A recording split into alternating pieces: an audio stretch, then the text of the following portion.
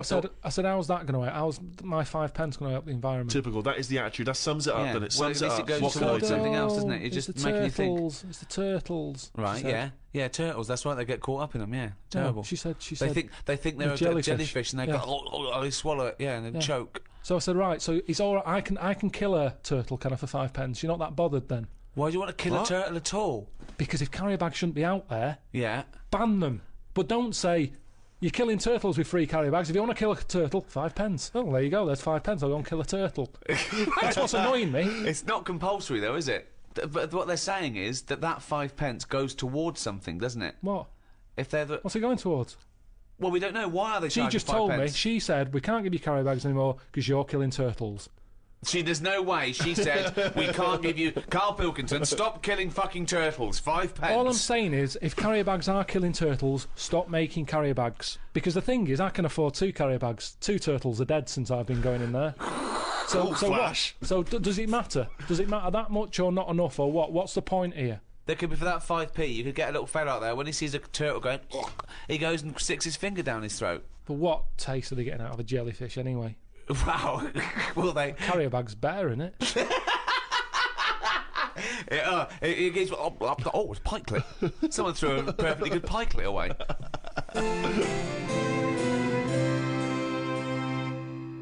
Talking about the Earth, Carl is going around the Earth. Myself and Stephen have set Carl up with a dream job.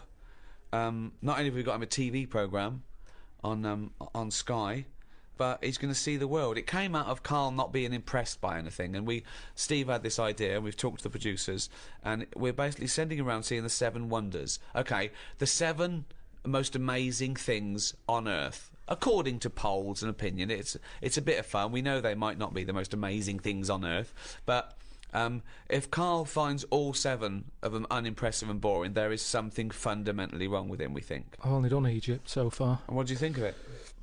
They're probably the greatest and earliest civilizations. Yeah, but they harp on about that a lot. Well, And it's like, that's slowing them down, I think. Unlike the English, we don't drone on about our great past. no, But we shouldn't. yeah. I don't think we should. Carl, Move on. you go on about doing boxing when you turned up once and got. Ask me about it.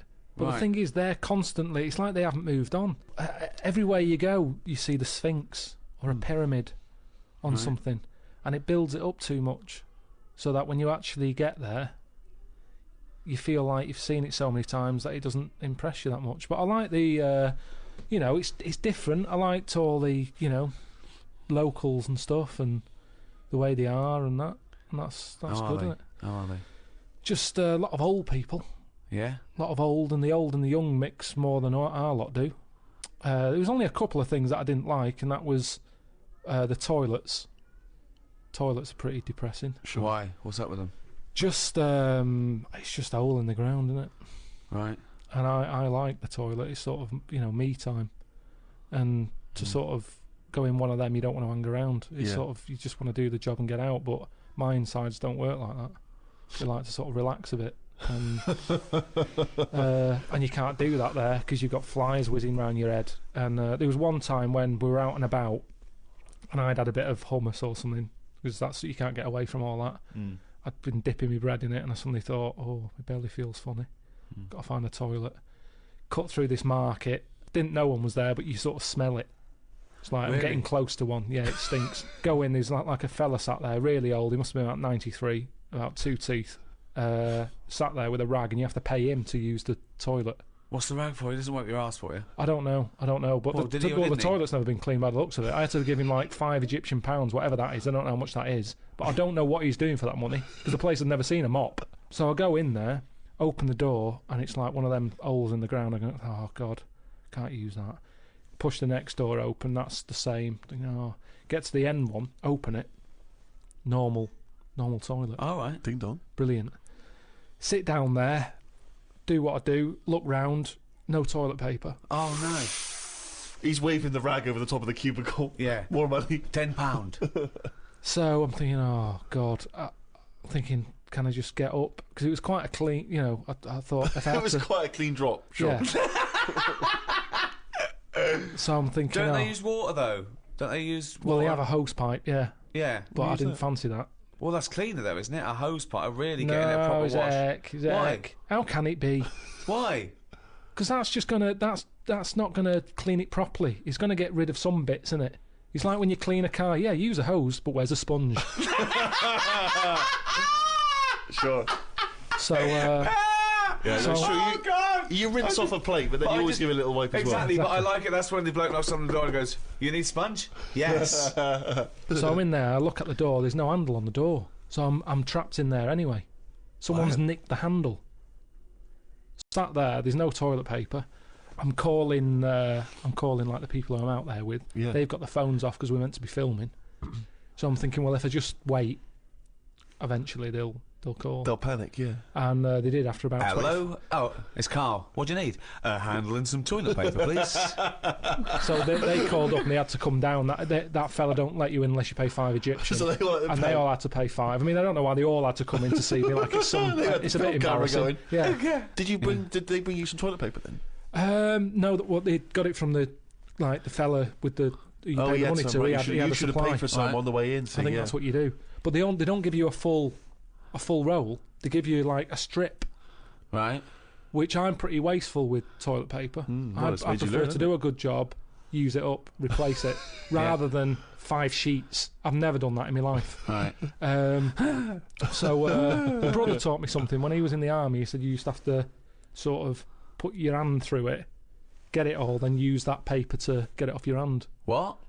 When you're in the army, Yeah. they're taught survival techniques. Right. And they said if you're ever caught with very little toilet paper, It's a survival technique. Yeah. not like- yeah. What did he die? Died of a dirty arse. oh, Hold on, wait a minute. Right, what is this technique? you get the toilet paper, Right. use 2 sheets, Right. fold it over. So you've got, normally to 1 sheet is 2 ply. You've Right. got 4 ply. Right. So Two it's a sort sheets. of, it's like a bog glove, a bog paper glove. Yeah, so you put your hand through it, so you make a hole. Yeah. What do you mean? Make a hole? Make a hole so your hand goes through it. Yeah. Then you can wipe your arse with that.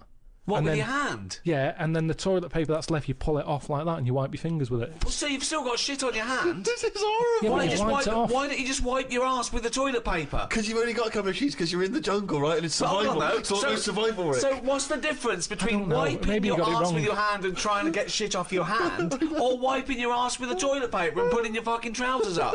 I don't know why this is a technique. That's some sort of mad sergeant's idea. What I do, boys, is I like to smear shit all over my face and then use the 1 sheet of toilet to wash my face off. It doesn't make any sense at all. Should I suggest something for you? You like wiping your ass with your hand. You don't like paper and water, you like a sponge. One of those big foam hands that you see at sporting Sports events. events. So you just go in with that, like Kenny Everett. You go in there with 2 big sponges. You sit down, you wipe your ass, you just leave them up, you just leave and them then there. you can cheer about it as you leave. But everyone will know. Be careful with the giant sponge finger then, it doesn't go up the arse. And cause damage. That is a problem. Oh, God. Well, that's it in the last series of the Ricky Gervais Guide To's. Maybe the last guide to ever. Maybe the last. Who knows? As you've seen, we're running out of ideas. Well, I've had enough. Yeah, so be have I, yeah. honest, right. Well, I mean, that was about the environment, and we certainly recycled some old shit there. So it's goodbye from me, Ricky Gervais, Stephen Merchant, Bye. and the global village idiot that is Carl Pilkington.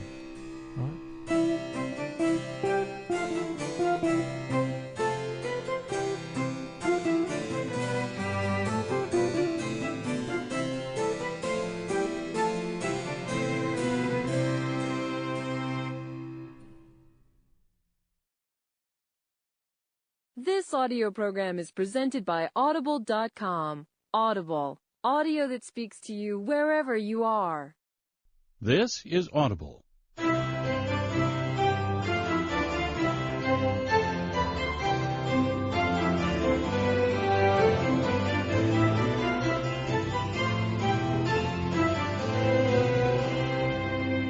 Hello, I'm Ricky Gervais.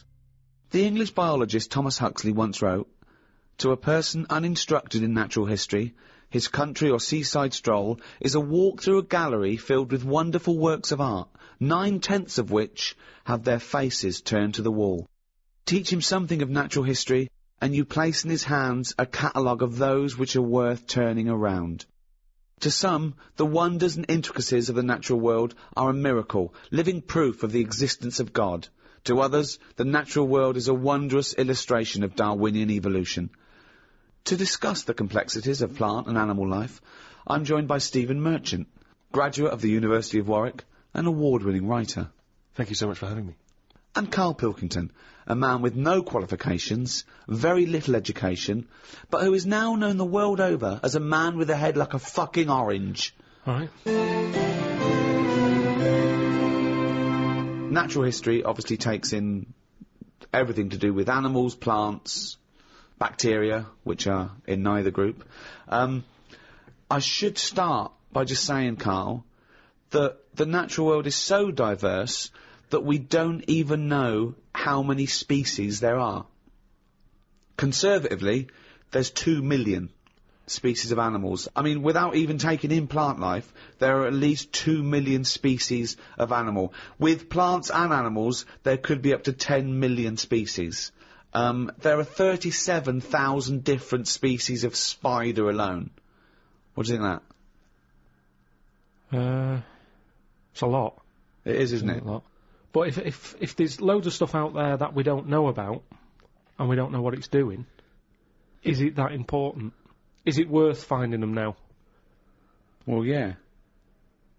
Well, it may give us the key to unlock other mysteries. A spider won't.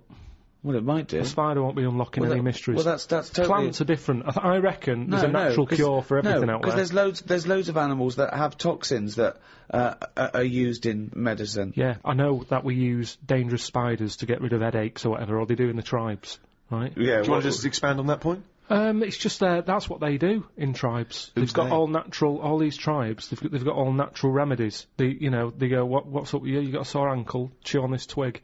And it works. I've seen it. They've sent women out there and, like, they couldn't believe the stuff they can do with twigs and trees and hedgehogs and stuff. Mm. It wasn't an in-depth analysis, was it? What I'm saying... Women, they just sent some women out there. No, apparently. Yeah. I reckon the stuff that's got venom in it, that's useful, we probably know about all them. Because it doesn't make any sense. We probably know about all of them. What I mean is the police know about the gangsters. But they go, right, we're aware of them, let them get on with it.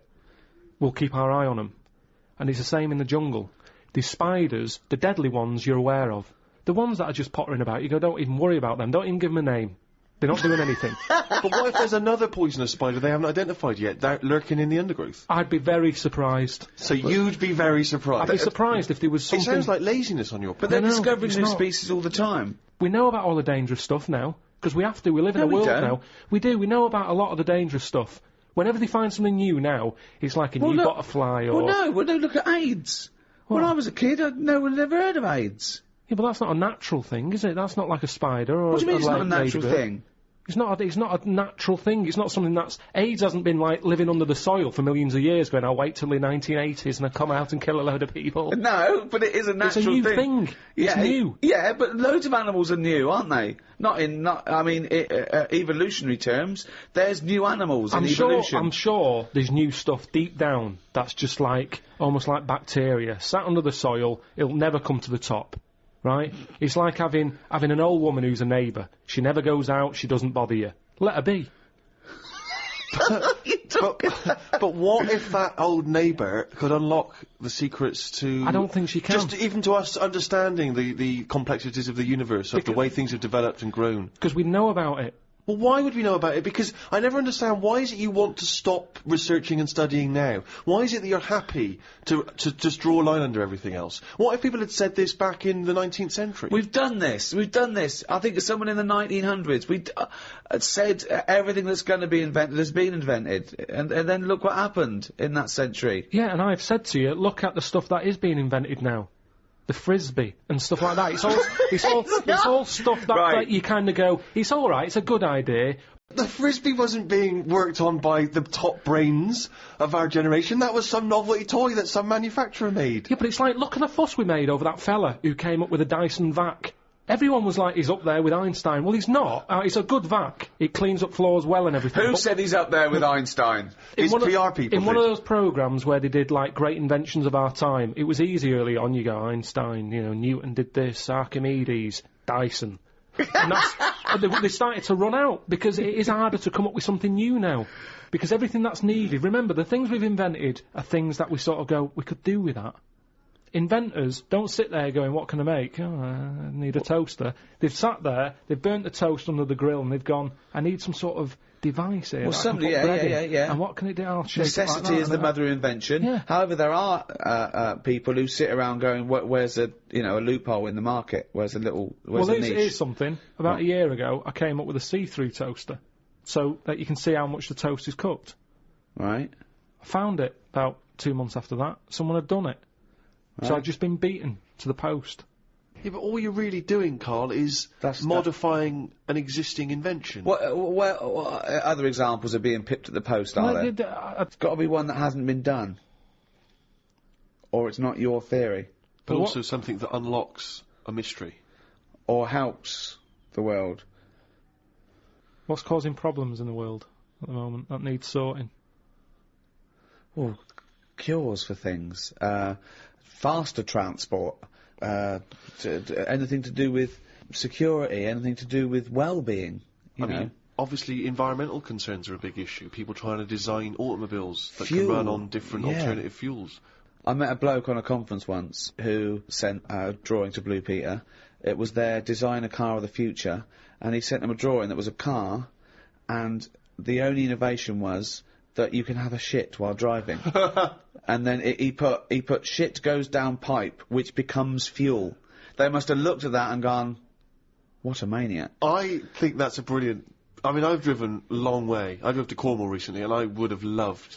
But I think he did it when he was about into the 9, and he must have thought, oh, I'm being driven to school. Oh, I need the toilet. Wouldn't it be good? Well, why hasn't that been done? What? Well, like Steve says, I've been in the same situation when you're driving and you go, oh, where's the service station? You see a sign saying 36 miles. So what would You're in agony. So you suggest pull your trousers down and shit down in the seat that's a toilet? Yeah, well, what's wrong with that? Well, you got your nan in your back. She's got one as well. So you are going to Cornwall all shitting? Well, not all the time, but it's more useful to me than a lighter. So also, Where do you wash your hands? Wash your hands or Yeah. wipe your arse? At what point does that occur? At the end of the journey. Oh, God! So, you get in, you have a wipe your ass at Polperro. Yeah, but like I've said to you, this isn't like just people going, oh, I think I'll have one. You need one? Not really, but it's something to do, innit? I'm sick of playing I Spy, I'm having a shit. You have it when you really need one. When you have to pull off a motorway, it's a lot of messing about. There's probably going to be a queue at the toilet. No more queues at toilets. 10 minutes, Rick, that takes, doesn't it? 10 know, minutes yeah. to 10 pull off, minutes. have a quick shit. Driving along. It's just going on. It's just going on. Don't even know about it. Radio's on. Everyone's happy. Doesn't matter. I don't know. I mean, we all do it as well. That's the thing. Anything else you'd come up with? I mean, so far you've come up with nothing. That was a 9-year-old boy's idea. I mean, the Breville maker wasn't needed. That's true. What's the Breville maker? Like toasted sandwiches. But there's so many things, chocolate fountains, anything like that. I just go, what are these? Who's invented these? Who's okayed this idea? And yet I can't have a shit on the motorway.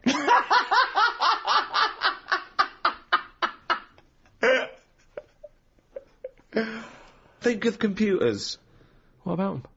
Well, I mean, that's in the last few years, you know, 100 years in our existence. Okay, they've been dabbling with anything even close to a computer. Nothing before that. Yeah, computers are a good thing, and it baffles me as to how they came about. When you think a computer chip is just made out of sand. Now, for someone to come up with that, you go, there must have been some sort of alien involved here. What do you mean? Why do you think that? So I love it. So the frisbee, rubbish. Anything too clever? Well, it wasn't an invention, it was an alien. So there's nothing between frisbee and computer chip. What I'm saying is, it's not even an idea, is it? What do you mean? A computer chip, where's that come from? It's amazing. Well, it's astounding, yeah. So you think it was an alien? What are you talking about? Great. Because I can't believe that someone would go, right, I want to make something that will hold information and be able to do... I know, let's use some sand, we've got loads of that. You'd go, what, you don't... Well, that's what genius is, though, But isn't Carl, it? there's no alien involved. No, but when I say alien, I don't mean an alien came down here and said, you know, oh, do you want to buy this? There could have been Yeah. a spaceship crash, right? Right, yeah. And there's all them rumours, isn't there, in that hangar. They've got the spaceship, they take it apart, they go, yeah, wheels, we've got them, yeah, steering wheel. Yeah. And then they go, hang on, what's this here? And they find the chips, and they break it down, and they find Carl, it's sand. but that as an explanation to human genius is nearly as ridiculous as the Adam and Eve explaining life on Earth. How could you tell that to someone without going red? I mean, I always worry about that, where people who believe in Adam and Eve, don't they wish they were a nation? With all the evidence we've got, do you know what I mean? With all the evidence for evolution, that they think the Earth is 5,000 years old, and God made Adam out of some dust, and then he went, oh, I need a bird. It's alright, I'll make it out of your rib. Yeah, right? but there's loads of things that you go, oh, this is a bit embarrassing.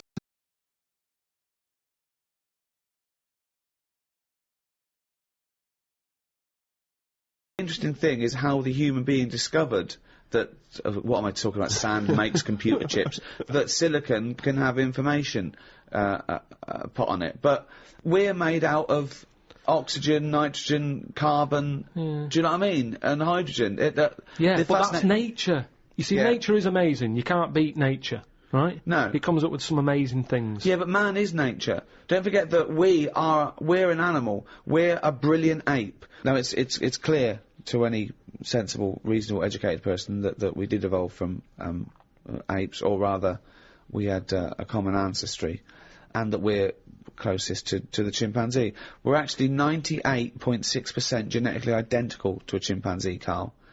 We're closer to a chimp than a chimp is to a gorilla.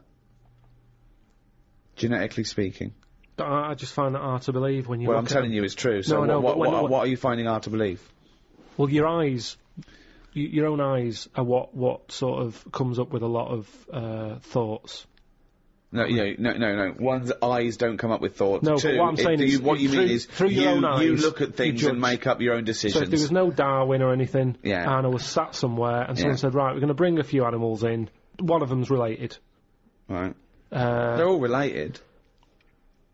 All right, but they're all related to you, but one's not so long ago, right? And they brought them in, and they lined them up, and there was a chimp stood there, Yeah. and a gorilla, Right. and what's another one? Orangutan. Right, yeah. Right, I go, the orangutan, send that out. I'll be first to go, so he's definitely not linked to me. See, I disagree, but there we go. That's just looking at you. Yeah. So the hair colouring, there's none of that in our family. Well, there's no air. Go.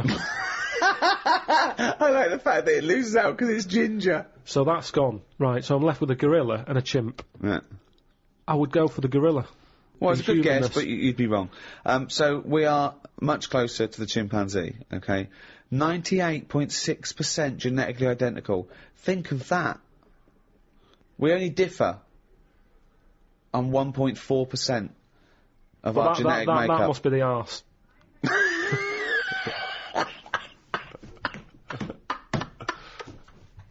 Because that's a lot different.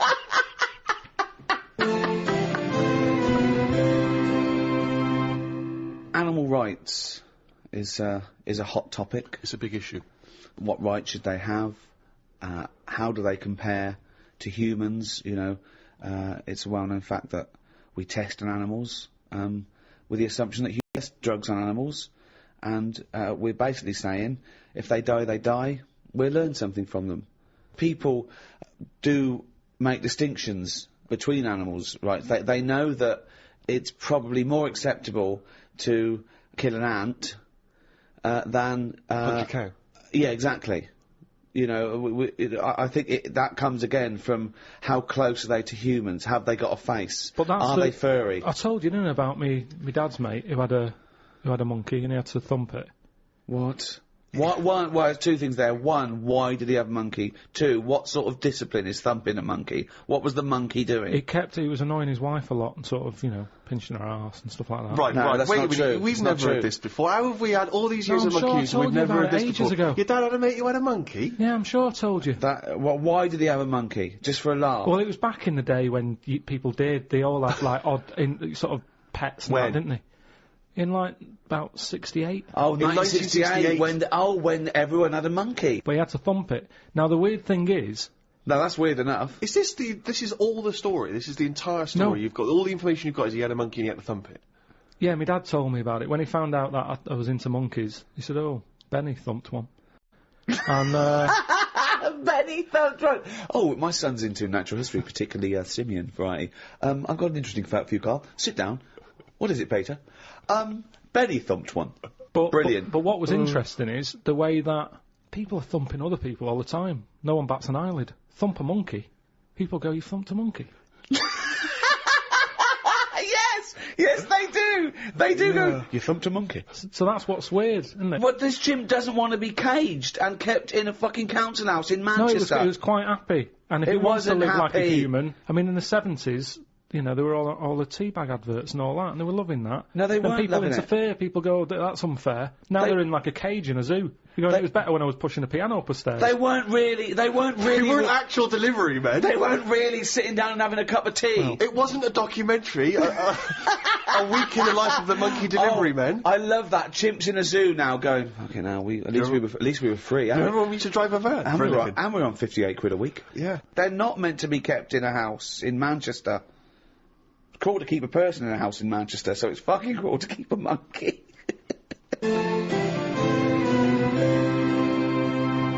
Are you aware, Carl, that 99% of all forms of life that have existed on Earth are now extinct? So there's only 1% of everything that's ever been still alive. Yeah. But that's just as well, isn't it? Why? Well, I think it's pretty crowded now. So it's just as well. You see, this is what I'm saying now. Years ago, they accepted that. Cavemen wouldn't have been going, oh, we're losing stuff's dying. Ones, oh, the panda, polar bears, not got any ice, and all that. At the end of the day, the world's only so big, we know it's not getting any bigger. Right? Stuff's got to die, hasn't it? You can't keep everything. Just think of that, though, as a tool of natural selection, that the species that are surviving today are 1%. Just how amazing that is to survive and evolve. How perfect everything is on Earth. It's amazing. No, but it'll drop off again, won't it? As we find in new stuff, other stuff will be dying. Well, in things that happen. 1%, when that was written, when that statement was made, was the dodo gone or was it still here? It was. I'm pretty certain the dodo was gone. It was gone already. It doesn't matter, though, does it? A percentage is a percentage. Yeah. The dodo went. The last dodo died. They said Yeah. that was the last dodo. No Yeah. more dodos. But we found this. Dido. Still making great Great tunes. albums, great albums. But, Although yeah, every- we lost the Dodo, but we've got Dido. a recent album's not sold very well, actually. It's, I heard it's Dying doodoo. out. I've Dying heard out. it's- Everything yeah. has a lifespan. Dido's dying out. But and I think that's life. So it's not amazing, really. That's That not on is- either anymore. No, that's not either. That's life's gone. That's gone. That was good. What else? Esther Ranson forced to just die out in the jungle. now. Yeah. It's a shame. When I went to Natural History Museum, there was a thing called a Cytherea or something. Right, died out ages ago. No one knows about them, which is weird because everyone knows about the dodo. Well, Yeah. that's because it died out in, I think, was it 18th century or something, wasn't it? Well, within what might term recent history. Yeah. Yeah. Well, this thing's sort of. I don't think it was far behind it. It's just timing, isn't it? That got more press, the dodo. The Cytherea, or whatever it's called. It was a big thing. It was Well, a cross. you've seen it and you still don't know what it's called. Well, it's spelled awkwardly. But it's but they said it was a cross between a moose and a giraffe. Now we don't need that, do we? At no point have we said, do you know what we need here to get us through this? Well, that's funny because when they first named the giraffe, they called it the camelopard because they thought it was a cross between a camel and a leopard. Really? Yeah. Well, I can tell you that when zoologists examined a platypus for the first time, some of them thought it might have been a hoax, because they thought it could have been different parts of different animals sewn together, because the platypus has the fur of an otter, the tail of a beaver, the bill and feet of a duck, and the venomous spurs of a fighting gamecock. So they assumed that It was must like have a been scrap hoax. heap challenge of animals. Yeah, I remember, right? But they actually... Sorry, go on, sorry. well, just to clarify that, it actually is descended from a link between reptiles and mammals almost 150 million years ago, a sort of living fossil. When I was about 13, 14, I once tried to improve the animal kingdom by making the hardest animal ever, the most perfect. Now, just to clarify, you didn't, in sort of Frankenstein style, No. try and bolt various bits of animals together. It was a drawing that I sent to Blue Peter. There was no competition going on. You just thought they would be appreciative. I thought they'd these look at that and they'd go, well, these are genius. Yeah. This is like Da Vinci. Sure. And this is the animal. This is what I thought, the perfect animal. I mean, when I say perfect, I meant the hardest animal. This Right. animal, it could take anything. It was just the strongest, hardest, fastest. Right. Yeah. So, I started with the head of a lion. Of course, that makes Do you know what I mean? perfect sense. It looks good. Bite you, right? Okay. I popped that on the body of a rhinoceros. Okay, so it's got the toughness, the armour, if you like. It's full strength. Head of a lion. Think of that. So you've got this picture. Head of a lion, body of a rhino. Perfect. Okay? Hold on, though. Pop some arms on it. The front arms were the arms of a gorilla. The arms of a gorilla. So it okay. could punch, grip, it could make stuff. The lion, I mean, that's where the lion falls down, because it can't make stuff. Sure. It can't climb, you know. So, okay then, wait a minute. You think that's got enough weaponry? Sounds like it. No. Pop on the tail of a giant scorpion. A giant scorpion? Yeah, yeah. So a the- scorpion that's the so size it of a did- rhinoceros. Exactly, so the tail was as long as that lion. So now this is a scary animal. Yeah. And this is where the animal fell down. I thought, right, legs. Well, the fastest animal is the cheetah. Cheetah. Popped on 4 cheetah legs. 4 cheetah legs. It would have collapsed. Crushed under It the would have weight of the collapsed rhinoceros. immediately. So, Yeah. yeah. And you drew this, did you? Drew it, yeah. Did you show it to anyone Yeah, other my than mates went, that's brilliant. Right. I said, that's brilliant. And then just sent straight to Blue Peter. Yeah. Any reply? No reply at all. Really? No reply at all. Surprised. What do you think of that, Carl? What would you, how would you, though, what would, if you wanted to make the ultimate fighting animal, what would you come up with? If you had the power, like that fella in Arabian Nights, size of a chimpanzee, you could change into anything, but you could change into, you know, like that. I don't But think I'd go for strength and that. I'd go for survival. What would you do? Cockroach. No, I'd have like an armadillo's body. Right. Okay. So that's as big as you can be now then. So you can't really pop on a lion's head because it'd just lay there going, I can't fucking move. All right.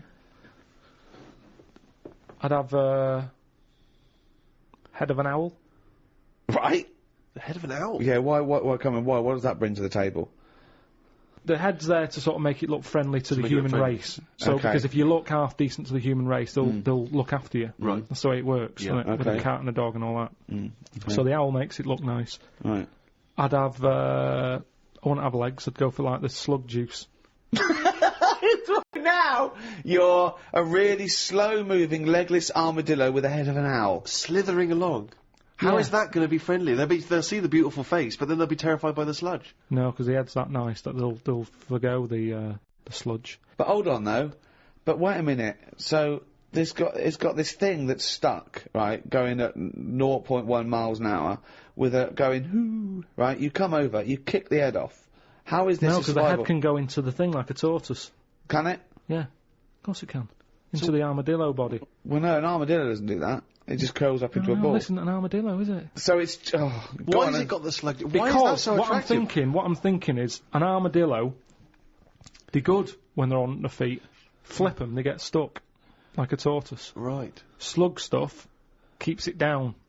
So if anything attacks it, it's like a limpet or one of them things that can. Why lock have a to stuff. limpet then? But it can't get any. How it can barely move. It can Just hardly go get anywhere. and kick it. What do you mean it Just can't get Well, how anywhere? can it escape from danger? It's going to move very rubbish. slowly. No, because What, that's the it'll worst lock itself animal. in. It'll lock itself in. yeah, and then I just scoop it up on the You sand. can't scoop it up. It locks itself in if it's in danger. I'd give it peacock feathers. This is the worst animal Why has it got peacock feathers? Again, it's just the so worst animal I've ever heard. Why has it got peacock feathers? threatening. It looks more threatening. That's the least threatening thing, peacock feathers. It's like Danny LaRue coming at you. There's nothing remotely scary about peacock feathers. Yeah, to humans. Yeah. But the humans won't be harming it because they like the owl head.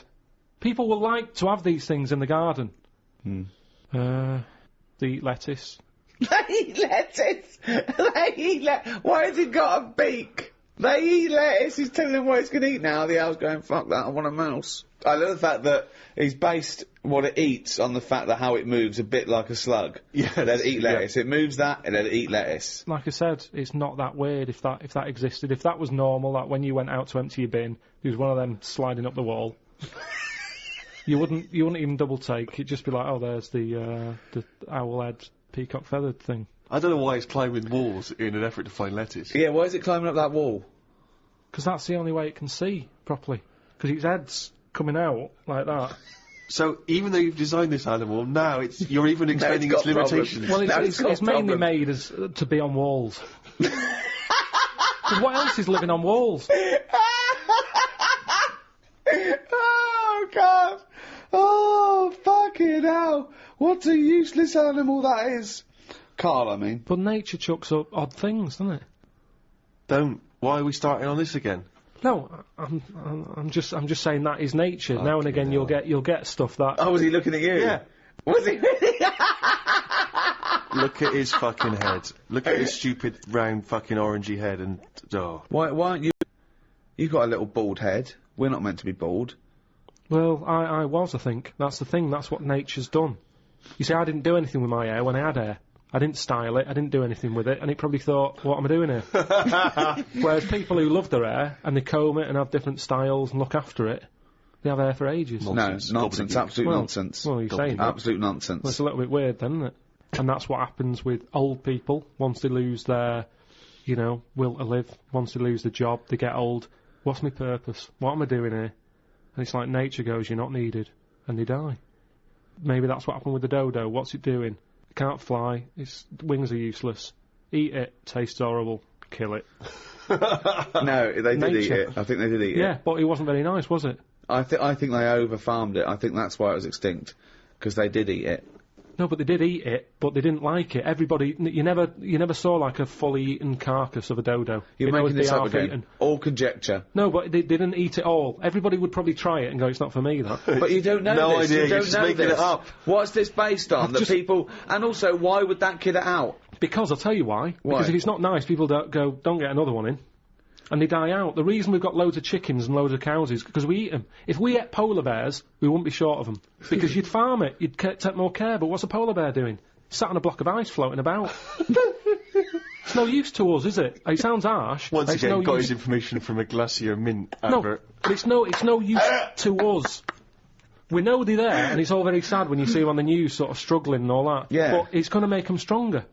If scientists could bring back to life the creatures that have existed in the past, do you think that's a good idea or a bad idea? Bad idea. Bad idea? Yeah. Now, leaving aside the horrors of Jurassic Park, do you think for research purposes it might be a useful idea? I don't think it is.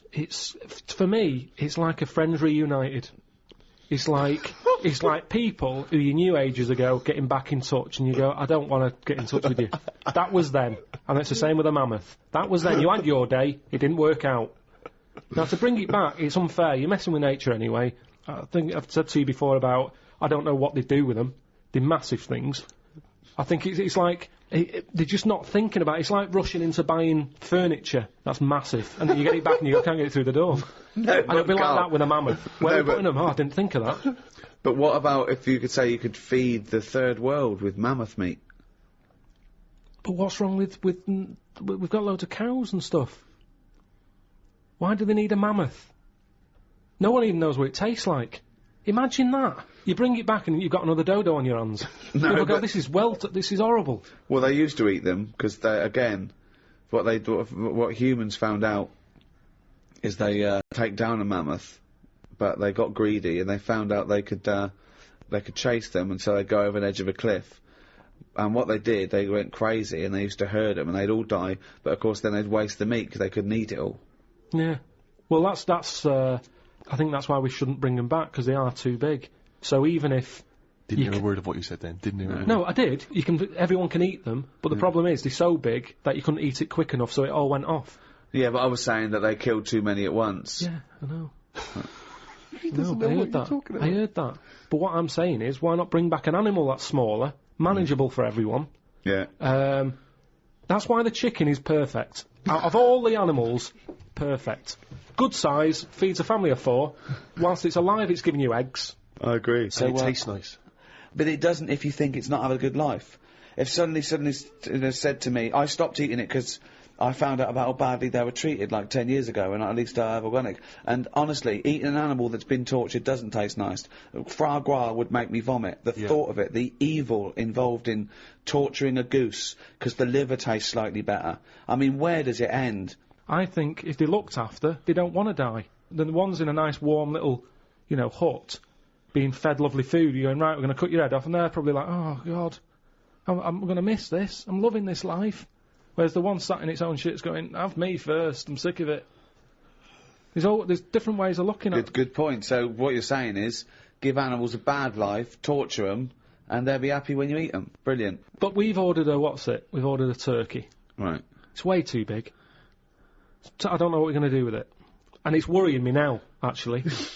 It'll be nice on Christmas Day, but it's my job to look after the kitchen and everything, tidy up. And I don't know what I'm going to do with it all. The fact that he's been given a job to make him worthwhile, really, it's like a little home. No, but a chicken, your chicken... Arthur, you're washing up today, aren't you? Yeah, Arthur's job. And that's the problem with a mammoth. I think the idea of it's probably quite pleasant. You go, oh, that's something new to try out.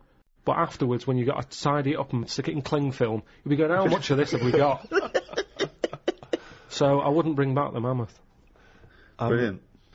Charles Darwin, of course, once said, I cannot persuade myself that a beneficent and omnipotent God would have created parasitic wasps with the express intention of their feeding within the living bodies of caterpillars. His point being that, creatures and their reproductive cycles are so complicated, so intricate, so bizarre, that alone is proof of the non-existence of God. Where do you stand on that? It's pretty weird. We talked about it ages ago, didn't we, about the wasp that has a thing growing in it and all that. Yeah, and then the spider goes mad, doesn't it? You fucking cunt, laying your eggs in me, you fucking stripy wanker. Goes absolutely fucking mad. It is weird. I know what's going up my arse in a couple of you fucking... I don't know how it found out that that's what it had to do. That's the amazing thing, isn't it? Well, it didn't, did it? It just did it. No, I know, but when I say found out, I mean it just did it. Well, it's like mimicry, when they say mimicry, that there's a poisonous snake, and then a snake comes along that looks a bit like it that's not poisonous, but people go, oh, careful, it's poisonous. That snake didn't go, I'm gonna strain, and I'm gonna try and look like Scary over there. Some were born that looked a bit like Scary, and they survived. Yeah, I know. It's just being chosen. But that's changing now, isn't it? The fact that, like, when them frogs came out, that are dangerous, they were just dangerous. What frogs came out? But some frogs in the jungle somewhere that were, like, pretty dangerous. New from Mattel, dangerous frogs in the jungle. Yeah. But people didn't know that they were dangerous. And they were going about killing loads of stuff. Anyway. They weren't going, no, they don't go around killing loads of stuff. Nature said, this is a bit unfair. Make them orange. So then, the frogs that were orange were dangerous, but you got a warning. It's a bit more fair. Nature said, if they're going to go about being dangerous, make them orange, make them stand out. In a jungle, orange stands out in all the green, right? So people went, there's an orange frog, stay away. Then, over time, nature went, right, what's happened here now? Everyone knows the orange frog's dangerous. Birds aren't eating it because they know it's dangerous. People are avoiding it. They don't even need the poison, it's just the orange it needs. So now you've got a load of frogs that are orange, not even deadly. But people go, is that a deadly orange one, or is it a friendly one? Well, best to leave it. Again, he's explained my point, but took 30 times as long over But it. also, But in his listen, head- let me finish what I was going to say. But what's interesting with all that is, evolution has taught stuff to lie. Because that orange frog isn't deadly, it's going about like it's the big I am. Yeah. You could squash it with your hand. You can't do anything. But evolution... He's swaggering around. It's made it lie. So lying is part of evolution. But it's not lying, is it? What do you mean? Wow.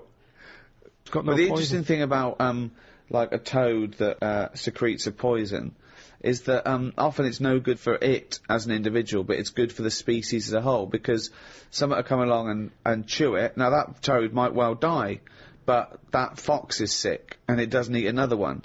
So it's sort of saving the species. Yeah, but at the same time, the dodo tasted rubbish. Everybody said, You know, don't eat one of them we don't know again. that. We don't know that. Dodo. We don't know that. We don't know I have read it. I've read that they don't taste very nice. But it didn't... Why? In the same way that chicken's nicer than duck. You can't all have nice tasting flesh. Pork's alright, but I prefer beef. Point proven. Good night. So, what I'm saying is, with the dodo, it did taste horrible, but everyone wanted to give it a go.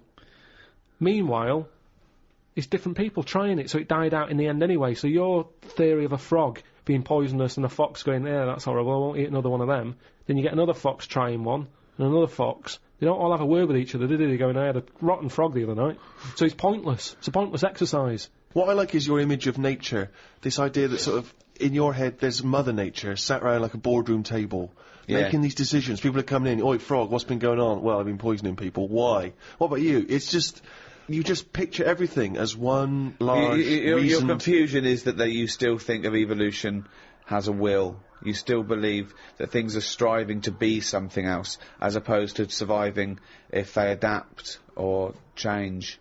I just want to go through some of the wonderful diversity of nature, some of the incredible feats of the animal kingdom, in a way. Yeah, that's an interesting one.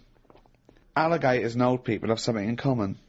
They can hear notes only up to 4,000 vibrations a second.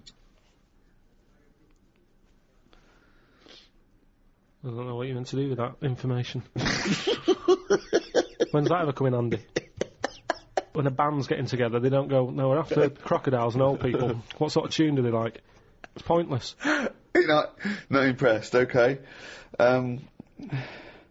Scientists have applied electrodes to the pleasure centre in a rat's brain.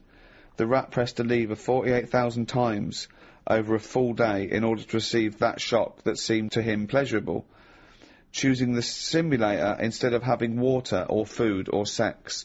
So it chose that virtual pleasure, well, not virtual pleasure, it gave it real pleasure, but an artificial stimulus rather than the real thing, like food or water It or never sex. ate and had water. It never had a change. No, it was addicted. It loved this electrode. It was giving it. It just made it feel good. It was getting as much pleasure from that as the real thing, from sex or food. Yeah, but with any pleasure, you get sick of it, don't you? If you have too much of it. Well, it had 48,000 hits in a day. But I like having a Twix. But if I have more than 4 a week, I go, I've ruined that little pleasure I used to like. Yeah. So what I'm saying is, what did it do the second day? No, did it go but near the machine the second day? No. There you go then. No. But what you're saying is this, right? That Twix is failing to give you pleasure on that 5th Twix, but this succeeds every time because it's literally pleasure.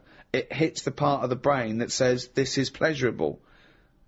So pleasure nerve that you're talking about in my head. It lights up when I have a Twix. I don't think it ever lights up. Right. I don't think you've got a pleasure nerve. But it lights up when I have a Twix. Right. It lights up if there's some chicken, right? It lights Fuck up if me. there's a... What a miserable cunt he is. You know, all loads of things. Chicken and Twix. That's it. No. That's all he lives for. No. Hang yourself, mate. So, what you're saying is, if I had that device that the rat's got, Yeah. I'd just sit there, wouldn't I, hitting it, thinking, I can't be bothered going to the shop for a Twix, I'll just hit this button. Yeah. Think of this. So aggressive is the horned frog of Argentina that people believe that if the frog bites the lip of a horse, the horse will die.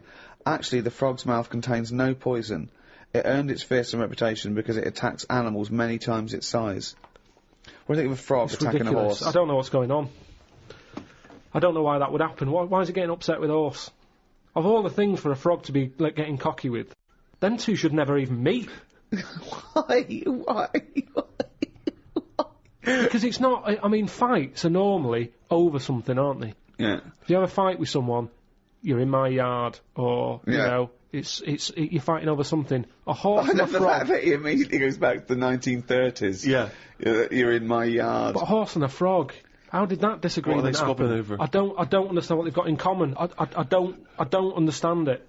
I bet that's only happened once. It's a rare incident. Someone said put that in a book.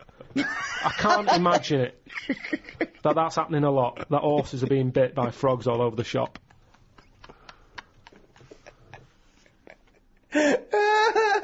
Oh, God.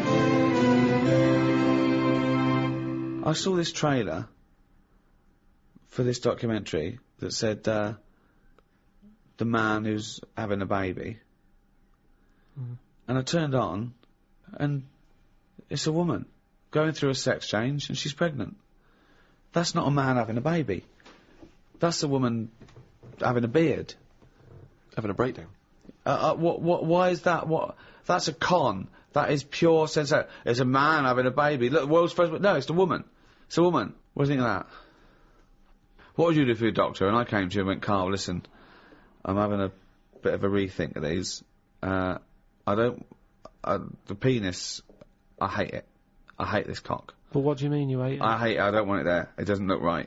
It doesn't look right. It just sits there resting on these fucking awful testicles that I'm going to get rid of. I want this thrown away. Yeah, well, it's, you know, they're not a great look. I know that. Everyone knows that. It's just the way they are. I mean, if we're all being honest, they're an odd design. Likes their own, do they? That's why we cover them. They're not a great thing, are they? What? It's not why we cover them, though, is it? It's part of it, I think. I think deep down, I mean, even if, like, I know you hate the Adam and Eve thing, but even if back then he was like, good God, cover them up. Even he had a leaf on. No, but listen. So, are you thinking fundamentally, then, that aesthetically, the testicles and the penis isn't as good as it could be? What would you have there instead? Well, it's designed that way because that's the way it's got to be designed. It's more about function than... yeah. And that's the thing, isn't it? With modern technology... You know, the thing is the testicles have to be outside because they have to be a few degrees below body temperature. Yeah. Otherwise the Sertoli cells die, which sort of feed the semen and all that. So, they, you know, to be functioning and sort of like fertile, they have to be outside, which is annoying because I'd put a little rib cage around them, like that. I'd pop a rib cage round those, protect them, wear a cricket box, have that built in, so you cannot get a swift kick in the bollocks that makes you feel sick. But it'd be better if they could sort of reverse up in a way that they were hidden away. Right. So that they were just, then you dropped them, it's like, right, we need to cool them down, be at it in about half an hour. Yeah. Drop them down. Yeah, like the gear on an aeroplane, landing gear. Yeah, and landing gear down, and the bollocks and the cooling down. Or you could just pop them in the fridge for 10 minutes. Well, like they could detach and you could pop them in the fridge. Cool yeah. Can you make me some breasts? Easy. Okay. Go on, you say easy, what are you going to do? What's your plan? Just, how do you do that? It's tablets, isn't it? No, but... Testosterone, isn't it? Testosterone? Toblerone. I want some Toblerone. Well, sort of pointy tits. Like Madonna.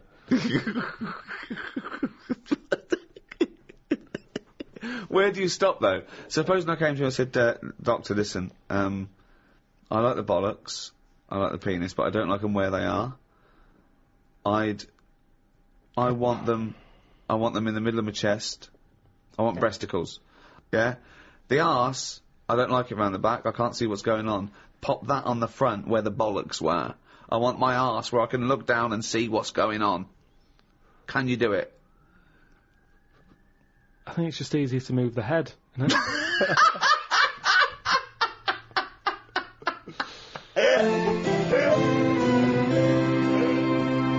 Rick, I know you're a big fan of Professor Richard Dawkins, the evolutionary biologist. He wrote a book, The Ancestor's Tale, in which he predicted a post-human world.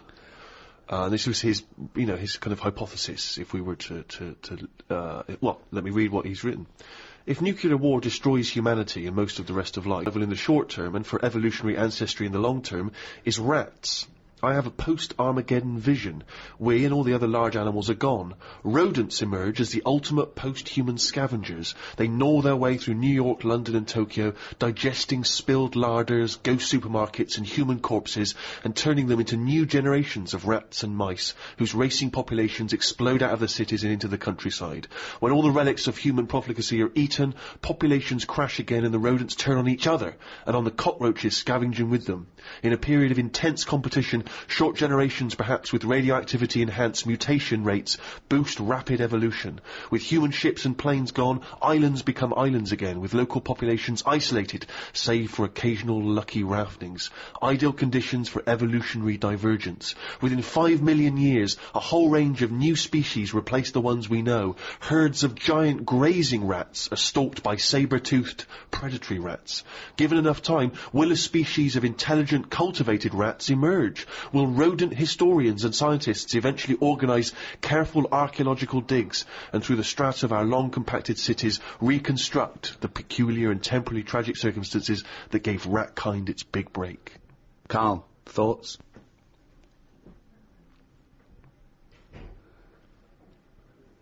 I mean, who knows what's going to happen?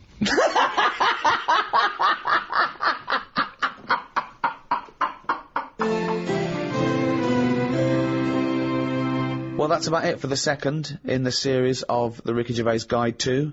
That was Natural History. I think we've left no stone unturned there, Rick. I think that is a definitive work. If you've enjoyed the Ricky Gervais Guide to Natural History, why not go back and listen to the Ricky Gervais Guide to Medicine, if you haven't already, or if you have, because it'd be revision. You know what I mean? There will be a test. There won't be a test. There won't be a test. We can't be bothered. No. And next in the series is the Ricky Gervais Guide to the Arts. Look forward to that. Sorry, just to clarify, that's the arts. Yeah. Right. Not the arse. Sorry, just yeah, because the way you speak. Well, yeah, I mean, I think you should never go away people speak your words or... Yeah, well, no, but just be clear. Well, no, but you be clear. Yeah, clearly you're not being clear, aren't you? You're making dumb, bumbling fool. And we won't even get on to Carl Pilkington. Dopey twat. Anyway, thank you very much from me, Ricky Gervais, with me, Stephen Merchant. Goodbye. And Carl Pilkington. All right.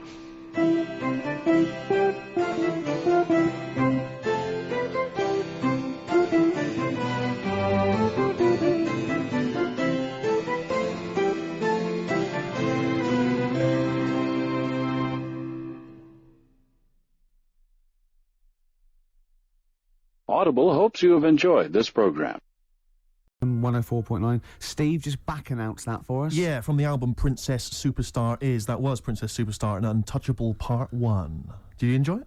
I really enjoyed it. Good. So I'll tell you what, I had two of the ingredients that I look for in a record. It was both fly and dope. High five, man. Yeah, Okay. You're sweet, man. Coming up, Yeah. I've got my film review. Looking forward It's to a it. great one. It's a great Lovely. film. I've got a Song for the Lovers any minute now. Sure. And Probably loads more chat. yeah, there will be. There will be. PJ Harvey, This Is Love, XFM 104.9. It's Ricky Gervais show, isn't it? With Steve Merchant. Yeah, but you're going to keep quiet now, Steve, because I've got to do my world-famous film review. Looking forward to it. Yeah. I know you criticise it because you Sure. say I do sort of like films that aren't on, current release or that I sort of just do the plot or, but, I Have think you a lot of taken that criticism on board? I have. Good. This week's Ricky Gervais film review Yeah, sure. is Jungle Book. The Jungle Book. Yeah. That was made in, what, 1968? I don't know, but listen, shut up, right? It's a good review, right? Right, for people who either have heard it or haven't, you might learn something. Sure. Because it's sort of my take on it. Has the review begun yet, or...? No, it's good from now, yeah? Okay, go. Go. Right, the little kid, he's in the jungle, right? But he knows the bear and the panther, they're good friends. But it's dangerous because you got to watch out the tiger and the snake. Now, the reason is, they don't mind him, but he's human and he can make fire, they can't. That's why he's sort of in demand, even though they've conquered the power of speech, they can't make fire. And then, the orangutan gets him. Now, he's in trouble. But the bear puts coconuts on and makes himself look like it, then they fall off. They've got to get away. But then he meets, a girl, and then they're not, Okay. Do you write these yourself, Yeah. or you don't get a professional to do No. it? Right. Oh, no. Okay. And what would you give that one out of 5? It's 9. That's a 9 out of 5. Strong review there. A strong film then for you. One again. And you'd recommend that for friends and family? Yeah. Okay. Just on video or DVD or in the cinema. Okay, good. All right. And the film again was? Jungle Book. Jungle Book. Jolly good. All right, thanks very much for that. Well, now it's time for a Song for the Lovers. This is the Smiths, and Last Night I Dreamt That Somebody Loved Me. Good. Okay, cool. Yeah, lovely.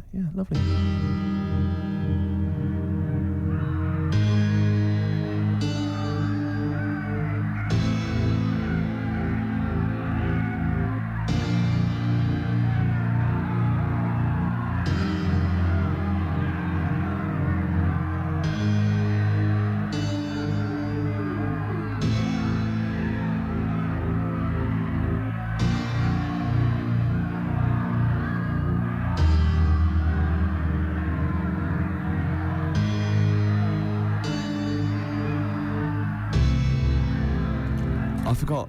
Go on. The elephants. Oh, well, that's going to ruin it for everyone. Yeah.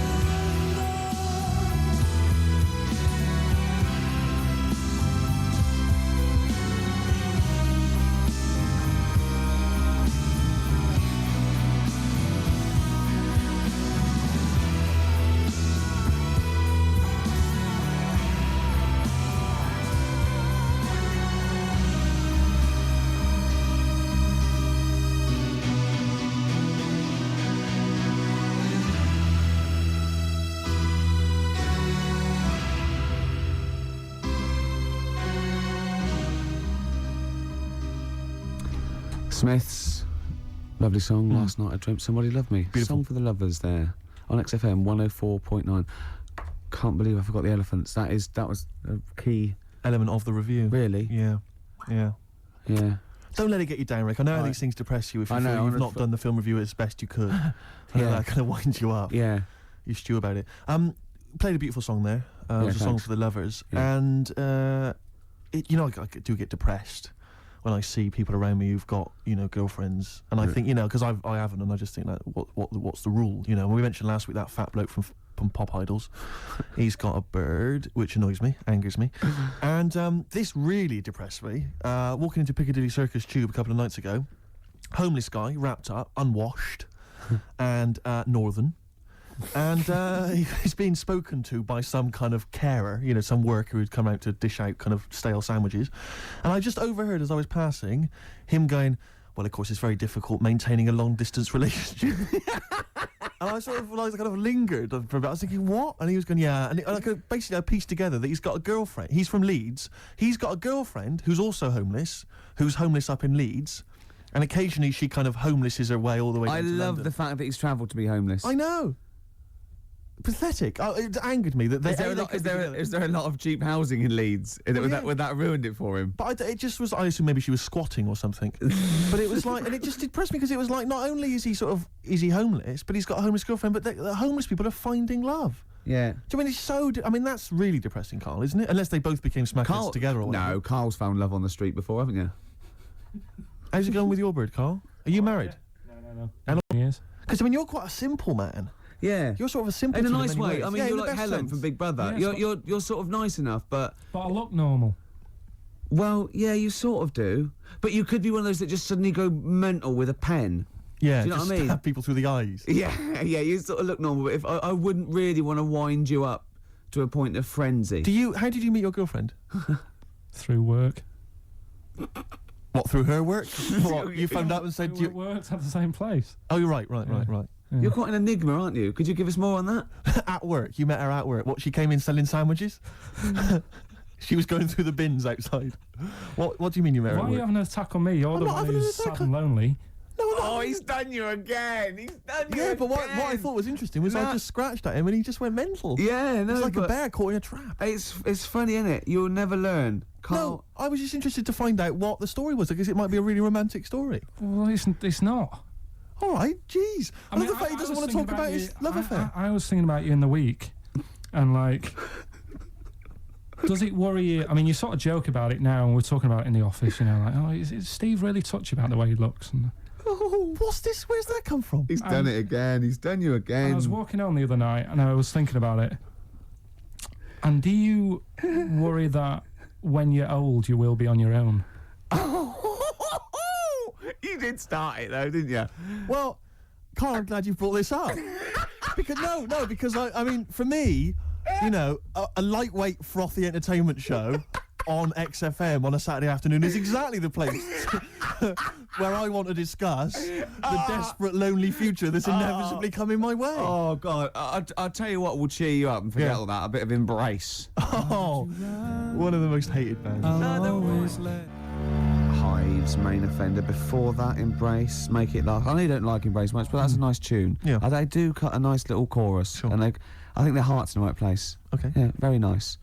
What could you do better? I was mucking around. That's always fair. No, I was thinking there's not enough avant-garde stuff. I just did this, right? There's a little spring on the mic. What does that sound like? Does that sound good? I haven't got my headphones on. Does that sound good? It sounds brilliant. I was thinking of doing that and just send it to John Peel. It's good. I think Maybe put some samples of like politicians going, "We will not." I feel it's more a B-side at Yeah. the moment, but I mean it's Okay. strong. I think you could work that up. But that's without strings or anything. Without. Yeah. Sure, that's without I mean that's just kind of a basic demo. When you've worked that up with a decent producer, Yeah. man alive. Still coming. We got Radiohead. We've What got are these Ice fellas doing? There's a couple It's of quite noisy. It's just distracting. yeah. There's a couple of fellas behind us taking pictures. I don't know why it takes two of them. I think one of them just got a couple of hours out of the office. Yeah. They're from the what are you from? X-Mag. X-Ray. It's the XFM magazine, Steve. The XFM what? Magazine. Magazine. And where's that? Where, go where then? is this available in shops? Is it just a giveaway thing? It's kind of giveaway. bit of information on bands. Right. Gigs are coming up. How is it what the available? stations- How can you get hold of it? Who gets it? It's in top magazines. You're It's really sort of selling it, stuff like Carl. You're obviously a fan of the magazine. that. It's all right. Yeah. I don't want to make it. This seems now like you've said. Let's pretend we don't know what it is. You sell it on air, make it sound. I really don't good. know what it is. Well, I'll show you later. Okay, cool. And if people want a copy of it, they can go to the website and subscribe, and you get it for free.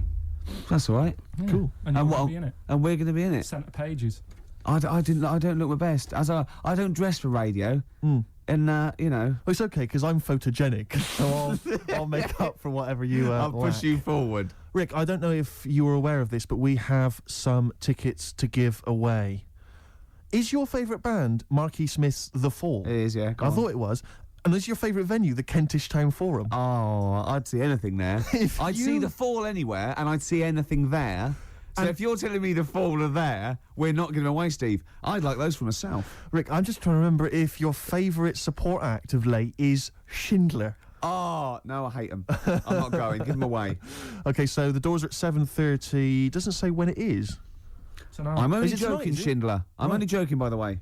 To Hey- Schindler, the lads in Schindler, if they think I'm being a little bit nasty. It's tonight. It's 7:30. The tickets are £11.50 in advance. I'm assuming there's probably some still left, but we have some to give away. How many have we got to give away? Just says 3 pairs. 3 pairs, is it? Have you, talking of Schindler, you know the people that make lifts? Or I think escalators as well. Oh, yeah. If you notice, like in Yeah. the bottom of a lift, it always says Schindler. It's always made by some organisation called Schindler. Do you think it's the same Schindler? Like from Schindler's List? So it's Schindler's Lifts. Schindler's Lifts. And it was passed down wrong. No, I didn't make a list. Yeah. You must have, no, Exactly. I made lifts.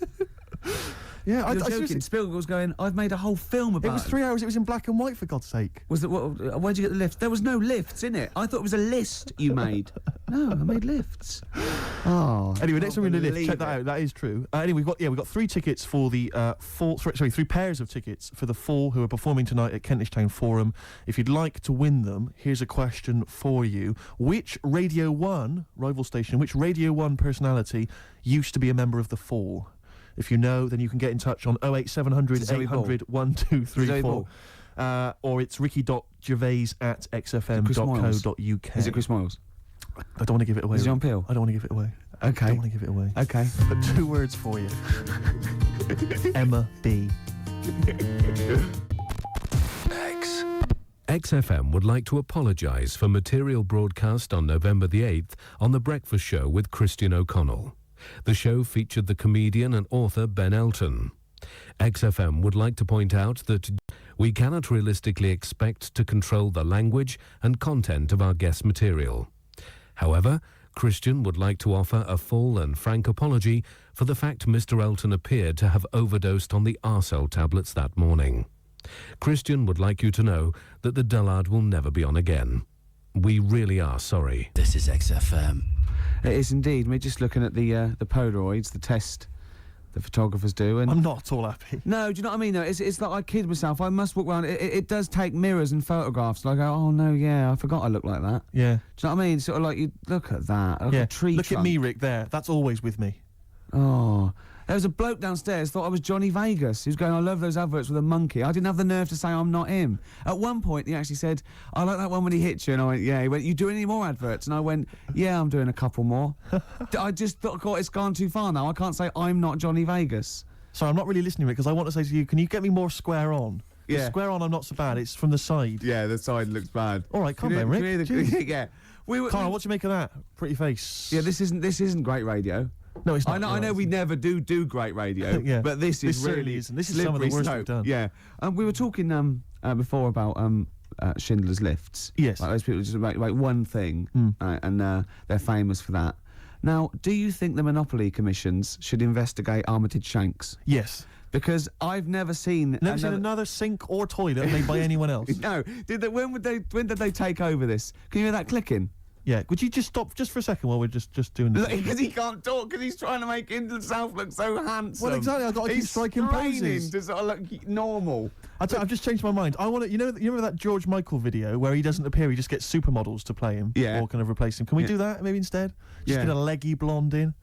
That'd be fine. In our place, like 5 people. Exactly. Instead of this is Steve. Exactly. But he looks like 5 women. Yeah, no, that is Steve. And so you were talking about Shanks. Yeah, Shanks, Armitage. They've got it sewn up. They've sewn They got it have, sewn haven't up. they? Yeah.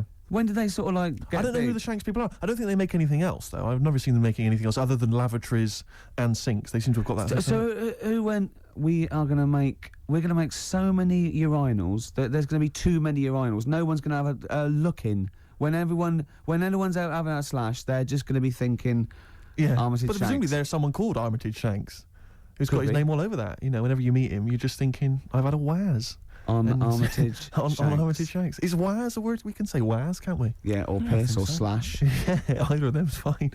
Oh. U2, Walk On.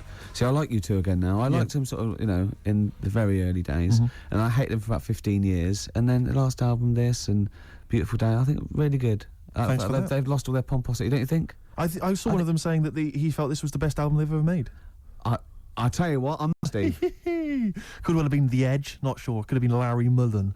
Real name David Evans. Really? Yeah. Interesting. Yeah. Rick, you may recall that some time ago we gave people the opportunity to win some tickets for The Fall performing live at the Kentish Town Forum this evening. Supported by Schindler.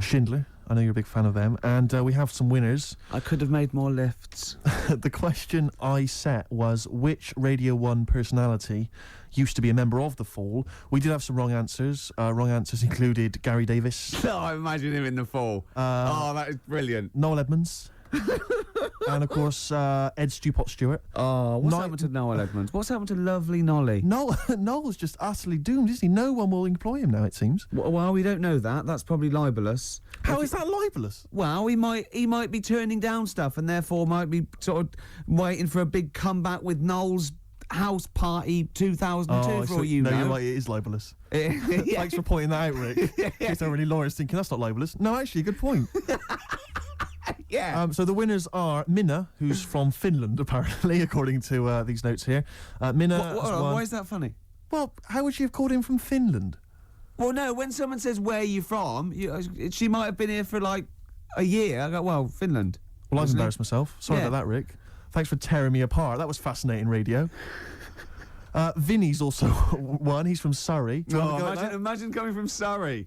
And Tom Prince from Camden. What a great name. Tom Prince. They're all the lucky winners. I think we've lost it. No, I was really good. The first few weeks, and even the first hour. But this last 20 minutes, I feel that I've bored myself. Yeah. What's happened? I think it's because you keep picking me up on every single thing I say. It can't help, surely. And then if it's not you, it's Carl having a go. Yeah, but he's more going for your looks. I'm more working on your personality. Right, sure. But together... So it's my fault now that the show's going No, downhill. but it's like, we're sort of like your mentors. You've got to be harsh. It's like you're like Eliza Doolittle. And we've got lots of little stylists in, like they do with, like, makeovers and that, all that, faking it. They get in, like me and Carl. Carl's working on your looks. I'm doing your personality. We're going to get, like, stylists in and, coaches. And then you have to do a date. And the woman has to, and there's 3 other blokes, and she has to work out what the freak amongst them is. And you've got to go, no one voted for you as the freak. Yeah, Rick, I've known you for 3 years. I don't think you're cut out for that job.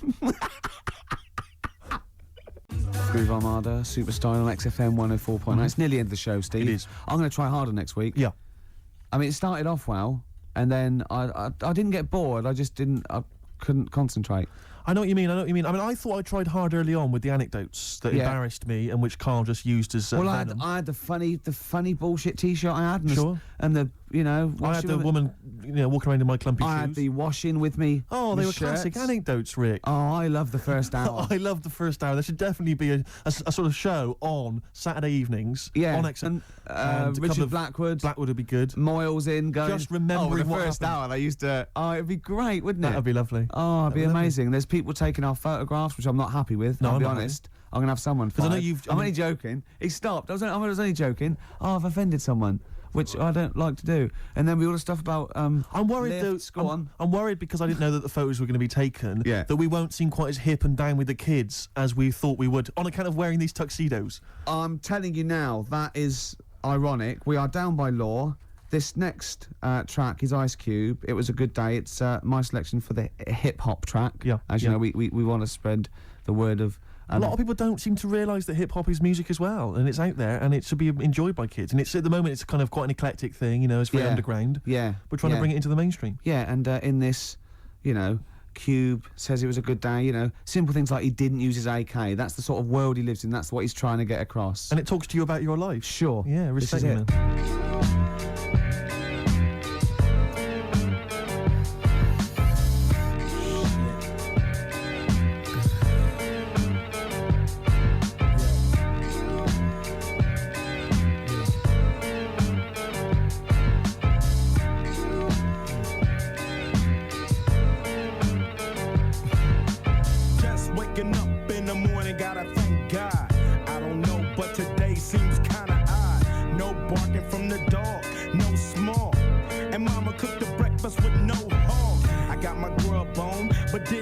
dig out. Finally got a call from a girl I wanna dig out. Hooked it up for later as I hit the dough. Thinking, will I live another 24? I gotta go cause I got me a drop top. And if I hit the switch, I can make the ass drop. Had to stop at a red light. Looking in my mirror, not a jacker in sight. And everything is alright. I got a beat from Kim, and she can f all night. Called up the homies and I'm asking y'all, which part are y'all playing basketball? Get me on the court and I'm troubled. Last week, around and got a triple-double. Freaking every way like MJ. I can't believe today was a good day.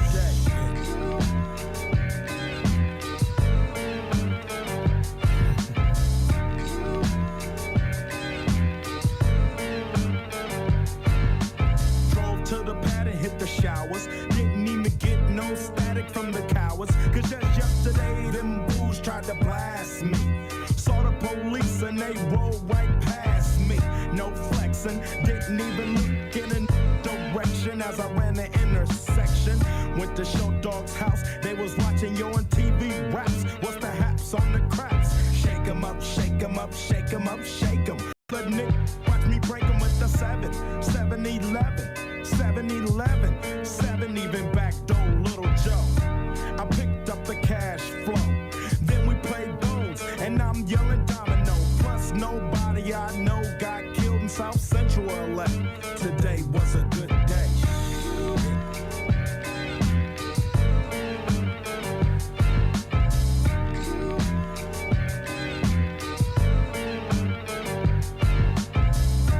Left my house paid. Picked up a girl, been trying to f since the 12th grade. It's ironic. I had the rule, she had the chronic. The Lakers beat the Supersonics. I felt on the big fat pulled out the jammy and killed them. And my runs deep, so deep, so deep, put her to sleep. Woke her up around 1. She didn't hesitate to call Ice Cube the top gun. Drove her to the pad and I'm coasting. Took another sip of the potion, hit the 3-wheel motion. I was glad everything had worked out. Dropped her ass off and then chirped out. Today was like one of those fly dreams. Didn't even see a berry flashing those high beams. No helicopter looking for a murder. 2 in the morning, got the fat burger. Even saw the lights of the Goodyear blimp, and it read Ice Cube's a pimp. Drunk as hell, but no throwing up. Halfway home, and my page is still blowing up. Today I didn't even have to use my AK. I gotta say it was a good day.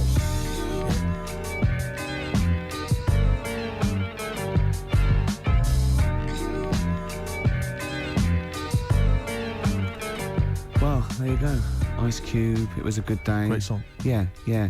Well, you've got a great song coming up as well. I have indeed. It's the song for the ladies, Rick. We'll leave people with that. Have you seen the film Magnolia? I have. It's one of the most underrated movies. It didn't get a single Oscar nomination. It's absolutely fantastic. Breathtaking cinema. Yeah, it's made fantastic. by the guy that made Boogie Nights. Absolutely fantastic. Tom Cruise is in it, loads of people. And the soundtrack is entirely written by Amy Mann. Now, I don't know if she's normally the sort of person they play on XFM, but she's a singer-songwriter of great skill, I think. Yeah. And this is a song that features in one of the most breathtaking moments in the film. It's amazing when they all Incredible sing. sequence. Yeah, it all brings it together. It is, you know, we won't come across, obviously. No, here, but it nevertheless it's is a good song. It's called Wise Up. We'll be playing that in a second. But otherwise, Rick, that's it, isn't it? That is it.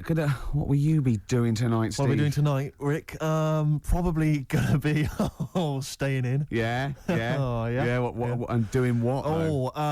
Watching some telly. Oh, yeah. That's not all if I know you. Did I see a couple of cans of weak lager in your carrier bag? I did sneak them in, yeah.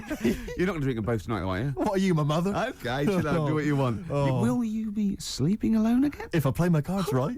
Will you be having a little tug just to get yourself off to sleep? I'll probably have a couple. There's something saucy on Channel 5, I will. XFM 104.9. Here's Wise Up. Amy Mann, enjoy it.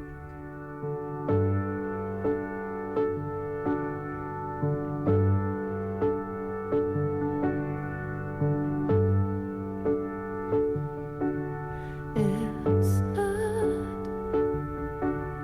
what you thought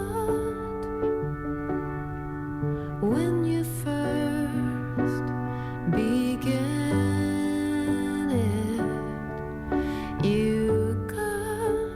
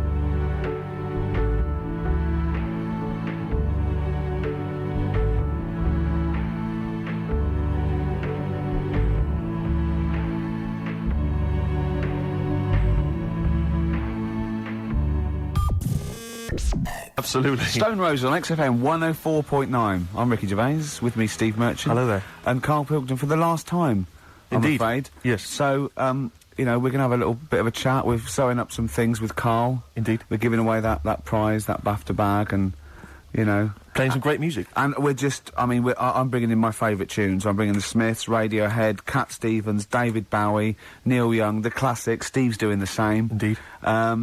Well, Carl, the last time for... apparently, someone's got it a bit wrong. We're not actually away for 6 weeks. We're away for about... we'll be back in, August, won't we? Bloody hell. Yeah. No, don't swear. Yeah, that's outrageous. On the last show, you have to say that. Already brought the tone down. Yeah. Cheapened it. And I think it's blasphemous as well. Yeah. No, it's not. No, hell isn't, is it? Isn't it? No, I don't think that's not blasphemy, is it? Taking hell's name in vain? Yeah. Yeah, but what was it you were saying the other week about the Queen Mum used to have the right mouth on her? What? I don't think we said that on air, Carl. What? No, but last week you were saying about bad language, and I was saying, there'll come a time when bad language isn't, doesn't matter anymore. You can F and Jeff and stuff. Oh, I know what he's talking about, Steve. Really? Right, let me explain to you, the listener at home. Carl was worried about swearing, and as a joke, off air, it was last week, we were saying that in the 1940s and 50s, the Queen Mum used to say things like, and we were quoting things she'd said, like, but putting F's and C's in there, and you believed us. What, so this whole week you've believed that we somehow had knowledge that the Queen Mum used to swear like a trooper? We were doing fake quotes from her in her voice, but putting in F's and C's, and you believed us. I mean, I didn't even think... I thought you were going along with a joke, but it obviously made an impact. Carl, we've said this. You've got to question and query everything.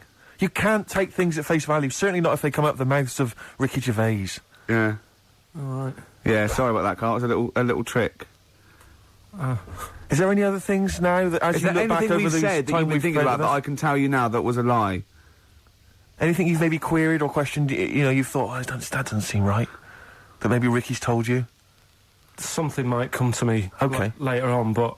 Okay. Well, what about Carl? I mean, we love you, right, obviously, we know that. We've got great affection for you. We look forward to this. I'm going to miss you, really. I'll tell you what, you've got a heart of gold. Now, wait till you see what the record is, Steve, and you'll see what I've done. Is it Heart of Gold? Yeah. Brilliant. Brilliant.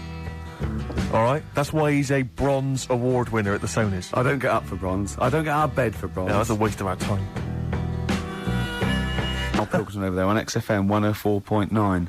Winner of a Bronze Award at the Sonys Radio Awards. The Radio Oscars. So Phil Jupiter said. That's what he called them on Liquid News. I'll tell you this, Rick. I'm not used to being on a table with losers at an award ceremony. No, I don't. I'm glad. I didn't want to come in to do the final show. No. I went straight over and sat with Pete and Jeff, didn't I? Yeah. I went over Radio to the, 4. I went over with Paul Gambaccini. I went over to BBC World Service. Yeah. It's a lot funkier. A lot cooler. Won an award. Yeah, they swept the boards. Yeah. I don't... Bronze is nowhere. What was the mood? What was the mood here? Silver's... What was the mood here? The mood... Because the day after... Because people were... I mean, let me tell you that. I think XFM deserved an award, and I thought it was criminal, actually. But what I did like about it, that we certainly had the room, because Pete and Jeff said good luck to us and Christian. That was really nice. And then someone else mentioned it. James Nesbitt. James Nesbitt said XFM and stuff. So it certainly had the... He said something about it. Yeah. Did so he? it certainly, it certainly had the room. And for a local... You've got to realise it's a local radio station, and it can't compete, really, with Radio 2 and Radio 4. But what was the mood the day after here at XFM? It was all right. I mean, I think we expected a few more, but... you shouldn't take these things seriously anyway. No. But what I didn't never realise, take Rick, awards seriously. But what I didn't realise is you have to pay thousands of pounds just to nominate. Just to get into the running for an award. So you've already, they've squandered thousands of pounds. No, it's not thousands, is it? Well, it mounts up because you pay for it to enter. And then the table. You've got to buy, like, mini-discs and that to send your stuff in on. Which ends up with Sony mini-discs. Oh, I see what you're saying, Carl. I'm not saying anything. No. And also then you've got to pay for the table. Right. And the food and the drink. I mean, it's a few grand. I swore on live television as well that night. Yeah. But I've never done that before. I mean, I've sworn before, but never accidentally. And we were being interviewed for, and Christian was sort of like, quite, being a bit boisterous, and he must have brought out the worst in me, and I just accidentally said the F word, and I apologised straight away. I didn't want to embarrass Phil Dupas. He was doing a good He does job. that himself, yeah. But I was thinking about yesterday, and you're saying a bronze isn't worth having, right? Yeah. But say like We're only joking. None of them are worth having, but they're very nice. They're very nice to No, win. bronze and is it's- pointless. But you say that because, like, bronze is like coming last, isn't it? Yeah. Yeah. Right. Yeah. Can you tell me the name of the person who won the marathon this year? No. Yeah, but that's because we're not sporty. Well, I'm sure there's listen. lots that can. But then the guy who came last, who was in the swimsuit, people remember him. And No, I don't remember his name either. No, what's his name? No, but he was 6 days late. I mean, he was. You see, no one's remembering either. No, but if someone said who won the marathon, I go, I don't know, but there was that guy in the swimsuit. Well, I'd say I don't know. It was a woman. Yeah. She had shorts on and trainers. I'm just trying to make you My feel- point is, what they will remember is that we were losers. That's what they remember. They may not remember our names. Yeah. They'll just point and shout losers. We're all winners, though, aren't we? We're all winners, really. For taking part, sure. Yeah. And it's all subjective as well, isn't it? Go on. I mean, I'm not going to moan about awards because you've won a lot of them. It's like saying they don't mean jack. But Yeah. at the end of the day, right, there's some shows that won awards and you go, yeah, that's worth an award. I think you've got to treat it. I mean, some awards actually boost your profile or career or your cachet or everything like that. Some it's just a nice night out when it's nice to win, but I don't think you should really take any award that seriously. What worries me, though, Rick, as I mentioned on the night, is that when I was at school, I mean, you look at me now, you probably think he's an athletic kind of guy, he's a sporty dude, you know, but at school, bizarrely, that was not the case. No, what were you, a bit of a lanky beanpole? With It turns out, You're yeah. joking. Yeah. Oh, right, okay. So, and yet I got a silver in the high jump. Yeah. And I've done better in the high jump, right? Did no training whatsoever, did no Yeah. practice, just turned up. You were 2.5 foot taller than every other person in your class. Yeah, but wait a minute. People think that if you're tall, that makes you easier. It makes it easier for you to do the high jump. Surely not, because I've got all that leg to get over the pole. That makes it harder for me. Don't Surely. talk rubbish. What are you talking about? Well, of course, the taller you are, the more chance you got at the high jump. Well, explain Everything that else to me. being equal. Oh, what? Are you okay then? So, is it harder for a 6 foot man to step over a matchbox or a baby midget? A baby midget? That is tiny, Rick. Hang on. Here's something I've learnt, remember? Go Going on. back to, like, show 4 or whatever. Go on. What is it? For? The flea can jump over the London Eye? No! No, it can jump the equivalent of if it was a 6 foot man. It can jump about 6 inches high. A flea cannot jump over the London Eye. Yes, it can. Yeah, it can. And Tell your kids that. God. Oh, remember- oh, a flea can jump over the London Eye, and an ant can lift 3 Volvos. But you're talking about fitness people and that. Remember Go when on. we were in the pub, right? Yeah. And your mate Johnny was in there. Yeah. I think it was. Yeah. And he was talking about that guy who got done, right? Because he entered a wheelchair race. Yeah. And and there was nothing wrong with him. His legs were all right. Yeah. Now, he got done because he shouldn't have been involved in it. Yeah. But don't you think that really he's really good for doing that? Because he's not normally in a wheelchair. Sure. So he's not used to how they move about. Yeah. His arms aren't as strong as the other fellas who are always in the wheelchair. Sure. He had his mate pushing him. That was the Surely- problem. Yeah, it was motorised. I'd give him a gold plus. You know, you're taking a bloke who's not used to doing something. He does it the first time and beats the people who are at it. What all the about time. that It's woman, brilliant. though, that was disqualified in the shooting, because she was in a wheelchair, and she was just in the normal, able-bodied, right? But she wasn't allowed to rest her elbow on the arm of her chair, because that was something disadvantage. So she was in a wheelchair, and she's shooting, but she was getting an unfair advantage, and they said, you cannot put your elbow on the arm of your Sneaky, wheelchair. aren't they? No, they are. You got to be careful. You got to be careful. Do you want to play a... Some of them aren't even disabled, it turns out. Hold on, though. We're talking about athletes, aren't we? What record should we play next? I'd love to hear that single that was out a couple of months Athlete. back by Athlete. Athlete. Let's have Athlete. Man alive. West Side by Athlete, a track that I know you and I have enjoyed. Yeah, it was one of our favourite over new the last tracks of 6 the or 7 year, that months. one. Yeah, Absolutely. very good. More of our favourite tracks to come on XFM 104.9. You know, With I was me, Ricky mentioning Gervais, and you, Steve Merchant, and, Carl Pilkington. sure, go on. You know, I was mentioning Shoot. the high jump. That Yeah. high jump. Do you know the reason I didn't get the gold? It's faintly embarrassing because the guy it was just neck and neck, me and another guy. In fact, he was slightly shorter than I was, and I was using the traditional Fosby flop. Is it the Fosby flop? Fosby flop. And he was using a method which I can only describe as the Superman, where he was running at the bar and diving headfirst over it. I've never seen this technique before. It's illegal, that's Absolutely why. incredible. Is it not Yeah. allowed? The flashlight only works because his shoulder and are going over before his head. Right. That's they got around the rule. You weren't allowed to dive over because it was obviously no one monitoring that. Yeah, no. Just the games teachers having a quick fag. Yeah. What was his name again? The fag. I think his name was Mr. Woodbine. But he anyway, so he's using this method, right? And it gets neck and neck, and I don't know how many chances you get to knock down the bar. But anyway, it got to the point where basically I had to get over the bar, or I was going to come second. Sure. And I decided at that point to use his method. Because he'd seemed to be doing so well with it, I thought, well, I'll try that then. That looks easy. Oh, dear. And ran at the bar, launched, didn't actually get my feet off the ground, just hit the bar like I was someone finishing a race, you know. Did you have... It's so pathetic, just clattered everywhere. I just want to get this picture of you at the age of, what, 15, 16? Yeah. 6'5" already, probably? Yeah, probably, yeah. Probably, what, about 9 stone? Exactly. Yeah. Did you have your glasses on?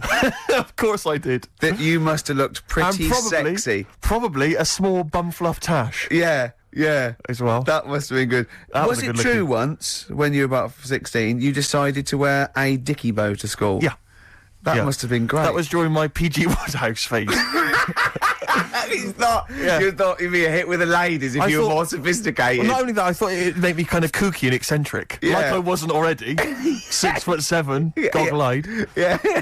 Like they're not already thinking there goes a weirdo. Oh, he's a weirdo with a bow tie. Yeah. Brilliant. Does it spin round, mate? Yeah, what a Because you're catch. getting me hot. Exactly. Oh, dear. Yeah, I wore that for about 6 months, and it was in school colours, because we had to wear a tie at school, but this was a bow tie. I mean, now I don't... Oh, man. I can't believe it. I don't know what I was Carl, thinking. when you were a little Bill Kerr, what would it be like? What do you mean? Well, you obviously had hair then, back then. What was the style? It was like sort of. I had quite sort of fine, sort of straight hair. Yeah. Right. Hairdresser once said to me, "You've got hair of a Chinaman." He was a wise man, wasn't he? What do you think that meant then? Oh. He just said he just said you got the same hair as a Chinese man has. Very straight, quite fine.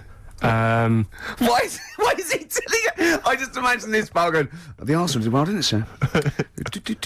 Should I have something on that? You have the hair of a Chinaman. I'm sorry, nothing. You're not the spy. No, I'm not. Thank you. Good night. Oh, you're not like one. Yeah, lovely. You have the feet of a fish. I'm sorry, nothing. It's not you. Okay, next. You have the hair of a Chinaman. It was one of those barbers. It was a cheap one, just on a railway bridge. I don't believe that. Go on. On a railway bridge.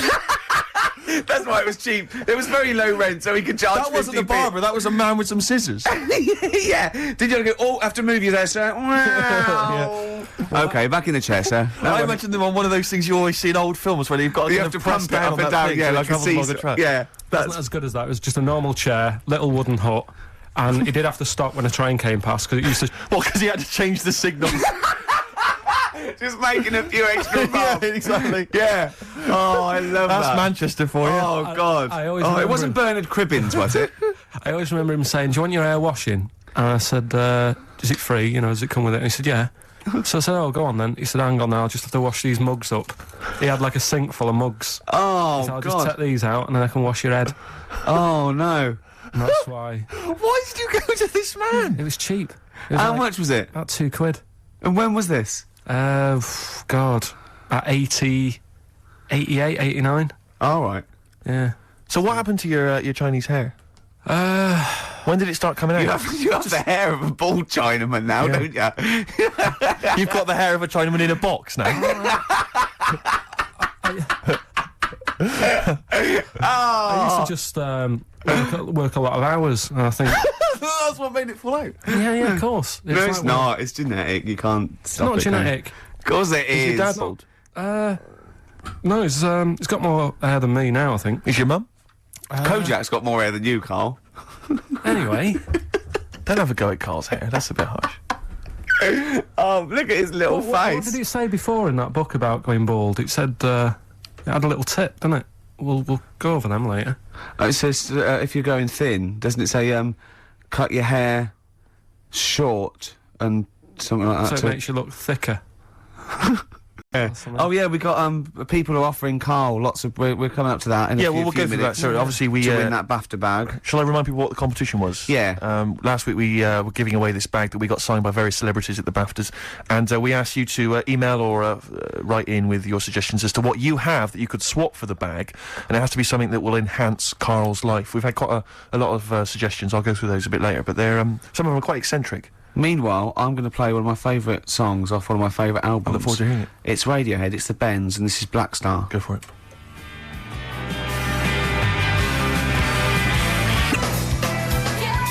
Sugar Cubes. Hit. Yeah, on XFM 104.9.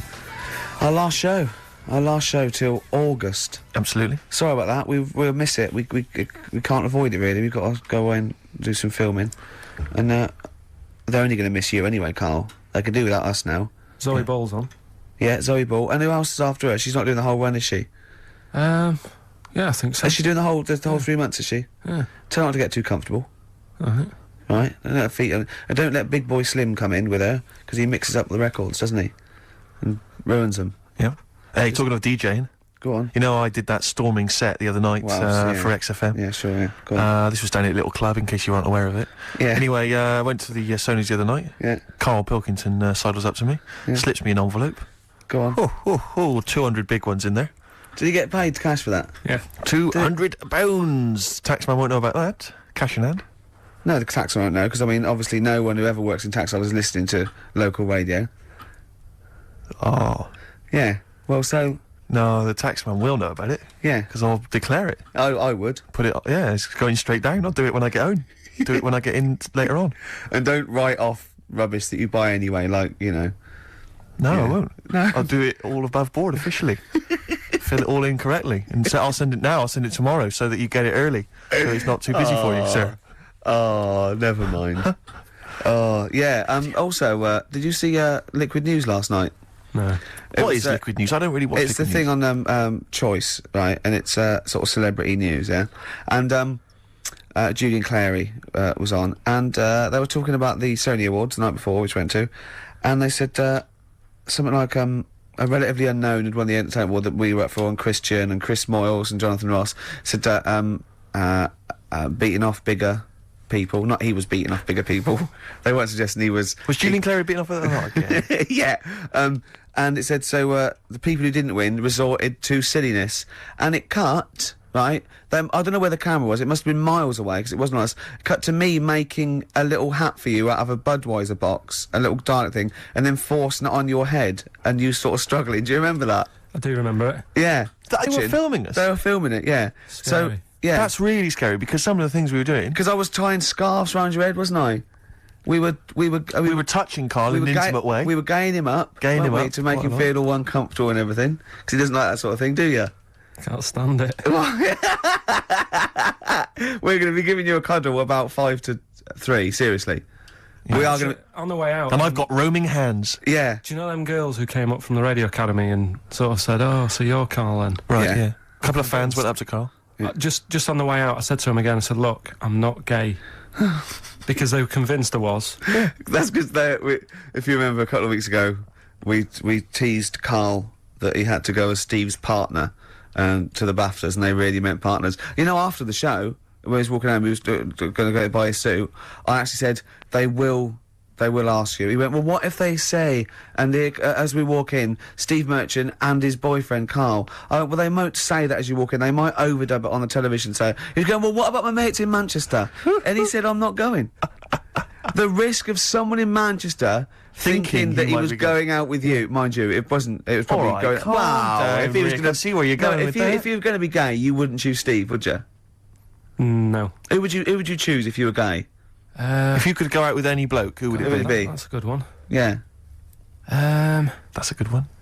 He's thought about it before. Go on. No, of course not. No, who would it be? If you were gay, what bloke would you go out with? God, probably, Jonathan Ross is alright. You gay? Oh, you fancy Jonathan Ross, you Bender? Oh, Bender! Rossi! Bender. Oh, you've got his number, haven't you? We should get contact. I love you, Jonathan, you! Jonathan, I love love your film show. You're so funny and handsome and well.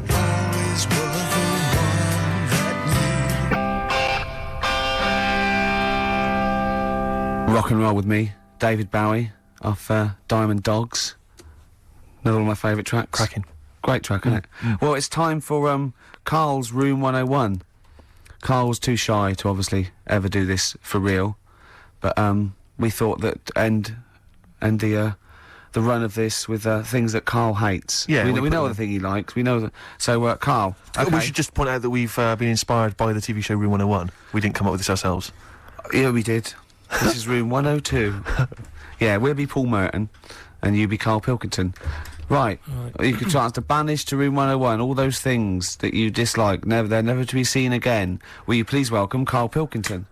All right. Who? How are you doing? All right, Carl. So, what's your first? What does this represent? And imagine me putting some on a table. Well, first of all, right, it's dead hard to come up with like 5 things that drive you up the wall. Okay. Right, it's not easy because there's so many things. Yeah. But it's just like, you know, picking 5. It's like someone saying pick your 5 favourite records or 5 favourite films. Yeah. Sure. It's hard. So, you know, in Desert Island Discs, where you always get the complete works of Shakespeare in the Bible. Yeah. I think you should include Ricky Gervais. I think you should always be there already in Room 101. They don't have to nominate you. You always go in.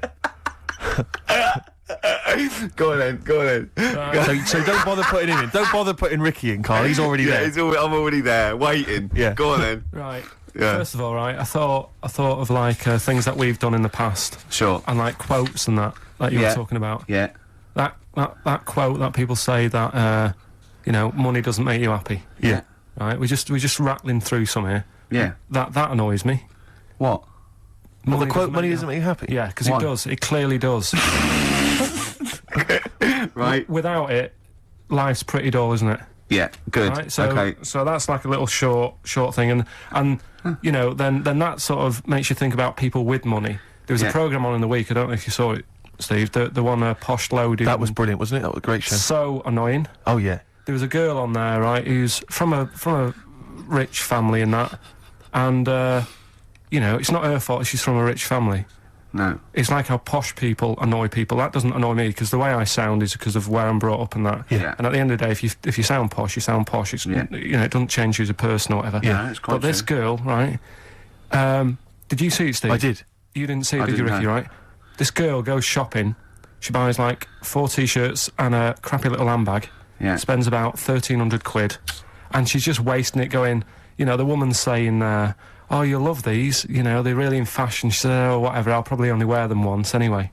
And it's just that sort of thing annoys me. Yeah. You know, people with money, you know, who have grafted for it, are good, but like, you know, people who just get money given to them from the rich parents trying to make the world. There was another point, right, where she's in a shoe shop, right, and she's like got these big boots and stuff, but part of the problem is, right, she's quite odd looking and that, right, but she's got a lot of money, so she makes herself look half decent. Yeah.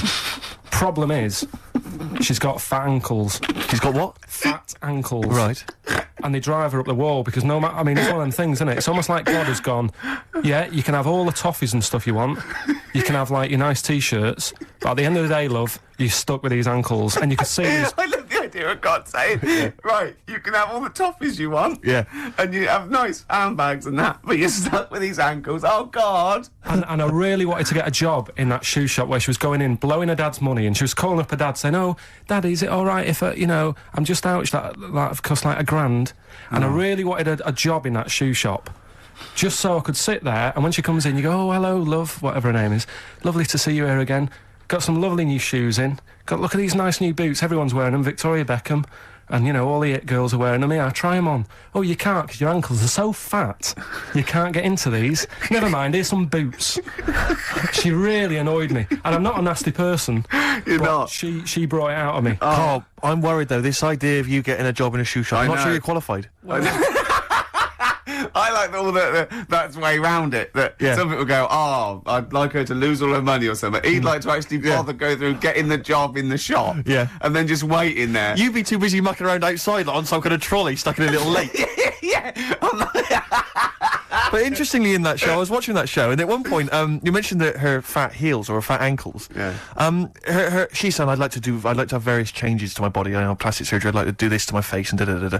And her mum's there, and her mum's going, no, don't be so. No, you're my daughter. You're beautiful. Da da da da. No, you shouldn't. I'm not going to let you have those. Da da da. She went, I'd love to have an operation on my fat ankles. Her mum went, yeah, I do agree with that.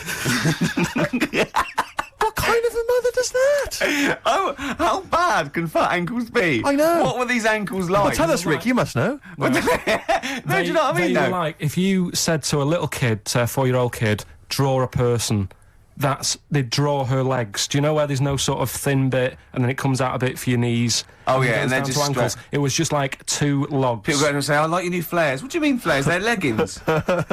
Cheeky. Awful. So, you know. It's okay. So you're putting in posh girls with fat ankles. Yeah. Okay, what's your next one on Room 101? Right, another quick one, really. Go on. People in supermarkets. Right. What, the people who serve? Yeah.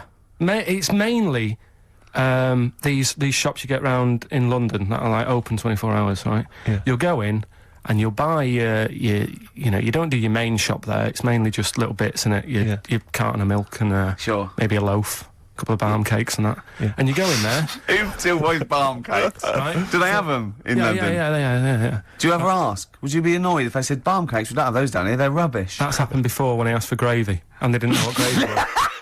When did you ask for gravy? In a chippy. What do you mean? What'd you say? Have you got any gravy?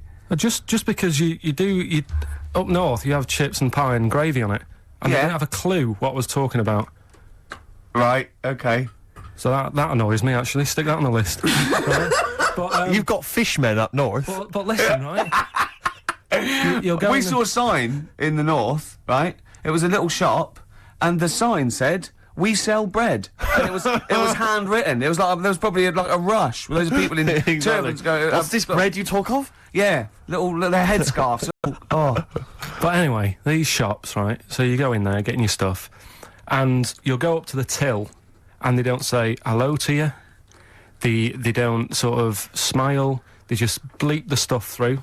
Mm-hmm. They don't tell you how much it is. They just sort of expect you to look at the till to see how much it is, so you can get your hand in your pocket, give them the money, they'll give you the change, and they won't say goodbye. Yeah. So it's like they just can't be asked Sure. to have any sort of hello, how are you doing? Yeah. I don't want a big chat. I don't want to know what they're getting up to and Sure. what the dad does for a living and all that. I just want like, how are you doing? You're well, right? Oh yeah, this bread's popular or whatever. Right, that'll be £5. You need to keep abreast of which breads are selling well. Oh, Mother's Pride. That's a good choice. It's 70% of our whole stock is worth. So that really, even though it is a 24-hour. I'll be honest. I would err on the side of silence, not rudeness. I hate rudeness if they do that, but I would rather. I'd start to go, £1.50, please, and that'd be fine for me. Any more? What about hello and goodbye? Have a good day. Not in an American It way. doesn't bother me. I prefer people who say "Have a nice day" and don't mean it to people who don't say it at all and don't mean it. To be honest, I don't worry about that mock sincerity because I think it. No, it not that. does It's the just job. normal, Yeah. isn't it? It's I'm saying I like people who say I don't care. They say, "Oh, nice to see you. Come again. Have a nice." It doesn't bother me. But a chat. I hate people who think they're the life and soul. No. When I you're going don't mean like that. I mean like nuts. if you go through a door, you hold it open, you go there, you go. You know what I mean? You expect a thank you.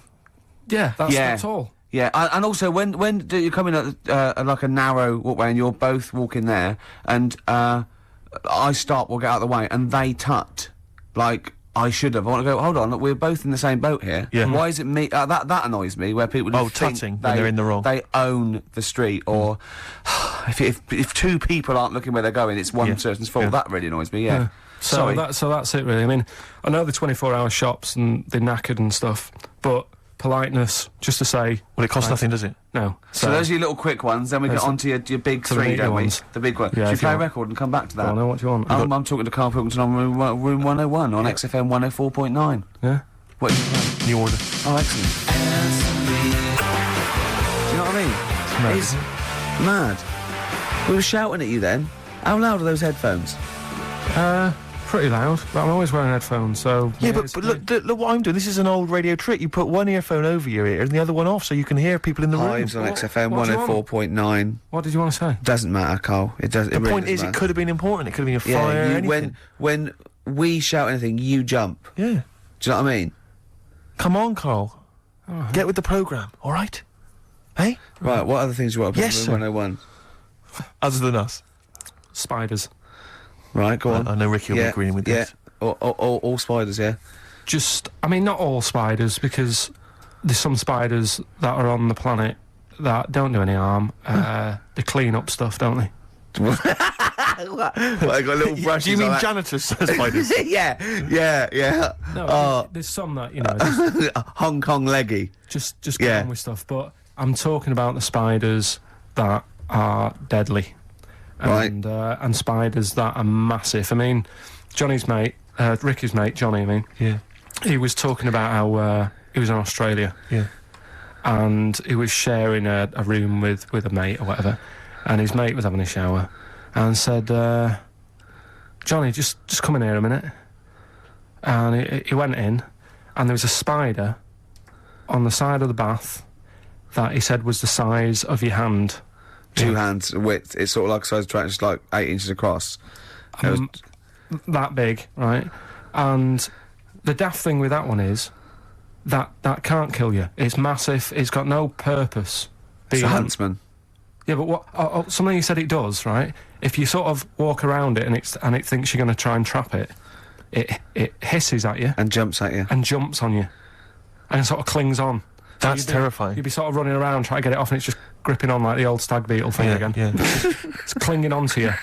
But there is no... What I don't understand is, why is that spider that big? Right. Because no doubt it only eats stuff like normal spiders do, but it needs to eat more of them because it's a bigger lad. Right? Yeah. And it doesn't actually do anything. It's not like... I just don't doesn't get track, it. doesn't paint, doesn't do anything. It's just getting in the way, and it's one of those things that are so big you couldn't kill it. Because can you imagine like the mess that would make something that size if you stamped on it? Yeah. Which I'm not, again, I'm not a fan of. Yeah. But I don't get that. And then there was a programme on a few weeks ago on BBC about spiders, and there was this one, right? It was going, there's so many spiders in the world, and apparently there's so many of them they can't give them all names. Right? What they're saying is, once one dies out, they'll actually introduce another one. Because there's so many different breeds of them that it's impossible to sort of make a book and list them all. Right. Well, It's like the book a would be queue. infinitely long. Well, yeah. Yeah. It's like a queue. They're not trying to name it individually, are they? No. That's their problem. No, Yeah, seriously. yeah. Just keep it down to the species. Go on. This is true, this. Go on, yeah. So they'll sort of go gives a spider, the Black Widow, right? Black Widow, they've all died, so who's next? And they'll say, here's a redback. Yeah. And that's how they introduce them. So this programme was going on about this. Right? Not how they do it. No, they do it. Okay, your point Okay, being. all right. Right, so anyway, there's this little one, right, in Australia, playing around in the sun, loving it, all healthy and that, and, love being in the sun. They're playing around the pool, and, there's a couple of them there playing swing ball and that, dead happy, not a care in the world. And, like, the one of them goes, I'll go swimming, because I've been playing swing ball for an hour, got a bit of a sweat. Sure. Go for a little breaststroke or whatever. And they get in the pool, and they can't wait to have a swim about. And then it pans to the bottom of the pool. Yeah. And there's this little spider just sat there dead still. Right? Sat at the bottom of the pool holding its breath. Holding its breath! Okay. Cheeks going up red, eyes bulging. Yeah. 8 pairs of goggles on. One goes by with a snorkel. You should have thought of this. 4 pairs of flippers. Yeah. Oh. It's sat there in the deep end, right? And and then it pans back to the kids having a good time, chucking a ball to each other. Yeah. I can see what's going to happen here. And it pans back. It's not going to join in the game, is it? No. And what happens is the kid starts bouncing up and down on the floor. Sure. Goes and sticks its... the kid goes and puts a foot on the spider. Bites the kid, and apparently, if you're not seen to, you can be dead in 15 minutes. Sorry, why does this spider sit at the bottom of the pool? That's what it likes to do. Animals don't do things they like to do. Animals do things for a reason. Waiting for a kid to come along. So No! It doesn't make any sense. It doesn't make any sense. Well, that's what it does. It's not. It doesn't go out to murder kids. That's not. That's not what it does. No, there must be a reason.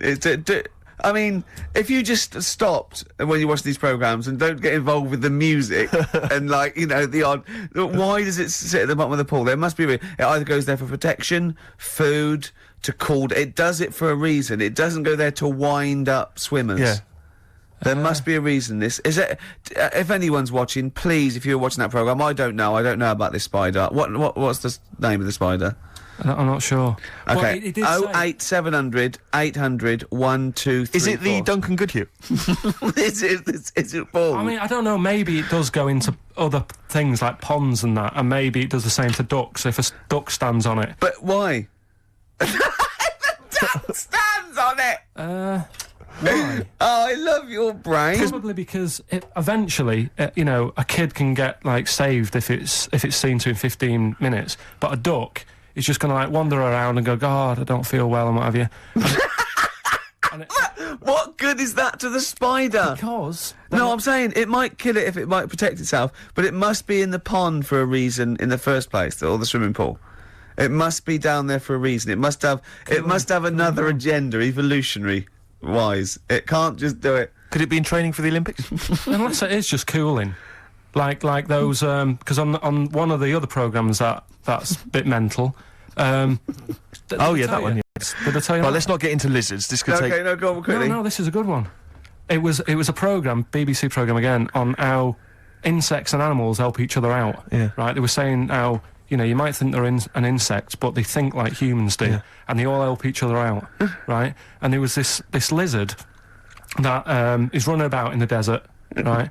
And it's going, God, it's roasting. And what it does, it makes a little hole in the sand, and it goes under the ground and it cools down, right? Yeah. And then you see one of the locals, I think it was in Egypt or something, and the Egypt bloke comes walking along. Egypt bloke. And Is he walking like an Egypt bloke?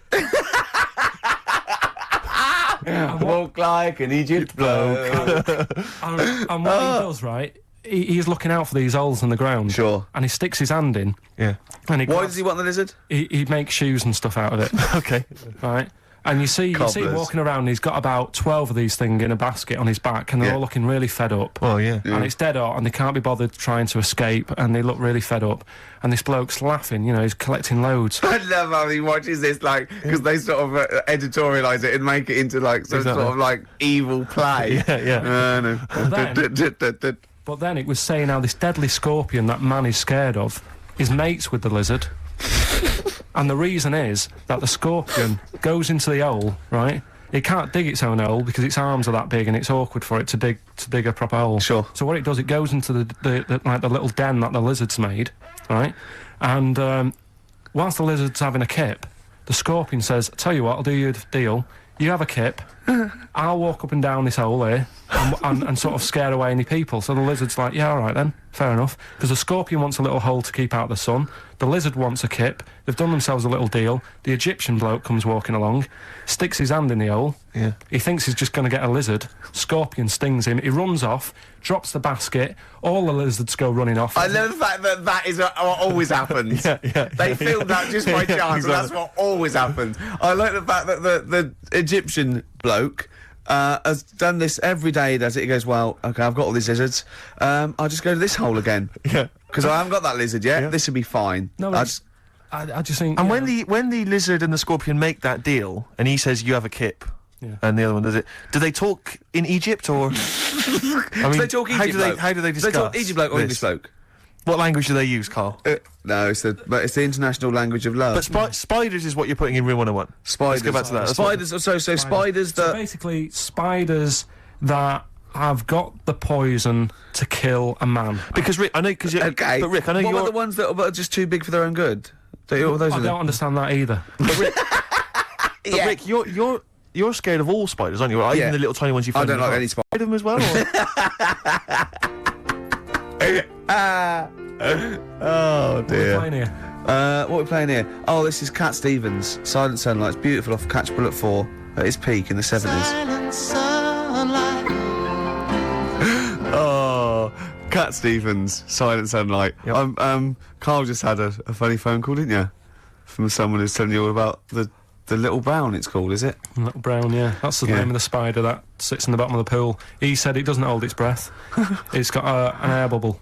I didn't think it did hold its breath, to be honest. And then, as you know, Steve was opening a letter we got, and it's a football song, and it's They Don't Like It Up by the Leatherhead Gimpers. But it's the fact we keep getting sent homemade singles. Wow, that's good, isn't it?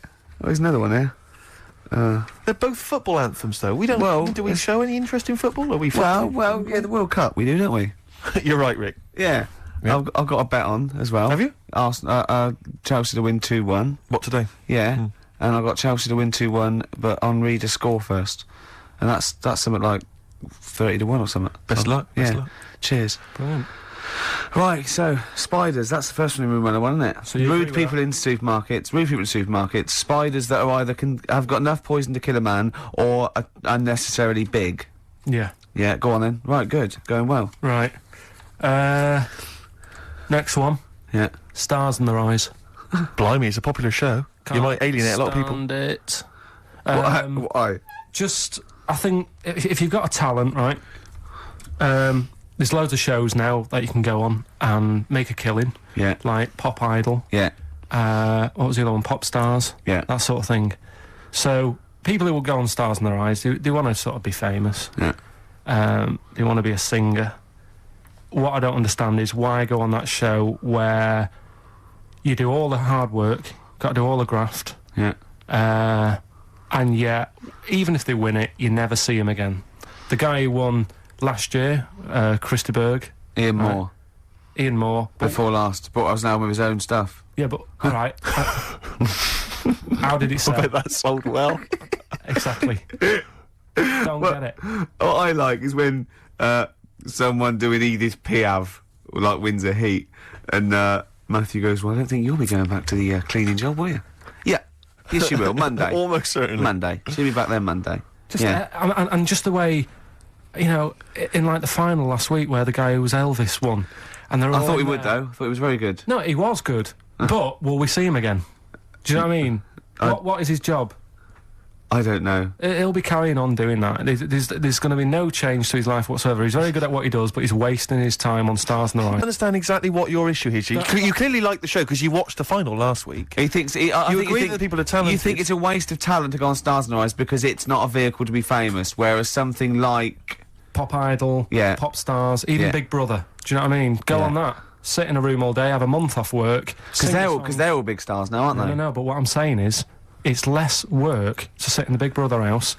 Now and again, just sing a song, and people go, oh, isn't he a good singer? You come out after having a month's rest or whatever it is you're having there. Yeah. You come out, and there's loads of record companies, like, waiting for you to come out and give you a deal. And what happens then? When you get a deal, when you cut a record, what happens to that record then? Then it's either sells or it doesn't. And actually, what happened to it? It didn't sell. No, none of them did. But what I'm saying is, that is a lot easier to do than all the graft that you have to do on Stars in the Rise and the pressure. What would you rather do? Buy Craig's Christmas record? Yeah. Or Ian Moore's classics? Probably Craig, just because the guy on Stars in the Rise really thought he was better than Christy Berg. When he was singing, and I think I'm better than Christy Berg. No, he was singing, and Christy Berg came walking on. Did he cry? And he didn't stop and go, oh, I can't believe it, my big fan. He was sort of carrying on, like, don't interrupt me, I'll have a word with you in a bit. You think he should show the man he's actually making a little bit of living off? Yeah. Emulating. A bit of respect. A bit more respect. And the most annoying thing... I imagine them arguing, resting each other's floor, saying, I'm Christy Berg. No, I'm Christy Berg. Like two ventriloquist dummies. Just having a fight in the dressing room afterwards. But the most annoying thing of all with Stars in the Rise, people who go on and do people like... say, like, I think last year, someone went on and did Lamal. Now, if you want to... Because the whole idea is with Stars in the Rise, you get work off the back of that show by, like, companies, don't you, saying, Yeah. who will we book? Yeah. You could get the real Lamal for about 30 quid. So why have an imitator? Well, it seems to me, though, Carl, the problem is that show's been running so long that all the big names have already been done, so it's going to end up having to be, isn't it, Lamal or some old kind of 50s singer you've never heard of? Isn't that the problem? I remember when. I mean, it's just Eddie Reader was on there. You've had Eddie Reader, but it's just a karaoke contest. It's just. I think you're assuming that everyone on there wants to get a recording contract. They do, Steve. Okay. In that bit at the back where they say, and the votes are coming in. Let's have a look at the tension now that's going on. And they sat there and they really think they are Elvis and they are Luther Vandross. Sat there and like, if they were all sat there having a laugh. Woke up this morning, looked at your picture just to get me started. Filth. If they were all sat there, sort of thinking, "Oh God, this is a bit of a laugh, innit?" But they're not. You can see that they all really want it, and it's like. But so what I'm saying is, who are you putting in Room 101? Are you putting in the people who are just there to have a bit of fun? Everyone involved in that show, including Kelly. Yeah, he's a talented guy. You don't care. No, he's going in as everyone else, everyone who enters it, the people who go and sit in the audience. Everything. But what would you do Saturday night? You love the show. You watch it every week. It was just on when I was getting ready to go out, and there's nothing else on at that time. Sure. And it was the final on Saturday night as well. Yeah, you got to watch the final, live final. The final. Yeah. Well, who would you do if you went on the show? Moby. I'd probably do. Ooh. It's not that you look like them though, is it? No, you sound like. Because they wouldn't let me on as Tracy Chapman. I was furious. That's annoying. Because I sound just like her, but they said no. Bowie. You do Bowie? Yeah. Can I hear your impression? No. Well, come on. No, because you just said if you could go on and what have you. I'm saying that. Well, it's got to be someone you can do. I mean, obviously I'd go on as Will Smith because I can do the rapping. Yeah. I can't do it. I'm not a good singer. I've never really been into singing. I've never done a live singing thing before. Haven't you? No. But if there was a talent show, if there was a talent show on, what did you do? I did Walk Like an Egyptian by the Bangles and I mimed, dressed up as a woman. How old were you? It was when I was still going to school, so it was like. Well, I hope so.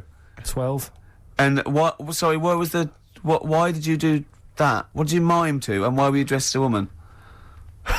Where's the logic in this? Is what I'm saying, Carl. What sort of act was this? I think I was meant to get hold of some like Egyptian outfit. Couldn't. So I looked in my mum's wardrobe and I had a dress. Dress in a fez, carrying some lizards. That'd do it, wouldn't it? I had some boots and a wig on. And how did you dance? Look, he looks confused. He's confused by his own act. He's suddenly confused. The best bit was it was like a proper talent show. Do you know where you cover it all? Yeah. So I did like the dancing and the miming, and then I also did a bit of magic, right? Where I had like a cloth, right, and I had it over my hand like that, and the crowd were like, "Oh God, what's he gonna do?"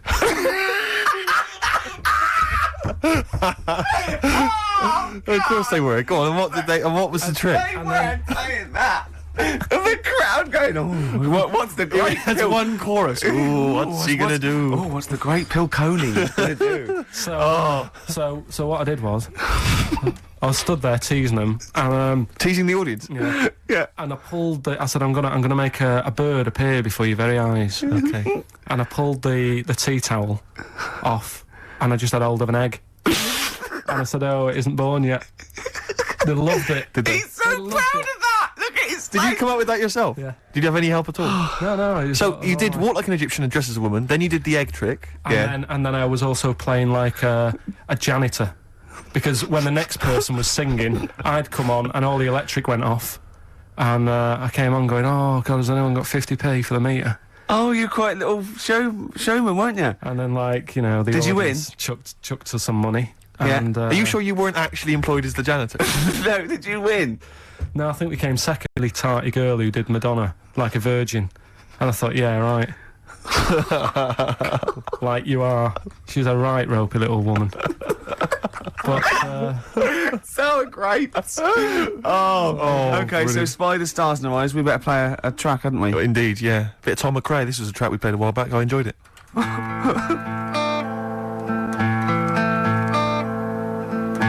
Tom McRae, End of the World News. Yeah, I love that one. I hope you're enjoying the music. We're loving it, aren't we? Indeed. Still to come, we've got another entry to Room 101, Carl's final entry, and then that giveaway, the famous giveaway with Enhance Carl's Life. Can I have some adverts though first, Carl? Because I'm getting a bit fed up. We'll have adverts for a little while.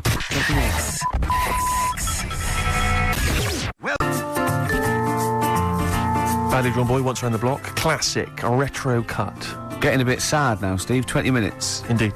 You're right. I've got so much to say. I've got so much to leave people with about Carl. All the things he's done. Looking back, Carl, do you remember when I put up the waste paper bin on your head? Classic. Classic time, yeah. Yeah, do you remember that? What did I do to you today? Well, you tried to bring the same memories flooding back to me by putting the same grotty bin on my head. But the annoying thing was, last time I did it, it was quite a new bin. Yeah. Did it today, it's rank, all sorts of stuff on What it. else did I do when I saw you go around the corner down there? Let's go on. I went to get the paperwork and that you need to produce the show. Yeah. And came round the corner. Ricky was sort of hiding, and I was concentrating, reading stuff, and he goes... I don't imagine it was as soft and gentle as that. I imagine it was more like... exactly. Like that. And I tell you what, I nearly exploded because he sort of hopped on one leg, right? And look, he sort of, I don't know why I'm doing this, but he sort of was walking out and on, we're looking down, and I went, and he hopped like that, and his weight Rest assured, listeners, that if you were here, it's not any funnier than it is if you were listening at home. It's only amusing to Ricky. It makes you feel really refreshed. He was going on and having a heart attack like that, and I was nearly having a heart attack laughing. And he went, "I feel good now." He said, "I can see why people skydive." He said that would be good for people that were ill. Oh, Carl. Did make me feel fresh. How am I gonna live without Carl for 14 weeks? Oh, you'll find other people to irritate. Oh dear. Okay, so right, well, we got this final entry in Room 101, but we've also had so many emails and letters about this competition. People trying to bribe you with things. They've been great. Can you read a few of them all? Absolutely, yeah. Well, obviously, this is people trying to win this bag that we got signed at the BAFTAs. We got Graham Norton, Angus Staten, Alan Davis, Jamie Thiel, Helen, Steve Philmitch and McFadden, Peter Davison, Simon Pegg, Steve Wright, all different people signing the big bag. Do you know what I think, though? I don't think people want that. I think they want to contribute to Carl's existence. Well, this is I really genuinely think that Carl was sort of... You've only been there... How long have we been doing this now with you? Sort of like, in the area. 3 months? Yeah. I think you've touched people's lives, Carl. I don't think I've ever met... Well, I haven't met you, but... I think your soul comes across as like a cross between... I'd put it as like a cross between a cat... And Rain Man. But we've had quite a few which are... which obviously want to kind of further your education. Obviously, when we're off air, this is something we're worried that's just going to dry up, and we've tried hard to educate you. So, lots of books, lots of people suggesting books, the Giant Book of Mysteries. And I mean, if you chose this one, Carl, it tells you how 3,000 Japanese soldiers literally vanished overnight. Real-life accounts of vampires, the man who planned his own crucifixion, the famous Ghostbuster, Harry Price, and lots of things about spontaneous combustion. Is this the one about the woman with the hairball? That's not got the woman with the hairball in there. I'll have to dig that one out for you. These sort of books are the thing that I'm after. This is what interesting is. I've brought in one as well. It's a friend who works with Jane, my girlfriend, called Liz, and she wants to put this forward. And this is Trade Secrets, everything you will ever need to know about everything. And it's just like little tips, you know what I mean? But there's so many things competing with that. You see, there's another guy who sent in, he wants to give you a video entitled Making Love, Parts 1 and 2, an instructional guide. I imagine you'd enjoy that, Carl? Nah. No? Nothing they can teach you? Nah. Sure. The Reader's Digest book of strange stories and amazing facts again. Other stuff here. Why cats have 9 lives, Carl? Well, hang on a minute. Why meteors are likely to destroy Earth in the next 100 years. You're wasting your time. Okay. In this Trade Secrets book, yep. Listen to this for a tip. Make a necklace from electrical wire. That's a good idea. But don't plug it in. What about... Doesn't say that. What about this then, Carl? Because obviously we're concerned that you didn't get your GCSEs or you didn't get as many as you'd have hoped. There's a guy here, this is Victoria, and she's saying she's more than willing to give you all of her awards and certificates. She's got 6 GCSEs, 6 A's and 4... She's got many GCSEs, in fact, 6 A's, 4 B's, 3 A-levels, and a master's degree in philosophy. She's willing to give you those certificates. She says you will be the proud owner of qualifications. As the owner of qualifications, she has found that anything she says is invariably believed and that she's popular and very happy. She's willing to give you those qualifications. That's pretty impressive. You can claim they're your own. You have to change your name to Victoria, but other than that, I can see no problems. And you have to put a dress on and a fez. It's nice. More like an Egyptian. But you see, there's lots of educational ones. Then there's other things which are perhaps less useful to you. This is, doesn't say who it's from, but I think it's Ruth, and she's happy to give you a statue of an ostrich that she made when she was 7. What about that? All right, you love birds, you love animals. Yeah, apparently still statue. the body. So now it's just a legless ostrich. But even so, Yeah. Even so. I've only got a small flat. And sure. Another woman here. She. This is, I doubt if it's ostrich size. yeah, it's just clogging up space, though, isn't it? This is Lauren. She's willing to give you some of her handmade blue tack animals. She makes animals out of blue tack. She can give you an elephant, a seahorse, a tortoise, a pig, a butterfly, fish, snail, even a stegosaurus, or anything you choose. See, I've got my art set on. You've got the books. You're excited by the on this books. book. What about this, though? This is a Lego alarm clock with a little Lego man who's got a variety of hats. It says here, including biker's helmet and cap. 2, I think, of the village people. I don't know, Carl, if again people are picking certain things up. A clear stiletto mobile phone holder with pink fur on it, flashes pink and green. I think people know that you are not gay. listening. In this You are book, gay. listen, right? In this book, little tips and stuff. So one here about if your dog keeps nicking a remote control. Sure. The way to get it off it: ring the doorbell. Right. So you got to get off your chair, go and ring the doorbell. So the dog goes, "What's that?" And it drops the remote control, goes running to the door. Yeah. You run back and pick it up. I love the idea of Carl doing that. And then the doorbell goes, and Carl drops it and goes, and it's the dog pressing the doorbell, and it sits back down, and Carl going, "Oh no, not again." I mean, I really do want. Can't I just have this? You excited by that, are you? It's brilliant. What about this one, though, that you mentioned? This is a book which has got all those urban legends and stories that you've read on the internet, and it tells you whether they're real or not. This has got the one in there. I know you're very excited about the one with the woman who stuck her head in the microwave. Yeah. Eh? Right. It's not All right, so basically she's saying here that whenever Ricky says, "Oh, it's not true," you can dispute that with your book. Yeah. What do you think then, Carl? Do you want to have a think about all these gifts? And There's then so come much back? stuff, isn't there? Should we play a record and then come back? Can't. Have you found something you like in there? You're so undecided, Carl. I really like this book. Go on, and what is it? What else you found? What tip? God, there's loads of stuff in here. Yeah. Let's just pick one at random. Don't be too tidy. Leave some areas for helpful garden animals to hide in. So when you're cleaning your garden and that, you know, it might look a bit of a mess, but think about the animals that are walking about at night in the dark and stuff. Yeah. Just little things you don't think about. Yeah, because they're pointless. Yeah. Okay, then we'll just play a record. Carl, there's We can so have a many look to at decide those on. books. All right, what are we playing, Steve? This is something from a little compilation that came free with a magazine called Comes With a Smile. It's a good little magazine. And this is by Matt Pond, PA. It's called Night's End. It's not.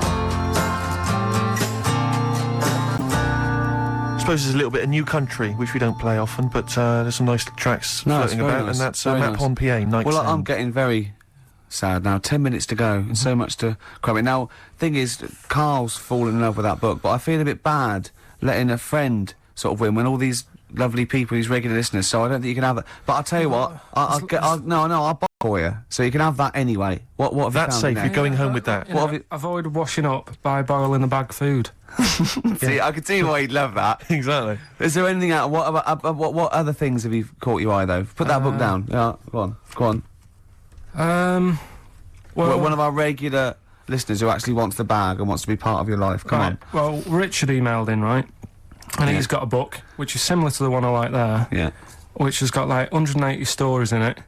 Most of them are like true, I think. Do you know I was telling you that story about the woman who put her head in the oven to dry her hair Yeah.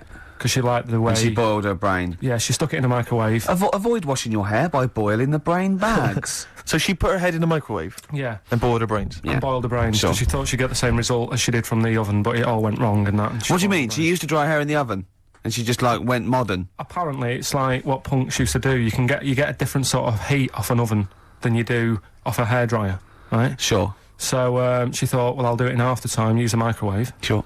She was busy. I She don't was late. understand how you can get your head in a microwave. It only works when the door closes. Yeah, but you jam the little thing, don't you? Well, don't say that. Don't say that. Don't tell. I don't think it's possible, but don't. Of course it is. Yeah, well, anyway, don't but do that. he remembers that story and said, I've got a book full of stuff like that. And he sort of sums up a little story that's in the book about this girl who, she had long hair, right? And she used to always mess around with it. And she's sucking on it. Do you know, like how girls do with the long hair? They sort of mess around with it and stuff. Yeah. And she's sucking on it all the time. And she was doing this from the age of, like, 10. And then, I don't know, she's probably about 30-odd. And she's doing this all the time. Guessing. And she goes, oh, God, my belly's hurting today, mum. And she goes, "Oh, what's wrong with you?" I said, "I don't know." You're 30. So she goes to the doctors, and the doctors do an X-ray, and nothing's coming up. And it's like, "I don't know what's wrong with you. You know, you're just being a bit moany about nothing." She's like, "No, honestly." He's a very intolerant doctor. Yeah. She said, "This is Piss off. this is really hurting. I don't know what's up with it." So anyway, they found out some sort of system of looking at what was going on. Yeah. And apparently, X-rays. no, it wasn't X-ray because X-ray didn't show it up. Okay. It was something else. So anyway, it's only gone and turned into, like, she's been sucking her air for so many years Sure. that little bits had come off. Sure. She's got a giant air ball in her belly. Wow. Right? Yeah. Which was like huge, the size of a rat or something like that, right? The size of a... It's so interesting what he chose. The size of a rat. No. Well, the funny thing is, when they eventually got it out, Yeah. the mum was like, you know, "Oh God, it was terrible," and that's she actually said it looked like a dead rat, Oh. Right. and it was in her belly, and that's like what was causing all the pain. Sure. And apparently, you don't kill hares because they're so fine it can't handle it. Yes. Right. So you reckon go for that book, are you? that's the one I want, Who's the yeah. winner then? Who's the winner of the lovely BAFTA What's his bag? name there? Richard Scholar, is it or something? Yeah, Richard, Scular or Scowler Yeah. or something. So he's the winner. So check it out. You're going to get that book coming to you. I'll borrow this book for But you. I need an email within like 5 working days to sort of. So what's your clarify. email? It's carl.pilkington@xfm.co.uk. Okay, lovely. I want an email from this guy, and I won't be sending the bag out until I receive the goods. Okay, right, good. enough. Well, we've only got a few minutes. I want to play Suede, and I want to end with the Smiths track. So let's play this. What is it? Suede, Stay Together. Lovely track. My favourite Suede track of all time. There. Well, we're oh, that's nearly it, Carl. Right, what's your last Room 101? Oh God, it was holidays. Holidays. Well, You want to put holidays in room 101? people who are sort of annoying on holiday. Oh yeah. Do you know when you go away? Oh yeah. We've sort of touched on this before. Is this going to be the Scouse guy? Yeah. Go on. Oh, it's so long though. I mean, it was a holiday when we went to Tunisia. And the Scouser pissed you off. Surprise, surprise. Yeah. Yeah. But the annoying thing was, you know, when you go on it was a cheap holiday, and like the lesson here is, you know, if you want a good holiday, you got to like spend some money. Yeah. And we didn't on this one. We spent about, I don't know, 400 quid for 2 of us for like a month or something ridiculous. And we got there, and you know, you get to the hotel and you go, "We have made a mistake." You know, it's a ropey hotel. You know, you can tell like the blinds and stuff as you walk in, they're all dirty and stuff. You think, well, let's make the most of it. You know, let's not get down about it. It's a holiday. It's for a rest. And you try and make the most of it. And we had to meet. You know, like you have one of those things where you get to your destination and the rep says, "Right, you know, go and unpack your bags and that. Go and sort yourself out in the room. And tomorrow morning we'll meet up at 10 o'clock. And I'll go through, you know, the best sort of place to go for camel rides and, you know, the best deals I can get you. That sort of thing." Can anyone here walk like an Egyptian? So she says, "Right, tomorrow morning, meet 10 o'clock in the discotheque." So we get up and we have breakfast, and it wasn't a good breakfast. The kitchen was, like, bit horrible. The food wasn't good. And it was run by sort of midgets. What do you mean it was run? Not there's anything wrong with that. There was little fellas running around, and the annoying thing was one of them sort of started to fancy my girlfriend. How did you manifest his affection for No, him? you're not saying there's anything wrong with midgets, though, are you? Just No, saying it no, was not strange at that there was Yeah, a but lot- even midgets shouldn't be cutting in on Carl Pilkington's No, I territory. know. Thing of you know, they've got little fingers, and it Oh, sort of God, ruined. I'm so sorry. No, I'm not. It is a bit of a phobia of mine. Okay. Do you know what I mean? They are nice people and that. Sure. Oh God. But the annoying thing is, So what was he doing then? How did he... I don't understand how he was chatting up your girlfriend. Was he crawling under the table so you couldn't see? he just kept Whispering to her from underneath there. Stop it. Just sort of, you know. Wait, I don't want to get a complaint on our last show. There's not many midgets What's listening. going to happen? Can we just finish this and start up again in a couple of months? Oh, yeah. So if you want to know more about the midget theme restaurants, then we'll talk you in 3 months. Yeah. It's just. Oh. It's just. No, that's fair enough, actually. Oh No, you're yeah, absolutely no, right, sorry Carl. about That's your this. producer's Listen, head on. we'll see you in about a really. It's been a pleasure, truly, and thank you for everyone that wrote. got you a couple letters. of presents. Have you really? I've got you both a present, right? Oh. I got Ricky, do you know, like, we've done fables and Yeah. stuff? Right? Yeah. This is like Mr. Ben. Oh. This is brilliant. Yeah. Right, and it's like little fables that Mr. Ben goes on. Oh, fantastic. So I want you to learn something from that for when you come back. Okay, brilliant. That's lovely, I'll tell you Carl. one of the stories I read this morning. It's brilliant. In fact, when you've done with it, Yeah. give it me. Yeah. Because I haven't finished reading that. Okay. Thank you, Carl. And for Steve, a little chat up lines. A little book of chat-up lines. That's fantastic. great, Carl. Well, we'll see you in 3 months. But carry on emailing Carl. Cherish Carl Pilkington. He sits in a little room by himself, so keep him in touch. And we'll see you in August. We're going to leave you with something that we all love. This is There Is a Light That Never Goes Out by the Smiths. Very apt, I think. Goodbye. See you later.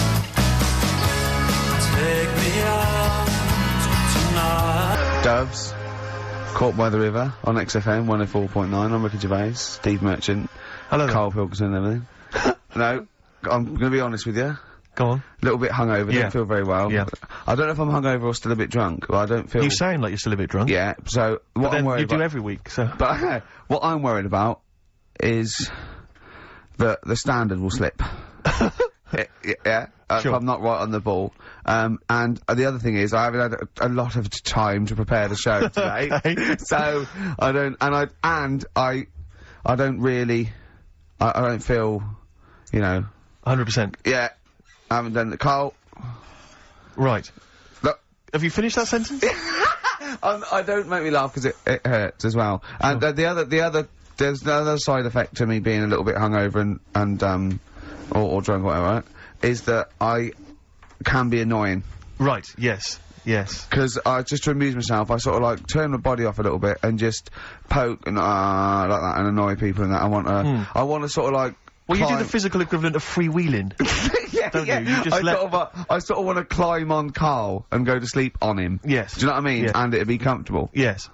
Yeah. Which is, can be annoying.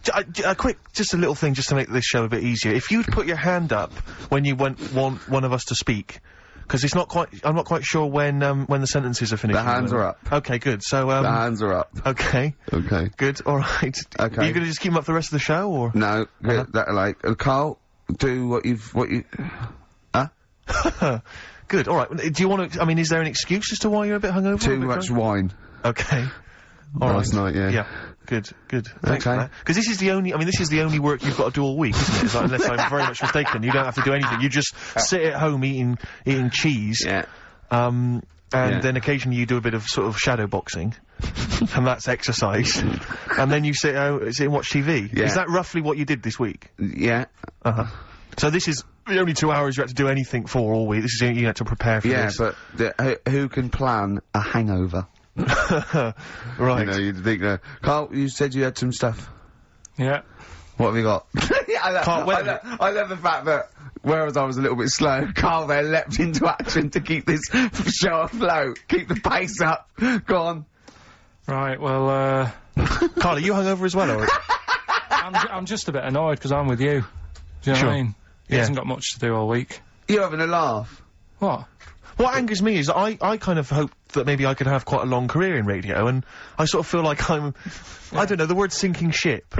Yeah. Those words spring to mind. But because it feels like, I mean, Carl, you're just a chancer anyway. You weren't even supposed to be on air, and we've made you into something of a household name, and that's cool. Household name. And Ricky's already a celebrity. He's got it stitched up. He's got corporates. He's got voiceover work. But I've got nothing. I'm running on empty. I'm not nothing. I've got nothing. I'm sort of dependent a bit on this. Yeah. Financially. And go on then. What? and you two saying? are sort of bringing it down, really. Right. Do you reckon I can get my own show, Carl? Carl. Tell them like what I did Capital out there Gold with or a bit. No, Carl, tell them how funny I was out there with a bit in that a minute ago. So anyway, come Carl, on, I'm right? bored of this. Tell you what. Will we tease them with what we've got coming up next? Yeah, Carl, tease us after the next Because I record. think we've already got them for 2 hours. Yeah, we've hooked them, Carl. Don't worry, this is textbook radio. What's this? Badly Drawn Boy. Yeah. Badly Drawn Boy. You were right. XFM 104.9, Ricky Gervais, Steve Merchant, Carl Pilkington. Carl, you were saying what's coming up? Right, over the next 2 hours then, last week was a bit of a mess. Don't be silly. So I've sorted it out. We'll be doing the same features. Right. We've got... I think that was the reason it was a mess, if I'm honest. Well, You've tightened it. You tightened it. You tightened the ship. Tightened it up, and also keeping people for longer. Okay. Right, So- tell me your plans. What have you come up with Tell then? me your ethos behind this, then. Right. Always show your workings, Carl. Always show your workings, Carl. All right then. So last week we started good sort of play on words that we had going. Go on. Educating Rita. Yeah. That's become, thanks to Carl Pilkington's brain, it's become... I've tweaked it a bit, and now it's educating Ricky. Brilliant. Right? And that was a new feature we started last week, if you weren't listening, where I teach Ricky stuff. What did you teach me? Taught you about that little Chinese hairy kid. Yeah, you didn't teach me anything. You said there was a kid that was born that was slightly hairy than other Taught Chinese you people. where the saying "chewing the fat" came from. I enjoyed That was good. That was interesting. And And a man who had a beard because And he a was man- being abducted for 3 days. Again, that was rubbish. Lest we forget. That taught me more about you than about alien abduction. but what happened last week is Go on. we sort of talked about it all in one go, and you can't. Whereas this week you've done what? You've spread it out over the show. Well, I spread it across the 2 hours because I always found that if you try to be taught too much in one go, you just can't take it in and it'll be wasted. Is that your experience of school? Yeah, They taught you in 3-minute bursts. You yeah, might have looked at and not every day. Yeah. Every other when month. you felt like it. Yeah. Right. So that's what we're going to do. Right. So we've got also, Educating Ricky coming up. That's educating exciting Ricky across the 2 hours. Okay, look forward to and that. what I do is I've made little headlines again, and you decide which story you want to go All of for them. first. Well, give me the first headline. No, not yet. We'll do that. In Well, a bit. give me a teaser. Hang on a minute. I'm telling you what else. Oh, right? yeah. We've also got. We started it last week. Rockbusters. Oh, yeah, that was a triumph. Yeah. I think we went wrong there. Why? By letting you do it? Doing it on air? Not thinking it through. Yeah. Bit of that. Okay, so what's the rules on Rockbusters? We're going to do Rockbusters, Okay. but you email in ricky.gervais@xfm.co.uk when you know the answers, Okay. right? And sort of round near the end of the show, right? Yep. We'll give out the answers then. So if they think they know the answers, they've got to hang about. Rick, I should tell you now, I'm not hanging about. don't think that the listeners are going to go away empty-handed, because there's some cracking prizes. I was worried about that. I can tell you where, and don't worry, because Carl has sorted out some top quality prizes. Good. First up, this is stuff that people can win, and be excited about this. First up, it's a DVD of The Office. I don't know how he got hold of it. I don't know how he got hold of it, because they are like gold dust. Yeah. There's this is the second gift. Now, bear in mind, this is I don't know where he's rummaged that from. This is an XFM compilation album. Oh, He's managed to sort that out somehow. Excellent. I don't know how he sorted that out. There's another compilation album which has got some sort of indie type hits of these. But this is Have possibly. you got a film to give away? Well, I'm glad you've asked. What 'cause film, though? Because I know you're a big fan of DVDs. It's one of the big hot releases that everyone's keen to get their hands on. Not arbitrary, is it? It's not the only one. No.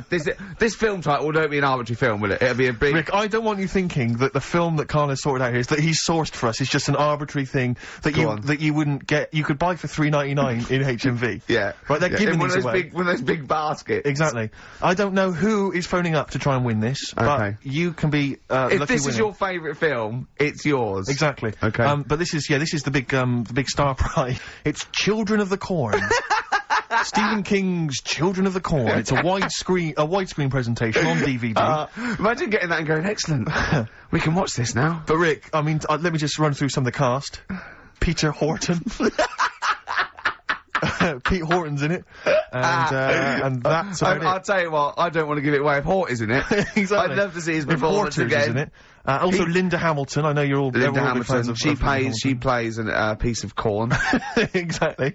And I don't know what I've not seen Children of the Corn. I could be wrong, but But it that's says great. it Carl, says when it's you rooting around the office, why don't you start throwing like a mouse mat and a pair of scissors and a pencil? Because that is just arbitrary. That's an arbitrary selection. That's next week's stuff. But also I should say we also have some. This is a little bit more exciting. We've also got some tickets for DJ Shadow, who's performing at the Brixton Academy this evening. Good, isn't he? He's good at 9 o'clock. DJing. So he's very good at DJing and scratching and the plays all the records that you want. Exactly. Plays all the records that you want. Don't bring your own. He's got them all. He's got them all. I've seen him arrive. He's got 2 big bags of them. Yeah. So there's 3 pairs of DJ Shadow tickets. We'll give those away later as well. Is there any lemonade? Don't just start phoning arbitrarily now. No. We'll give those away in our Is own there good any time. lemonade? Sorry? I need some lemonade. Okay, well, while we sort out some lemonade, let's play a tune. Come on, Carl, what's wrong? Whoa, Carl! Ryan Adams from his new album Demolition. Brilliant. A track called Nuclear. Yeah. found a new way of making it more exciting. When you're talking about something, I'll go, yeah, brilliant, agreeing with you, making it all interesting. Yeah. I can see that. Yeah. Yeah. Well, it's a really good album, that. Yeah. And yeah, it's Brilliant. apparently just a collection of sort of demos and songs he had lying around. Oh, I wish I had that. Yeah. You know, we're giving away those DVDs and Children Look of the forward Corn. to that, Children of the Corn. I've got an interesting anecdote about the Office. Carl, me and Carl went out, right? With me and Jane, Carl and Johnny and Gigi, wasn't it? Carl, I'm talking to you, wasn't it? No. Wasn't Gigi. Is it important who went? No. Okay. But we're walking down the street. Carl was there though, and he can back me up on this. We had a curry. We were walking back, and this little funny homeless fella, didn't he? Mm. He oh, I got to tell it before I go, didn't he? Yes. he came up to me, right, and he recognised me. Talking's more difficult than you think. Right? And he came up to me and he went, oh! He said, I've just nicked 5 of your DVDs from HMV. And he shook my hand. He was so happy with it. And I went, right, excellent. He went, all I do is I just swing the bag over the top. Like that, when I'm going out. And he had a bag full of DVDs, didn't he? And he was so pleased to tell me that he'd stolen. That great. He said they're going like hotcakes. Yeah, he said they're going up, of course they are! Yeah, you're nicking them. I know, we get paid for them though, don't we? So not the stolen. What do you mean? Did you sign them for him? you idiot. What, so, he just nicked 5... Yeah. Well, Yeah. you say he was homeless, was he? Well, don't know, maybe. No. Surely, how would he have seen the show? He'd just walked past Curry's one morning. Dixon's. Yeah. Yeah, to tell you, Seen a trailer for it, thought, interesting. I don't know if he was homeless. I didn't go into his home Sure. life. He But, shook his hand, though, and... but he went. he made Carl look smart, do you know what I mean? So, but he wasn't northern, was he? No, it was like, do you know in the Fast Show with Paul Whitehouse, when he did that character, that shady character? Yes. The spit of that, you know, Was like a ponytail, t-shirt on, a bit too big for him, and just the movement and everything, really like a cockney, little cheeky chap type Yeah, person. a little cockney cheeky chap. Yeah. And, he just said, oh, it's you. He said, Yeah. you got your DVDs, got 6 of them from HMV, going like hotcakes they are. And then off he went, whistling. Yeah. Well chuffed with himself. Yeah. Going like hotcakes. What's he gonna do with them then? Probably sell them. Yeah. How does he sell them? Where does he sell them? Does he go up to people and go, do you want an Office DVD? They're not nicked. Yeah. 4 quid. Yeah, exactly. Have he stolen? No. No. They've still got the tags on them. Well, it's like those people who, you're those cab drivers that you'll meet at sort of 3 in the morning who've just got a car. Yeah. And just went out with a car. Yeah. And just, I'll pick people up and charge them. Yeah. I got in one once, I said to him, a guy just pulled up, I said, he said, I was in like, East London, going back to, North London. I said, yeah, going to, Swiss Cottage. He went, sure, hop in. We set off. He went, do you know the way? I said, well, not really, no. I thought you'd know the way. You're in a cabbie. He went, no, don't really know the way there. I said, have you got an A to Z? He went, no. I thought, well, if you're gonna go out just on the, just winging it as a cab driver, Yeah. 2 things, take a map and a torch. He didn't have Yeah. either. He said, well, I'll probably get to Camden. I said, right, I'll direct you from there. Drove on for about 5 minutes, making conversation. About 5 minutes later, he went, do you know the way to Camden? I thought you knew the way to Camden. I don't really know the way. I thought I did. Oh. It was I mean, Let me out. 4 quid. Exactly. And that's, I don't know who's got that sort of time on their hands, that they just think, it's 3 in the morning, I'm at a loose end. I think I'll go out doing a bit of cabbing. Wow. Yeah. Because your dad was a cabbie, wasn't he? Yeah, it was, yeah. Couldn't stand it, but it's good money. He was he wasn't like a chancer, though. Black cab. Black cab. What was he doing when he put that little Forrest Gump in a weedy bin? That was part of the cab company thing. They had to do like a charity event once a year, and he did it one year. Never asked him again. Tell us the story again. I know you've No, told I'd it, but- rather not, because Why? we got a few sort of complaints about it. Why? Why do you get complaints about it? Because he put a kid in a bin, and it's not the thing to do. So, But we could use it as a sort of sobering lesson for people. Yeah, tell it like a, you shouldn't do it. no, yeah, but that still didn't like it. All the stuff I tell you, we don't take the mickey out of people on purpose. No. It's real life, innit? And that goes on in life. Yeah, My dad was saying that in hospital, though. Do you know how he was in hospital? Yeah. You know, he did some jokes about old people and that, and he said at the end of the day, if something makes you laugh, it's funny. And if it makes you laugh, you can't help laughing, can you? Do you know what I mean? So, what you meant to do? And laughing's good for you. Yeah. So, But being laughed at isn't as good for you, is it? No, but there's probably more people laughing at one person, so if you balance it out, there's only one person who's upset and there's a bunch of people laughing. So it's That's genius. Give me an example of that. Give me an example. Well, for instance, Carl Pilkington as he talks and the people listening. yeah. No, give me an example of like, so, you know. I can't because again, that's what I'm saying. I can't tell you the story because there might be someone out there who this person might even be listening and think, I forgot about that and you brought it all back to me. So I prefer to leave it, but I think people know. Why did he put him in the bin in the first place? Because he was getting out of hand. What was he doing though? You see, I can't explain. You can. Don't be silly. I prefer to leave it, honestly. What was he doing? Was he annoying him? He was annoying my dad and the other people in the cab. Right. And he thought, how can I deal with this before it gets too out of hand? Yeah. He pulled over and put the lad in a wheelie bin.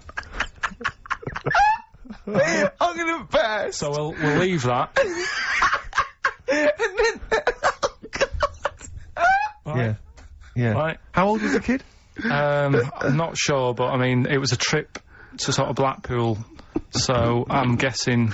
Do you think it was one of the rides? 17. This is rubbish. 17? Yeah. Oh, he's quite an old lad then. So a big lad. Yeah. But let's. Did he pick him up? He picked him up and put him in a wheelie bin. Every time he says it, I like it. And then on the way back, he got him back again. He said, right, you won't do that again. On the way back? Yeah, he left him there for a bit. He left him there, what, they went to Blackpool and he left the kid in the wheelie bin? Yeah. Did he? Yeah. What, was the kid in the wheelie bin when he drove back?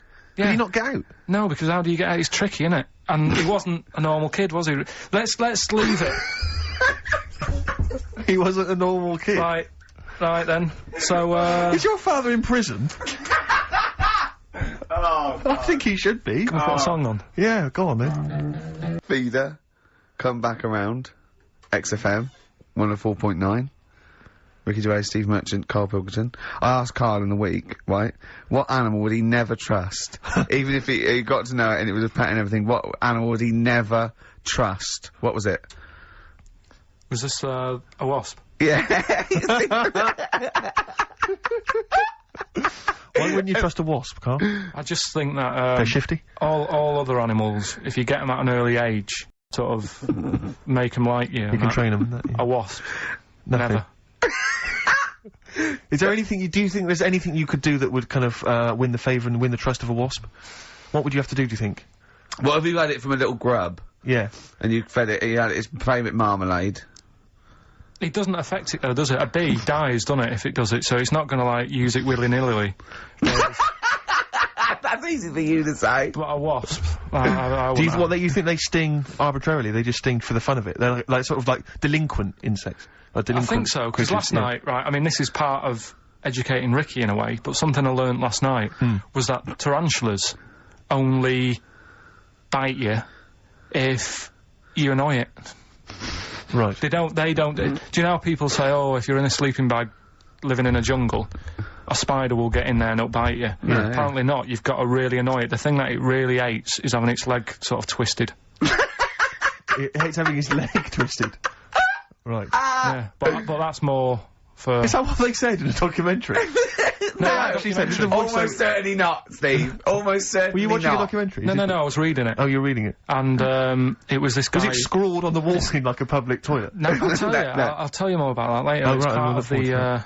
Educating. So, if you don't trust the evil wasp, what animal do you trust? What's your favourite? Well, I also, I said to him, right, supposing your mind, right, your mind got put into any animal, right, and you've got to get from where you are now, right, to Glasgow, right, as an animal, right, but the authorities will be looking out for it. Okay. And it's shooting you, right, and, you went through loads, didn't you? I was thinking about it for it must have took me about an hour. So your mind has been put into an animal. And then, yeah, so it's you in this animal thinking you've got to get to somewhere. But the authorities know you're in the animal? Yeah, maybe your body is in Glasgow somewhere, and you've got to get this animal to get to you so it can transfer its mind back into your body. But the government knows that I'm... Oh, we've all had that conversation.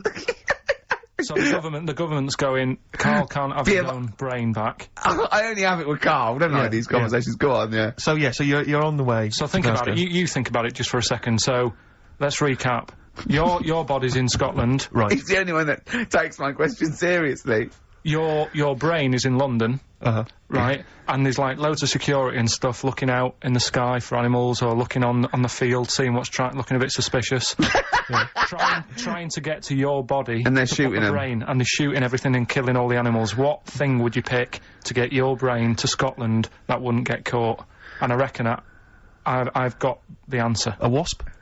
No, because think about it, a lot of people get irritated if it sort of wanted to get a lift in a car going down the motorway. If someone's driving was there's a hitchhiking, wasp yeah. in the car, it's a nightmare. Yeah, sure.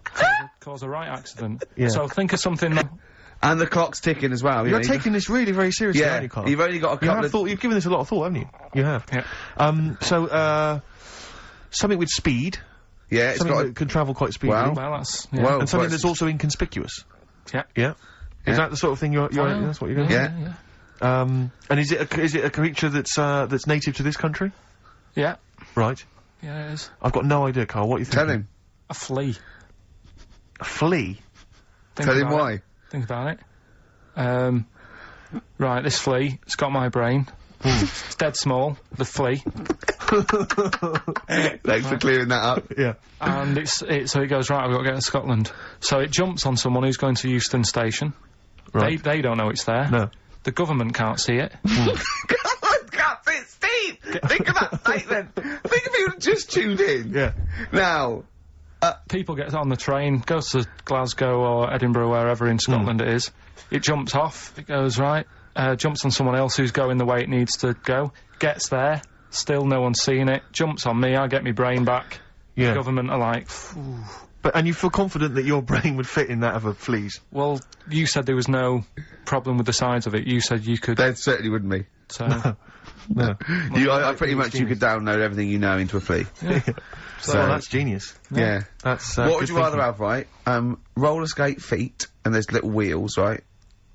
Chopstick hands. Yeah? Instead of hands. Chopsticks instead of hands. Wheels instead of feet. Yeah.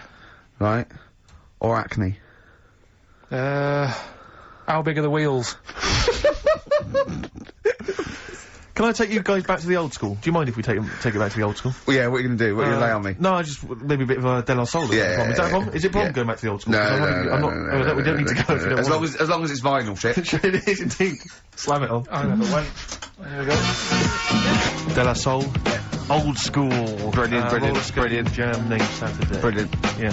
Good stuff. Carl, so, educating Ricky. You were going to tease us now with some of the big headlines you've got. Look at Getting grooving. He really is in the He groove there. really is dancing there. Right. Right. So, Okay. the way this works is, What would you rather be, Carl? I teach you Superheroes. 3 things. A frog boy, yeah, that you could leap onto a house, but you had to go first and leap onto a house. You're this frog boy, right? And that could be useful, couldn't it? That's very useful, yeah. Right, amploid, where you've got your hands and microphones, and you can talk into your hand and your whole body. It's like 100 decibels. You can go, "Oi, come here," and people can hear you from miles away. Amploid, right, right. Or Sado, right? And that means that you can go up to anyone and go, alright, and they don't know why, they just... Which of those would you prefer? Don't answer now, have a think about it. The frog thing, do I look like one, or... No, you're just you in your little Ben Sherman shirt and everything, and they go, and people walk along and they go, "Oh, look at that young child on that roof, he's gonna fall, I wish Frog Boy was here," and you go, "Blah." And you go down, you go, "Blah," and they go, It is him! And they don't recognise you when you're squatting, they go, "I don't know who you are." And you leap up there and save, and you come back and they go, "Where's Frog Boy?" And you're standing up and you go, "Dunno, he went that way." Yeah, I'd probably have that one. Would Probably you? go with Frog Boy? Yeah. Okay. That's pretty good. Okay, go on. Right, so, did that just go out? What? All that. Go on, I've got a bad... Hey, look, Rick, Carl's really planned this show. He's really worked out. He came in early, he was writing things down. And there's me planning just it, coming up with rubbish and like you're that. just talking rubbish. So, Carl, I know you've been Right. thinking this through. What have you got? So, Educating Ricky, we did it last week. It's where I teach you some stuff, but rather than just teach you something, I tease you, so you want to know more, so you want to take in information, right? So, if only people had taught you like that, Carl. so And also, it's the name of a film, sort of. Nearly. Coming up soon, Henry VIII and his, well, how many wives? Come back tomorrow, Carl, to find out. Right. Well, the little headlines I've got to sort of tease you with the story. Yeah, this is gonna hurt me, and I'm not very well. Go on. Right, we've got So this is what? Sorry, I've just got lost for a minute there. It's Educating Ricky. This is Educating Ricky. Yeah. And these are the stories that these are the things you're going to tell him. Yeah. But these are just headline versions. These are headlines. This is not because the actual fact. then I think people will remember things. Okay, alright, so you, do know what I mean? sort of bullet points. Who can forget hairy Chinese boy? Indeed, I shall never forget that. Yeah. So, first headline, Ooh. don't do that to it, you know it can't live without an head. I've got no idea. It could be about the French Revolution, it could be about anything. I know what it is! No, you think you do, but...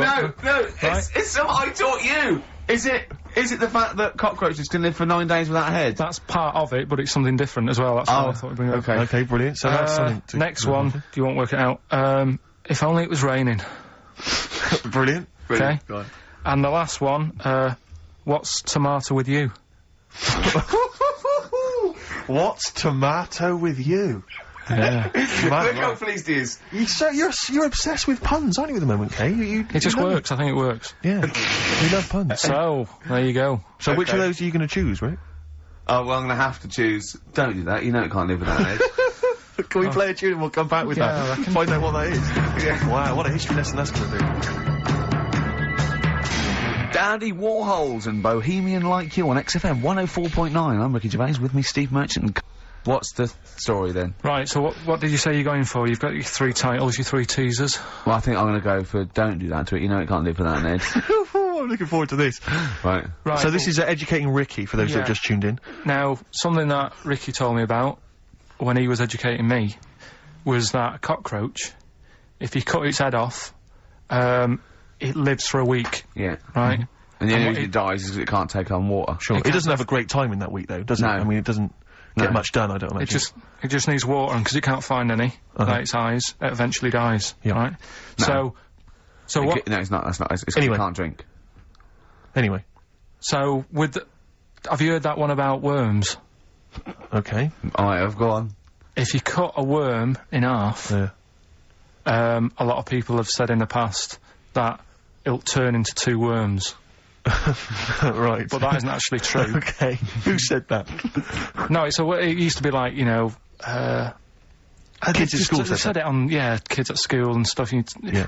So that, you know, a lot of people think that. Don't pick him up on stuff, Steve, it's bad enough. Sure. So, but what they can do, if you get a worm, right, and you find out which end its head's at, Right. if you you've got its head there at the left-hand side, right, and if you sort of cut it in half, Right. but not in half, so there's more of its neck than the tail, if you know what I mean. Yeah. Yeah. The bit that you've cut off will sort of die, and the rest of the worm will get better. So in a way, you can cut it in half, and it'll survive, but only one half will survive. Okay. Yeah? What have you learnt there? I wish you hadn't chosen that one, Rick, to be honest. I know, because it's nothing, is it? Yeah. You know that know what joke, you know that joke, how would you tell a worm's head from its eye? You put it in a bowl of flour and wait till it farts. Yes. Right? I told my mate that, right, and he went, what if it coughs? Yeah? Yeah? Yeah. Yeah? So, there is a bit of truth in that myth of cutting one in half. Where did you get this information? I don't understand where you get this information That was from the Fortean Times. It was like the myth about worms. Yeah. That was the big article that week. Did it take you as long to read that article as it took you to tell us just then? I like the fact that it starts off debunking a myth Yeah. that we hadn't heard of anyway. Exactly. You know the big thing about cutting a worm in half and making 2 worms? No. Yeah. What's the other one? What's I the mean, other it's not the headline? thing to do either, by the way. Don't go doing it. No. It's not very nice. It's cruel. But it can get by and if it's you do. pointless. Yeah. There's no scientific worth Yeah. in that. Okay then. So the others now, you see was the what I others? do. No, What I'll was the tell you others? the other titles. You're not having them yet. That's the whole idea of this. People will be driving or about to go out doing the shopping. They'll think about that now. What was the other 2? Well, the other 2. They won't think about that. They've forgotten No, that. they will. They will. No, they've forgotten that already. If only it was raining. And what's tomato with you? Right, That- you've I'm got to looking tell forward us- to that one. No, you've got to tell them No, tomato no, with no. you. Look what's happening. You see, you already want more education. And this is what listeners will be doing. I tell you, I wish you were a teacher. I so wish you were a teacher. Do you know what I mean? Kids would be saying, I know it's 3:30, but I don't want to go home, I want more. Yeah. And that's what I'm doing with you. I'm teaching you. Why are you teaching me things about not to cut worms in half and what's tomato with you? Please tell me what's tomato with you, Carl. In a bit. Rick, what? I tell you, he's thought the show through. He's teasing the audience. You're excited. They're listening. Yeah, maybe. Yeah. So listen, I think we should all, because we got your competition to squeeze in. We got all these great goodies. Let's not forget. Hello, Children of the Corn. I do feel slightly guilty that now this is Carl Pilkington's show. I don't think we should have our names involved. No. It's not fair, is it? And I think we should give Carl the money. I don't want my name to this. It's a Ricky Gervais show. Yeah. Right, the quiz. Yeah. Will we get that out of the way, because they've only got an hour to start. Don't you worry about that, Carl. I've already got this one. I'm thinking on your terms now. Let's play a tune. We'll come back with the big competition information. All right? Money Mark. We got a classic from Money Mark from his album Push the Button. Play that, Carl. And afterwards, are we excited? You got the competition. Look at his face. He's so excited now. He's thought this through. He's loving it. Rockbusters. Rockbusters. Yeah. Agreed. Yeah. Yeah? Yeah. Should we do that? Yeah. Brilliant. Go on. You're rejuvenated, are you? Yeah, let's You're go feeling for it okay? now. Second hour. Yeah. Yeah. Hangover finished with? Yeah. It's all done? Done. Good. Done. I had some water. Excellent. That'll often sort it out. Yeah. Well done. Flea is the best way. He's just had an argument with a punter. Someone called up and said, I don't think a flea's very good. How would the flea know? Tell him what he said. He said, how would the flea know what train to get on? He went, he get to Euston and look at the timetable. Yeah. Yeah, and he went, we're not going to agree on this. He got annoyed at him, because the bloke said he'd be better to be a wasp. Yeah. A wasp would not survive, would it, on, you know, a Virgin train or something?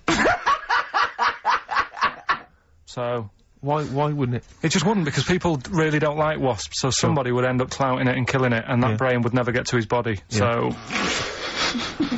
Right, yeah, it is quiz time. Hooray! This is the moment we've all been looking forward to. Go on. Do you want to tease them with the prizes? No. Not really, because they might not bother phoning in. Or it's not a phone, or is it? It's an email. Alright. Okay, well, a quick reminder then. We've got to the office. I don't want people to think that we'll just keep plugging the office DVD. We've got nothing else to give away. No one gives anything away. No, those that's just why. hanging around in Carl's little room. Did you get a guy from HMV just to nick... Did you get a guy just nick these from HMV and carry The them out? beard and the ponytail. Was that the story? DVD, obviously. We got the remix, XFM's remix album, Volume 2. That's sort of remixes of various tunes. Quite a good little compilation album here. One of those kind of the best Coldplay, Travis, Oasis, blah, blah, blah, blah, blah albums in the world ever. And, let's take some of them, because there's nothing in the library. Exactly, have a look on there. 4 Alanis Morissette, 9 Catatonia. I just counted, didn't that? But the big one, the big star prize that you're all playing for is, of course, the DVD widescreen version of Children of the Corn, Stephen King's horror film, lest we forget it's got Peter Horton as the star. So look forward to that. We're going to give Shadow away separately, are we? We're going to do that separately? Yeah. We'll give away the DJ Shadow tickets at a separate... Right, so we're playing for those DVDs and CDs, and what it's an email competition, don't bother phoning email, yeah, the phone lines are lighting up a bit, so put the phone down, get the computer started up, and it's ricky.gervais@xfm.co.uk, if you know the answers to these, right? And the way it works, we did it last week, but if you didn't hear it, I'll give you some initials, and like a bit of a cryptic clue. So, and you work out who the band is or the artist, right? It's always a band or an artist. It's not any TV programs and that. So, say like last week we had S, didn't we? And it was better than the average homeless person, and that was Supertramp, right? So it's not always XFM music; it can be anything. And there's 3 of them. They've got to get all 3, have they? They've got to get all 3 and email in. How long this intro so far has taken. Yeah, but here we go then, right? First initials, LR. LR. LR, okay. Right? Yeah. And the cryptic clue is, you should have thought it through. You should have thought it out before you came in. Yeah, cryptic clue. You've got it? Yeah. I'll take that book to the toilet with me. I'll take that book to the toilet with me. Yeah. LR. LR. I'll take that book to the toilet with me. And don't shout out if you know the answer, because... No. No idea, Carl. No idea. Right, okay, so there's 1. Right, the second one, FL. FL. This one's actually been emailed in as a suggestion. Okay. That person who's done that, don't email in, because you're disqualified from the comp. So... I'd love him to be a teacher. So... It'd be great, wouldn't it? Just to see him one day. Can't we do that? Can't we get you a placement somewhere for you to teach history to sort of like, 14-year-olds? I think science, Rick. Science would be good, yeah. Right. I'll tell you what. You got a lot of... just quickly, for me, Carl, explain, say, what can we get him to explain that everyone learns as a kid, science? Photosynthesis? Right. So, FL, right? FL are the letters, and the cryptic clue, blow the candles out before you eat the cake. Blow the candles out before you eat the cake. Yeah. Blow the candles out before you eat the cake. The letters there, FL. Alright, we've got LR, we've got FL. Yeah. And finally, the third one, N. How have they got to get? 3. Don't worry, there's no more after this, Rick. Right? NS. How can I wash up in something shaped like that? Right? That's one of mine. So very quickly recap, just in case we missed any. LR is the first one. LR. I'll take that book to the toilet with me. Cryptic clue. We had FL. Blow the candles out before you eat the cake. And the final one, NS. How can I wash up in something shaped like that? If you think you know the bands, you just email in ricky.gervais@xfm.co.uk. You win the DVDs, the CDs, and that's it. He's great, isn't he? I could sit here and watch him all day do this. Wow. So ricky.gervais@xfm.co.uk. And we'll give the answers out just before, we finish, because then we'll keep them up. Alright. Carl, just briefly, this is module 4A, natural history, yeah? Just briefly explain evolution. So, natural selection, origin of the species, Darwin, just briefly describe. That's the monkey thing. It is, isn't it? Oh, well done. Yeah, go on. Tune, Carl. What do you have fancy playing? Rick, I know you're always keen to rejuvenate the reputations of certain artists when you think maybe they've been kind of unfairly treated in the history of rock and roll. Yeah. I'll tell you a band I've always thought has been treated badly. Yeah. The Lemonheads. Go on. You with me? Yeah. Yeah. Lemonheads, if I could talk, I'd tell you. Yeah. He wrote some good little tunes, Evan Dando, before he went a bit potty. What would you rather have, right? Carl, would you rather have a lemon for a head, a radio for a head, what other band is there with something head? Radiohead. Oh, you've done that. Yeah. Or a talking head. Right. Third one. No, but you don't know what... no, because you've got you, and then you've got someone else's head on top, and it doesn't shut up. It's my head. It's my talking head coming out of your head. Yeah, so a radio head, just a radio head, and you can tune in, right? You know you said, Carl, that wasps were one of the most irritating things on the planet. Can I offer another suggestion? Yeah. You with me on that? I am No, today. go on then. Okay, Educating Ricky, we got 2 left, don't we? I'm looking forward to We've still got these. 2 more. We've still got, If Only It Was Raining, and, What's Tomato With You? I'll tell you what, I wish the listeners could see how happy he was when we started getting emails coming in. Oh yeah, people, they're flooding in, actually. Yeah, and he's so happy, he started dancing along going, well, that proves it's a good competition, he said! Look at that, look at that! Ricky, look at that, mate. What? There's Look loads of at people that. emailing there. Yeah. And I'll tell you what it is, Carl, it's not the competition, it's this, Children of the Corn! Next week, some staples and pencils! I'll tell you what. A piece of carpet! Tell you what, right? What? Now we've got them, and they're staying, something we've still got to do is, He is running the show now, he's doing well, isn't he? Because I've done nothing. I've done nothing towards this. I'm coming out my hangover a little bit, if you're worried. So, go on. Remember last week we started a new feature called, That Song's Got a Good Story in It. And brilliant, I love your catchy titles, they're excellent. Right, and the idea was it was a story in a song, which meant that if it was played on the radio, you couldn't just, like, fade it out, because you've got to have the full story. Yeah. Right, well, last week we started the feature with Stevie Wonder, Living for the City. Yeah. Right? But you played the version where it fades out. Yeah, I didn't know there was more to it, so Steve told me what album it was on. Yeah. I've gone and got it. We've got the second half to that story. Yeah. This week. Yeah. So, you've got half the story. What was it? What had happened is, like, the lad's living in Mississippi. There's not much going on there. Mississippi. That's someone off Rainbow's mum. Yeah. Living, Mississippi? Yeah. His dad's... his man was a cleaner. Yeah. Trying to get by. They didn't have a great life, but They still looked after the kids and stuff. There's more to it than that. Have you got it ready? There's more to it than that! I should hope so! We'll probably do it at about 3:30. So look forward to that, the second half of Stevie Wonder's Living for the City, a week later. I love a show that's carefully planned. So listen, this isn't a show. This isn't a show.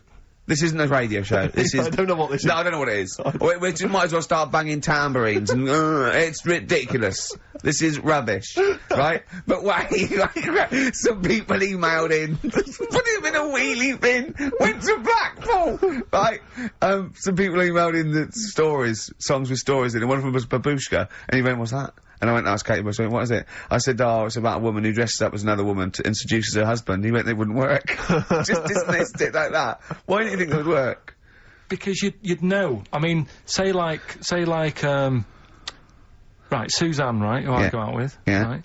She can see me from, say if I'm coming down the high street, she knows it's me by the way I walk. Right. So, just the fact that this woman went and put a wig on, there is no...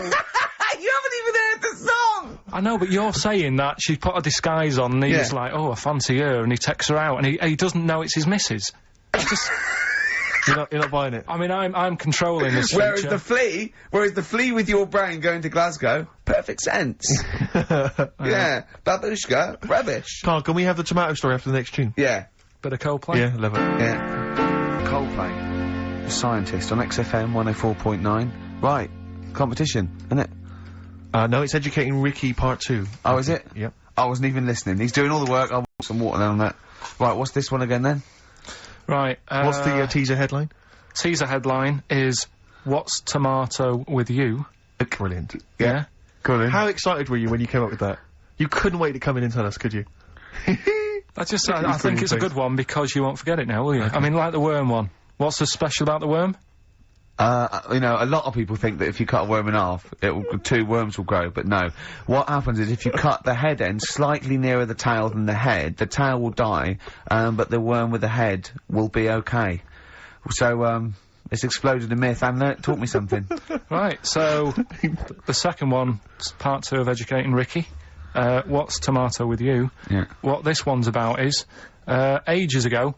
It's scientific. There's never a date. There's never a country, a location. Okay, settle down, children. This is A-level history. Right. Once upon a time. Yeah. When a mental place with swords was a king. Forget his name, but he was a loony. So, and it was literally ages ago. Yeah. So, good luck in the exam. Yeah. Right. So, like, you know, alright, many years ago. Oh, yes. Yeah, cleared that up. Go on. They thought tomatoes were poisonous. Okay. Right? Because what Hold on, are they going to be proved wrong at the end of this story? Well, because I don't want to give away the ending, but is it something to do with the... are they poisonous tomatoes? No. Oh, you're having a laugh. I don't believe it. But, go on. They could have been eating tomatoes all this time. Oh, Steve, what's tomato with you anyway? Okay, so hang on a minute. Let's just recap quickly. Many years ago, when people thought tomatoes were poisonous. Yeah. Go on, Well, they didn't know they were poisonous then, because they were still eating them. But what was happening? Well, they're not. But they're not poisonous. Ah, but hang on a minute. All right, it's not. I'm just going to listen. I'm not even going to talk. Okay, I'm not going to tackle anymore. So, if you remember, years ago, they didn't have like pottery plates. they had lead plates. Right? What are you talking? Just let him talk. Sorry, what year is this? Let him talk. Come on. Plates made out of lead, and what they'd end up doing, they'd say, right, do you want a tomato? And they'd go, yeah, all right. And they'd put the tomato on the lead plate and cut it, and because of the acid in the tomato, right, it would sort of make the lead runny, and the lead would go into the tomato, and they'd say, oh, it's lovely this, and they'd be eating it. They'd get food poisoning, lead poisoning, what have you, and they'd be really ill. So they thought tomatoes were poisonous, so they didn't eat them for many years. And when you say they, do you mean the people of Narnia? Yeah, this didn't happen. Where was this happening? Sort of in Britain and that. You put him on the spot there. Oh, I hope there's no uppity pupils at this school when they go, what do you mean, sir? Oh, if you're gonna do you understand? No. So the No, you've got no, right, okay, first of all, Carl, where'd you get this information from? Where 14 times as well? Do you know? You can't remember? I don't know where I got that from. I don't know where I got it from. But why don't you think that makes sense? But, what? Someone once got lead poisoning from a tomato? Not just one, loads, and then all of a sudden... No. Why is this educating me? Because I'm telling you that tomatoes, you I can't take anything away from this. Yeah, I don't know what to take away from this. What have I learned? What have I learned? Don't mix lead with tomatoes. Why is this educational in any shape or form? What are you telling me? A long time ago in the land of Glunk, right, where the ninnies did slib, right, they thought tomatoes were poisonous because they ate plates of lead. What are you talking about? Yeah, but we all know tomatoes aren't poisonous. Is that what we're taking from the story? Is that the moral of the story? Don't believe these people that I'd never heard of before. What are you talking about, Carl? I think it's a bit weird. It's a bit weird, yeah. It's the same people that were spreading those malicious worm rumours. My hangover's coming back. I've got to get some water. Play a record that was rubbish. I'm eating. Hey? I'm eating. So am I. Carl, you have to carry on. Right, yeah. We're all eating. Those crisps, big crisps. So last week, yeah, you were playing your feature, that song I shouldn't switch off because I'm enjoying the story. Yeah. And we played Living for the City, only you played the single mix, which doesn't have the entire second act, if you will. Yeah. So, Carl, you've not heard it before. You're excited. Before. You're excited to hear the second act because, as far as you're aware, there was a young guy. He's living with his family. They're fairly impoverished in Mississippi, but you know they're happy. They're getting on all right. But you're not even aware that he's moving to the big city. No, it just fades out. Well, that's the city in question. I mean, I've liked this song for must be, 3 or 4 years, and I've always listened to the single version. I had no idea that I didn't know the full story. So yeah. It's not. I mean, and I know your attention to detail. You like to know the full story, like where everything. Well, the whole idea of the feature is to say, you've got to listen to the song. Where was the lead plate thing? Where was the lead plate thing? Where was the lead plate thing? That was like a few years back. Where was it? In Britain and Scotland. Yeah. It was a problem all over the world. They had to deal with it. You're making it up now. Is it something you saw in Lord of the Rings? Yeah. Right. So anyway. Yeah. So the Lion and the Witch. Yeah. Go on. Go on. So far, then, what did we learn in this story from? We learned so far from Stevie that there's a young lad. He's, as I say, he's got a family. He's fairly happy, except they're very poor and they struggle to get by, but they're happy. They're doing it anyway. He's moving to the big city. Carl, this is the bit you didn't realise. Just play the track. Okay. Here we go. So this is halfway through. This is halfway through the tune now. This is you've not heard this before, have you? Let's go. Sorry, we accidentally played an episode of Kojak. By mistake. We were going to play a song. Carl, what did you make of that then? Yeah, what's happening there then? Eh? He was living with his family. He was fairly impoverished. He's moved to the new bus he was on, was it? Right. So what's your take on it, Carl? After hearing that, what I've worked out by it, the first part that we heard last week, everything's all right, but it's not that great living in Mississippi, right? So he goes, I'm going to go to New York. There's plenty of work there. Yeah. They'll sort of accept me as and everything. So he goes there, and the weird thing is, he's hardly been in New York for a second. He gets on a bus. All of a sudden, some cop is arresting him. He's like, "What's going on?" And then he's got 10 years. I mean, what you can't hear, because the levels are quite bad. I mean, I work with sound. I can't really hear what's going on. You're criticising Stevie Wonder, I'm sort of guessing that he didn't pay his bus fare or something. And 10 years. He got 10 years for that. I really don't know what was going on. Right. Oh. But you're not happy because obviously it's quite Do you think Stevie Wonder left out some vital ingredients in the story in your education? Like where it was, or at least he got where it was. You can tell what year it is. It's right in the mid-70s there. That funky New York 70s sound. All right. Yeah. You're pretty disappointed, aren't you? You're pretty worried because. So what went on? Yeah. What happened? You're aware, Carl, that because that shows quite a bad image of New York. It's quite an intolerant city. By all accounts, they arrested a guy. But it is quite seemingly bad for being black. That's one song where you shouldn't go to New York. Killing a Georgie Rod Stewart. That lad, he was doing all right in Scotland and said, "I'm going to go to the big city." He got done in. Yeah. Seems to me it's that you don't go there if you've got problems. Don't think New York's the answer. Right. Oh. Hold on. Yeah. So what you're saying that if you're a bit fed up with your life, but you live with your mum and she's really nice and you got friends and life's not that bad. Yeah. Don't go and be murdered, or what? What are you saying? Don't go and be murdered. Well, don't go and leave home. What? Go on. Leave home, but don't go to New York. Right. There's other places. Where would you go? Sheffield? Well, Don't know, but Yeah. But So- you're a little mank lad, weren't you? You're in your garden. We had your train set. Your brother blew up. There was a horse next door, and you thought, oh, I want to go to London. So, do you know what I mean? You're like that. yeah, but You're first of all- in many ways like the fella Yeah, in well, that song, and like Georgie. no, In because many ways, you are a bit like Georgie, aren't you? I had a car, so No, are you a little bit like Georgie in many no, ways? I didn't get on a bus. I had a car, so I wasn't going to have the problem he had for a start. Right. But I mean, I suppose there's loads of things you can look at that story and take out of it. That's what I like about the feature, right? What? So That's what you like about the feature. the feature that we're doing. Oh, right. That song's got a good story. If you had in a it. time machine, where would you go? What year would you go? Okay, would you go forward at all?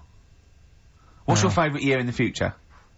No, I don't know. If someone could tell your future to you, I if someone wouldn't do could, it, wouldn't do it. you wouldn't want to know. No. You wouldn't- straight away, you knew it. Straight away, there was no Yeah. hesitation. Yeah. You've thought about this, haven't you? No. You've thought to Okay. yourself, if someone can reveal my future, Carl, you're not going to know. you've got to do one of these things, right? You know, like Quantum Leap, like a fella in Quantum Leap. What's his name?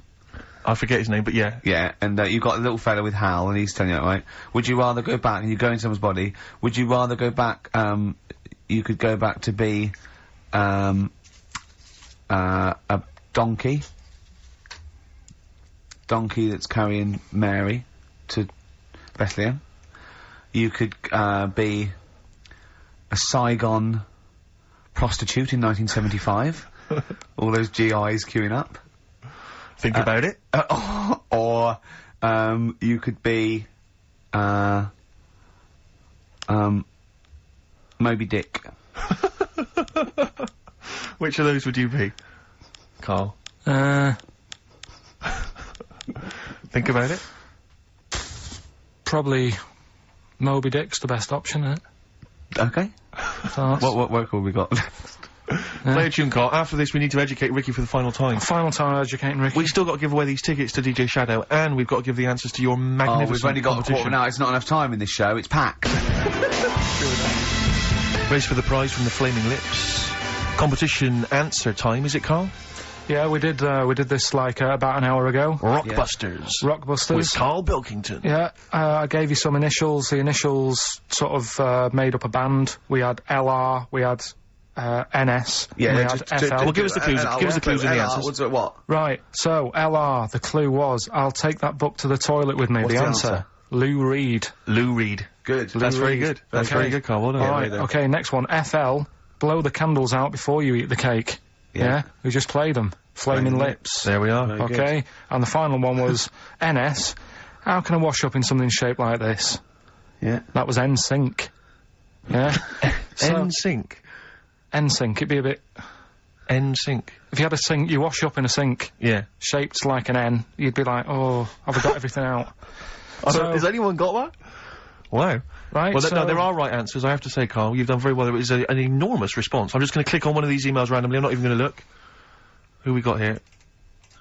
We've got Kath Turner is the winner. Kath Turner gets those great DVDs and Just one CDs, thing, Kath, we're including watching Children of the Corn tonight. Children of the Corn. She was going out, but I imagine she's going to phone a few friends and say, I can't come out, I'm ill. Exactly. They go, you're not watching Children of the Corn. I go, no.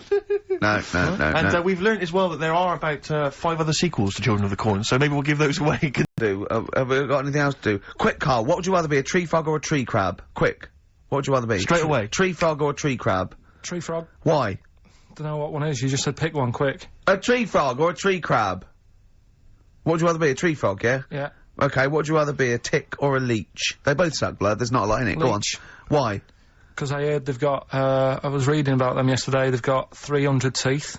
And what they do is, if they get on you, right, and you didn't get it off with a match or anything, it would stay there, and it eat 5 times the amount of blood to make it 5 times bigger than the size of itself. Oh, you're a scientist! And then it'll just go, oh, I've had enough, and it falls off. Okay. Naturally. What would you rather be, a puppy or a kitten? Kitten. Why? Just look better. Okay. Yeah. Some great adverts there on XFM I enjoyed 104.9. Absolutely. Listen, we have to give away these 3 pairs. We have to give these away, Rick. Yeah. We've got 3 pairs of I DJ know, but Shadows. this turn up with this and is there's just not enough so time. jam-packed. I think we've planned too much for this We show. have indeed. Next week, I think we have a little bit flabbier next week. Rick, do less. Rick, can we chill out next week, please? Yeah. Go on then. So yeah, we any ideas, guys? Any questions? Sort of DJ Shadow related questions? Any Shadow, Shadow. or DJ questions? Carl, any ideas? What does the word DJ mean? Yeah, it's too easy. It's I'll tell you something I do know. Go on. Right. But I can't really get a question out of it. Go on, just tell us. There's a shadow somewhere. It's already good, isn't it? I'm loving it No, already. right. There's a shadow. I think it was in America. Yeah. And it's on a quiet road. I'm guessing somewhere like Boston. That's what I imagine. Okay. Right? No. Somewhere like Boston. And people at night used to see this shadow moving about. And they'd go, what's that? Right? And it got known, the town, the little local town got known for this shadow, but it didn't cause any problems. People What are you used to- talking about? Well, it was Just like- you've lost me. What are you talking No, about? do you know like some places get famous, like Scotland's got the Loch Ness Monster and that, but Nah, it doesn't go cause on, any. yeah. But it doesn't cause any problems. Doesn't exist, go on. Right, so there's this shadow walking about on the road. And, What do you mean? No, what's he again? Rubbish. Right, so it's walking Nonsense. about. Where did you read this? Where did you It's see walking this? about. This was on the internet, and I'm Oh, sure. sorry. Sorry. I thought it was shite. I didn't know it was on the internet. Right, so this shadow is moving about, and Independently of an object. yeah, and the local mayor and that is like, yeah, it's a bit weird, but it's not harming anyone. The mayor involved. Was he elected to that post? Hey, mayor, we got a problem down here. Seems like a shadow. Well, it's not causing any. No, it's Is just it causing any problems? Yeah, go on. But that's the thing. It was left for years, and then it did start causing problems. That's it. If you leave these shadows to go unchecked, Rick, they go crazy. Yeah. You let them run amok in the Yeah. city. Yeah. You've got to stamp What down did it do? on What did it Roman do? shadows. What did the shadow do? It was pushing people off the bikes. It was what? It was pushing people off the bikes. Oh, I'll find out more for that next week. Right, that'll tease oh, them. you're a maniac. We'll do more on that. We haven't had time for educating. Please never have children. Right, listen. Just promise me now you'll never have kids. We haven't got time. Okay, now listen. for- All right, DJ Shadow, have we got time for to give these tickets away? Yeah, if they just call up, we'll. No, I'll tell you what. I've got a question. Right? Go on. Where does Carl think this may have taken place? If you've been listening to the show, where do you think this evil shadow has been running amok? Let us know. The number, Carl? Good question. 08700 800 1234. So, Excellent. but that's it. We are actually out of time. We are indeed. now. Have I got time for a song for the ladies? It's a bit tight. I was Why? told to finish It's now. 5:02. I know, but we've got to get finished early today. So Why? just because we have, and we're wasting more time talking about why we have to. Oh, this is pathetic. So they call up. Where did they see the ghost? Yeah. And you've got to pick the tickets up from reception. You can go tonight, see DJ Shadow. That's Shoddy. it. This right? is shoddy. Right. See you then. This audio program is presented by Audible.com. Audible. Audio that speaks to you wherever you are. Testing. This is almost the environment more than It is the really, Earth, isn't it? The Have we Earth. already publicised it as the Earth? Well, yeah, but it doesn't matter. I mean, yeah, but that's fine. The Earth. Why is We it called talked- the Earth? Well, no, we talked about what? I said, what do you mean? Why is it called the Earth? You mean why is the Earth called the Earth? It's Why is just Mars something called I never Mars? say. I never say Earth. I always say world. Well, it depends. It's not called the world, is it? Because a world it's relative. Mars is a world. It's the world because it's our world. But there are many worlds, aren't there? You could say the world of something. You couldn't say the Earth of something. The Earth is the name of the planet. But when do we need that? What? When do we need to say the Earth? When we're referring to the Earth. When does that ever happen? Well, for instance, What do you right mean? now, when we're talking about the Earth, being that this is the name of It's, this... if I was in a- to distinguish it from other planets. If I was in, I know, but when's that ever going to be a problem for me? What? Well, it's not all about you. If I was in a rocket, Yeah, right, here we go. I'm sat at the front. I look in, He's got a good seat, yeah. The pilot goes, Carl, come up here, mate. and I look in the mirror, and I see Mirror. Mirror in the rocket. Mirror, check, reverse, indicate. Brilliant. and I see the world. I'd say, look, oh, doesn't the world look magnificent? You go, what do you mean? Yeah. Yeah, that's how I'd say it. I wouldn't say Earth. I wouldn't dream of you. You could say, well, this is our world now for the next year. This is our world. This spaceship. Say no, not really. It I'll is, always be mate. looking back over there. I'm looking at there's our world. There's England. There. Not anymore, mate. We're moving to Mars. We're going to start a whole new world. Oh, which world are you talking about, Carl? Let's call it the Earth and Mars, like we always have, you dopey cunt. That's the name of this planet But we're on. that's what I'm saying, though. It's not our problem. We're never going to leave it. So it's our world. So leave it as world. It's a bit of information. You don't write so-and-so road, London, England, Earth. You don't need it. What other words are you annoyed by? Other words are out there you're thinking, why is that there? Because we do not need it. It's one of them where I come across something. They're not always in my head. It's just... I'm trying to think of something that I've seen recently that's a word. I'll say some words, Carl. You tell me whether you like them or not. Okay? Yeah? Route. What sort of route are we talking about? Good question. What about a pre-planned journey? No, I don't need it. You just go, which way are you going? I thought you meant beetroot. That's root all right. vegetable. What, you don't mind beetroot? Depends what I'm having. He doesn't mean the food, he means you don't mind the word existing.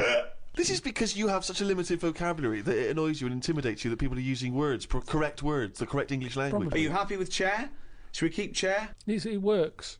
It's fine. Are you happy with the chair you sit on, or the chair who's in charge of like a forum or a meeting? What would we call a bloke who's in charge of a meeting? Chief. Chief. Okay. What about bloke who's in charge of a group Native of Americans? Native Americans. I don't know any. Again, not going to affect my life. No, but what would you call him? He's a bloke who's in charge of all the Indian, all the Seriously, not a problem. Yes, to but me. it's a problem for someone, so Yeah, you've got to have a word for Head it. chief. Head chief. Oh, so he's that means he's the bloke in charge of people who are in charge of meetings. That's No, confusing. you've got- I'm confused. I don't know who I'm you're talking about, confused mate. actually. I'm confused here. I mean, some words I know you're not happy with. Are there certain numbers you're not keen on? What about number 7? Would you get rid of that? I've heard about that tribe where it is just like they have 3. They say that's all they need in their life. 1, 2, 3. Really? Yeah, give us 3 of them. And then actually gives another 2 with them 3. It's all like just easy. I love the fact that they're still saying they're talking like that. Still down the market. Yeah. We should have a word for this 3 and this 2. Nah, fuck it. I very rarely want 3 then 2. Keep it 3 then 2. How many do you need now? Just 1 and another one. Or say 2. Oh yeah, I could say 2. Yeah. Do you want one more? If I wanted 3, I'd say 3. Do you want one more? Yeah, go on, give us 3 and 1.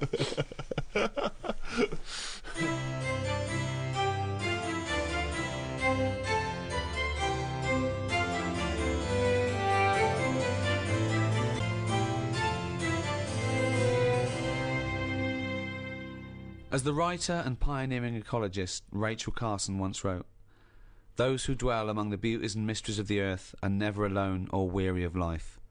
Earth, third rock from the sun, and the only known planet in the universe to accommodate life, was formed about 5 billion years ago. Extensively covered by saltwater oceans, it supports a myriad of organisms, the most evolved of which is man.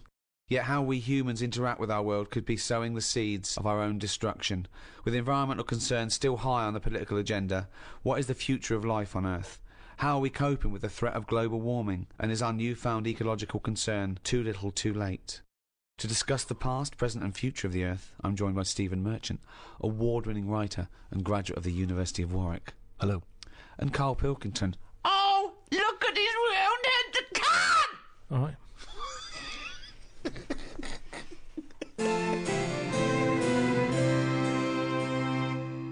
I've been hit by global warming recently, Rick, a couple of times actually. Go on. I don't want to be one of those people that's like, oh, you know, because of the snow and the rain, and that's obviously to do with global warming, but it probably is. I was flying out to the States, you know, just hopping over stateside. Yeah. And on the old plane, it was one of those bleak, kind of snowy days recently. And they got us all on the plane. We sat on the runway for 4.5 hours. Right. 4.5 hours while they de-iced the plane. Now, it's good that they de-iced it, but I don't want to be told that the plane needs de-icing. I didn't know planes could get iced in a way that they needed to be de-iced. Sometimes, Rick, if it's a chilly morning, right, got the old car, what I'll do is I'll pop the engine on, okay, let it warm up, pop inside, have another cup of tea, come back out, it's lovely and warm and toasty in there. That's what I'd like to have seen them do with the old plane. The pilot goes, "Don't you get on yet? Let me Exactly, work let me around the warm it block." up. Yeah, exactly. Yeah. Yeah. But also, When it's up at 30,000 feet, it's like minus 50, 60 degrees. This must get iced up anyway. So there's not some guy on the wing scraping with one of those little plastic things. You don't see him if you've got a window seat. We got to put in here. We got to put in here for a while. It's iced up. Yeah, I mean, that's it. But also, I didn't see anyone de-icing, so I don't know how they do it. It's not presumably with, like I sometimes use a CD case if I haven't got one of those scrapers. Yeah, that's good. I mean, I don't know if there was people with, probably with a vinyl record scraping away. But, 4.5 hours to de-ice it. Bunch of people on there whinging and phoning and calling and making me annoyed anyway. Get to Los Angeles, City of Angels. Famously, glorious weather all year round. That's why people move there. Pissed down with rain the entire time I was there. I know, you hit the storm. I think I moved out of LA and went to New York the day before it turned horrible, didn't I? The problem was, I hired a car, right? And I was going to get a relatively cheap car. They persuaded me to upgrade to a Mercedes convertible. I thought, I'll look good driving around LA, and that. Couldn't use the top down, obviously. Every day I'd get in this car. Every day it would be pouring with rain. A fabric roof, thinking I just paid the odds for this, and every time there'd be a break in this cloud, I would instantly stop and lower this thing and drive around sub-zero temperatures just to have the top down. I would like to have even seen though it's still cloudy and grim, like at 85 degrees, just whizzing down the freeway at 90 miles an hour. But your glasses would fly off. They would. This is the problem. I've never really thought. Plus, I lost my sunglasses, so I have to wear a hat in order to keep the sun out of my eyes, and all I had, I thought I need to take out with me. All I had was a kind of what I like to think is a rather fashionable Justin Timberlake style trilby. Oh, it's not that hat that makes you look like one of Bill and Ben. See, I think it makes me look like a like Tom Waits or a sort of 1960s news reporter. Oh right, but I thought Bill and Ben. I thought Bill and Ben, the Flower Pot Men. The problem with it is when I bought it, again I was sucking into it. A bloke sold it to me. Told me he was a street vendor, and he told me I looked amazing in it. I'll be honest. I gave him the cash straight away. Did you have a game of Find the Lady with him as well? I'm beginning to wonder if that was part of his sales pattern, and he wasn't just a lovely fellow who's trying to help me out. But yeah, it's not quite big enough, so instead of sort of pulling in tight down by the ears, it sort of sits pork pie-esque on top of my head. Right. And it is in danger of flying off. It did fly off into the back seat when I was driving. Luckily, I could stop and pop it back on again. But yeah, that's great. It didn't fly off, and you don't want that as you're cruising past a couple of sort of Playboy bunny types in an open-top Cadillac, and you're just grinning to them and your hat flies off. Or it hits a big Al's Angel on a chopper behind you in the face. He scratches his bike, you stop and you go, it's my hat. Yeah. And he goes, is it? Exactly. What annoyed me was I was with my mates and we were driving around and we had a bunch of friends, and they said, can you pick up a couple of friends of ours? And we picked them out, a couple of girls. I thought, ding dong, here we are, good looking girls. They got in the car, instantly we were going, there's not much leg room. I was thinking, for God's sake, it's a bloody Mercedes! I couldn't even impress them with it, it's costing me a fortune. I thought they'd go, this is a lovely bit of motor, but no, whinging straight away, never met them before. First thing they say.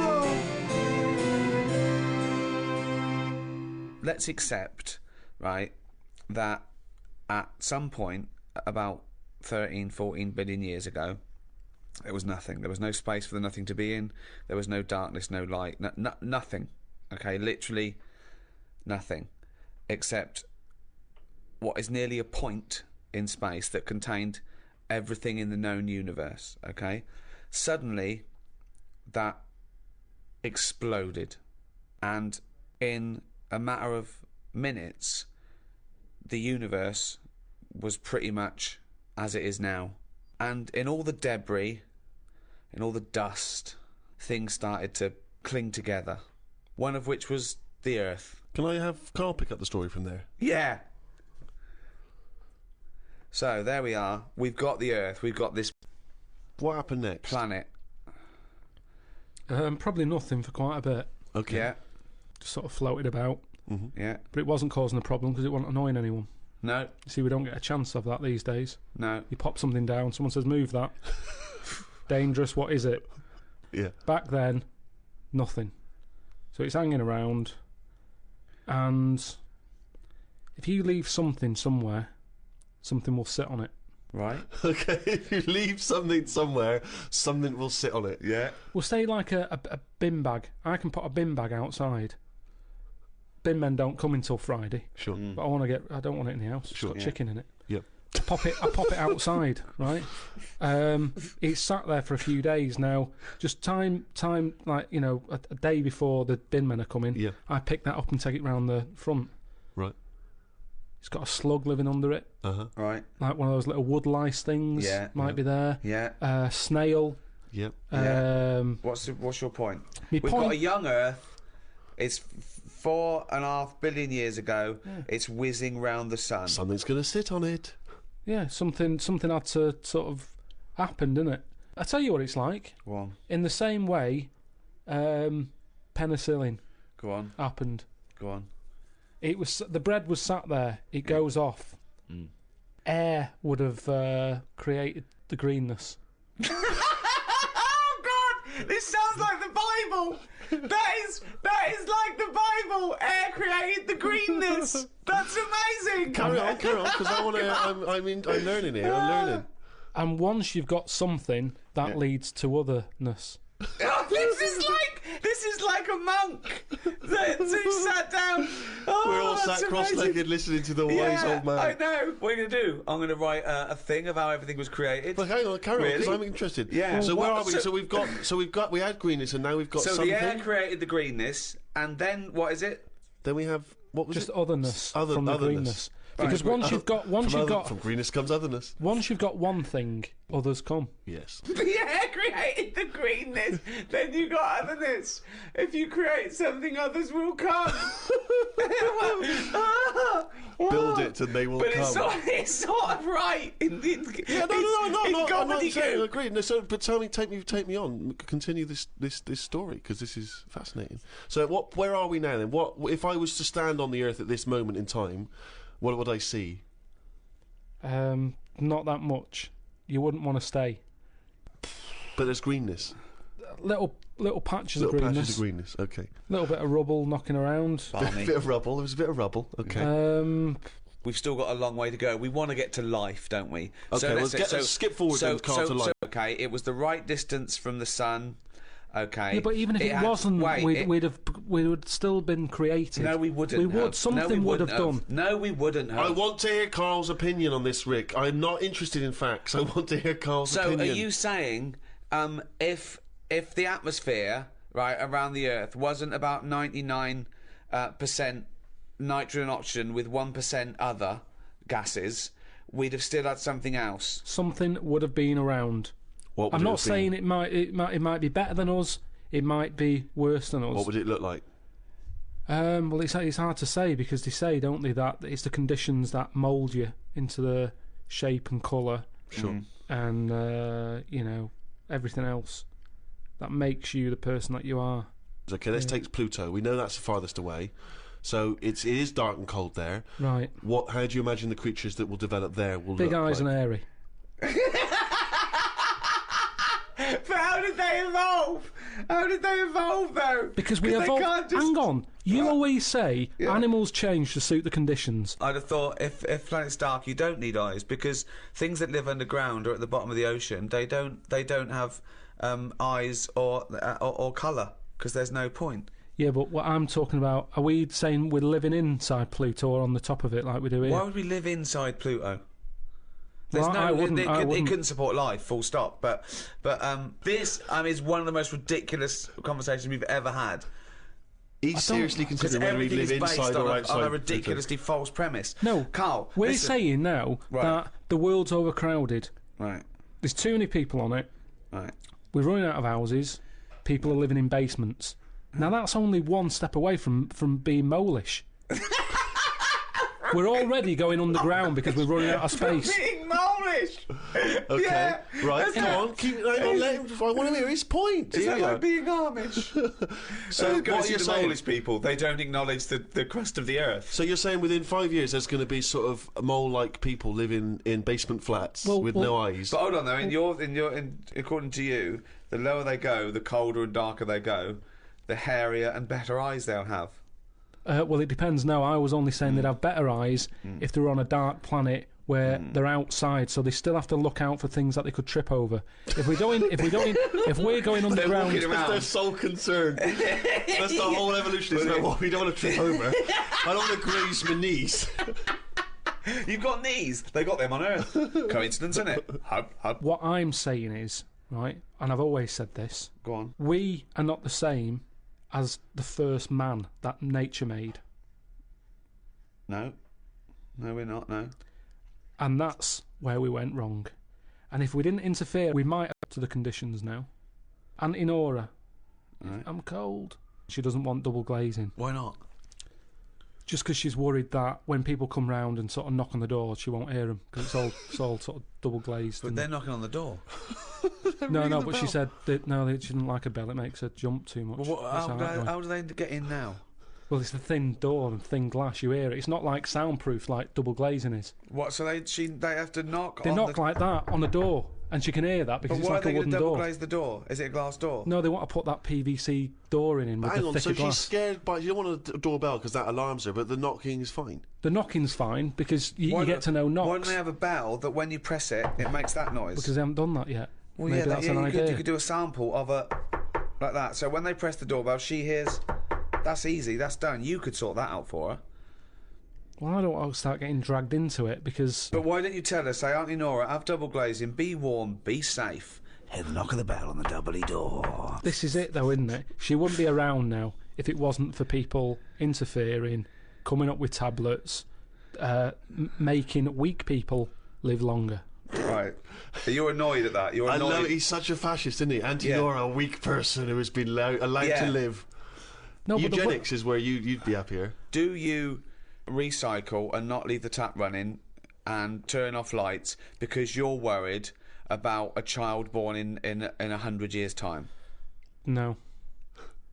No, because I don't think... at the end of the day, we have to face facts here. Go on. The world is it- old. Hold on. Right, okay. The Yeah, world's it's old. Really old. And it's the same as if you've got a gran who's 70. Yeah. There's not much you can do for her. You can say you're warm, but at the end of the day, she's still going to be shitting her pants. She's still going to be, forgetting things and all the rest of it. And you might be taking care of her, but at the end of the day, the good days are gone. Right. Yeah. So, in a way, like the world, it's got to a point that it's old. And yeah, we can say turn the tap off, turn the lights off, close the windows, stop letting heat out. The earth, metaphorically, is shitting its pants. You've only got to look at what's happening, right? It's freezing, isn't it, at the moment out there? Yeah. Ice everywhere, snow everywhere. Now, an old person, what happens to them? They're always cold. It's like the earth, isn't it? Brilliant. The earth now is freezing. Yeah. It feels the cold It's more than winter ever. as well. It's also because it's winter, but yeah. And I think if you try and make it better now, you end up doing more damage. Does that make any Doesn't sense at make all? any sense. Doesn't make sense at all. Well, just you can sometimes it's too late to make something better. Like I've had old relations who smoke like 50 a day. Doctor said you've got to stop smoking. Stop smoking. 2 weeks later, they're dead. Shouldn't have stopped them smoking. Good Alive, advice. is it? Well, Good advice. their insides are used to all that pollution. Yeah. Take the pollution away. What will the world do? Oh, good. That is a good It's point. interesting. This is scientifically grounded, is it? You've done a lot of the research, read a lot of the information about this. Or is it just a wild harebrained speculation again, backed up with nothing? Is it bullshit? Which of those two is it? I just, like I said to you, I just think it's a theory. That's what it is. Yeah. You're not telling me it's a coincidence that about 3 of my old relations have died because the doctor said stop smoking. Well, it might be because they're very old, and Well, yeah, they were old, but it's weird how why stop them smoking? They're old. sure. Let them have a fag. Jesus, they've got nothing else in their life. You've took that away, they die. Let them have a fag. And it's the same with this world. It's polluted now. There's rubbish everywhere, isn't there? You just mean in the streets and stuff. Just, yeah, different levels of... I've noticed how rubbish changes depending where you live. Just like when I lived in the centre of town, it was rank. There was like human sort of poo. Oh, what? Yeah, honestly, Where? down alleys and that. What, tramps, you mean? It must be. I don't know. I didn't sort of hang Or around drug to see who's addicts doing or- it. It's just, but very human. It wasn't dog-like. How do you know it's human? Just the way it looked. What do you mean? Well, you'd walk past it and you go, look at that there, Susan. Yeah. So look at that. Oh, That look looks at- human. Oh, yeah. And what does Suzanne say? Yeah, can we walk somewhere else from now on? This isn't... Yeah. Why are you walking up and down this same alley with all I the wanted shit? to because it's a show cut- you the human poo. It's the cut Were you having through. a shit yourself? It's the cut through that we used to always use, and most of the time it was just like smell a wee, really strong wee, Yeah. and you'd see if you could hold your breath for the full thing. But A little bit of fun, a little bit of romantic fun after a night evening in a restaurant. I remember when he took her for a walk around the car park. but now I've moved to like, you know, a posher bit of London. You still get litter, but it's I saw like a rice cake. That's what I chucked on the floor. Yeah. That's like, you It's know, just hummus tubs and... yeah. But it's still rubbish, isn't it? Yeah, It's still rubbish. Who left this crouton maker lying around? So don't you see what I'm saying though? The way the world we've changed more than the world has. We can't handle anything now, can we? Look at it. Like I say, a bit of snow, a bit of cold, everything comes to a standstill. Yeah. Oh, I can't go out. It's dangerous. You'll slip over. People having time off work. Yeah. What would you do, right? If you run a business, right, your business could go under, right? It snows a bit. You've got 10 employees. You're paying them well, and they go, I can't come in today, Carl. A bit icy. I'll do it, okay? Right, they're snowed in, right? You're running the business. What are you running?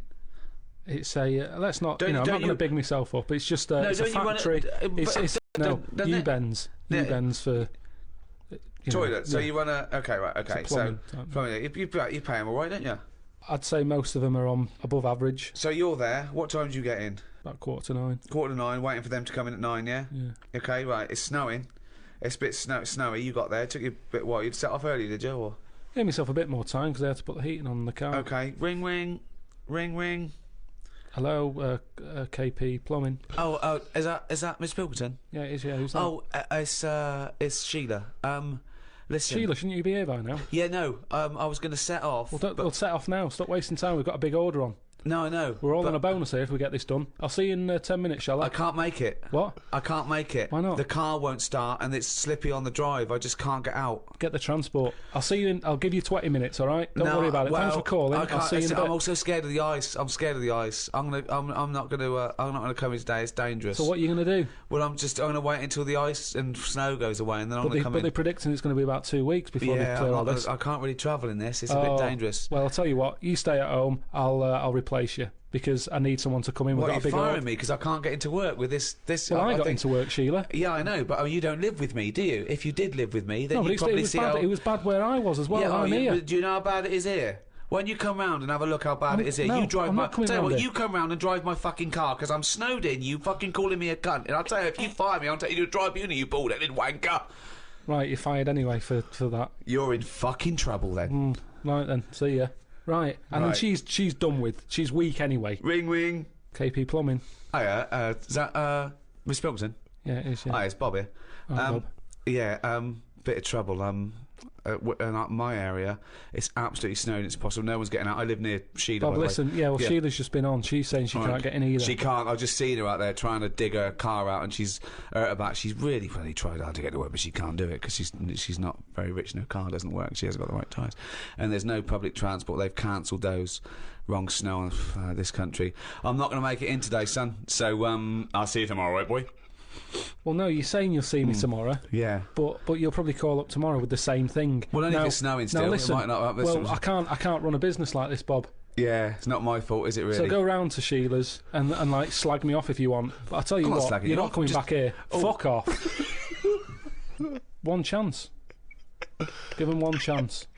Well, you didn't even give him one chance. No, because they've done it before.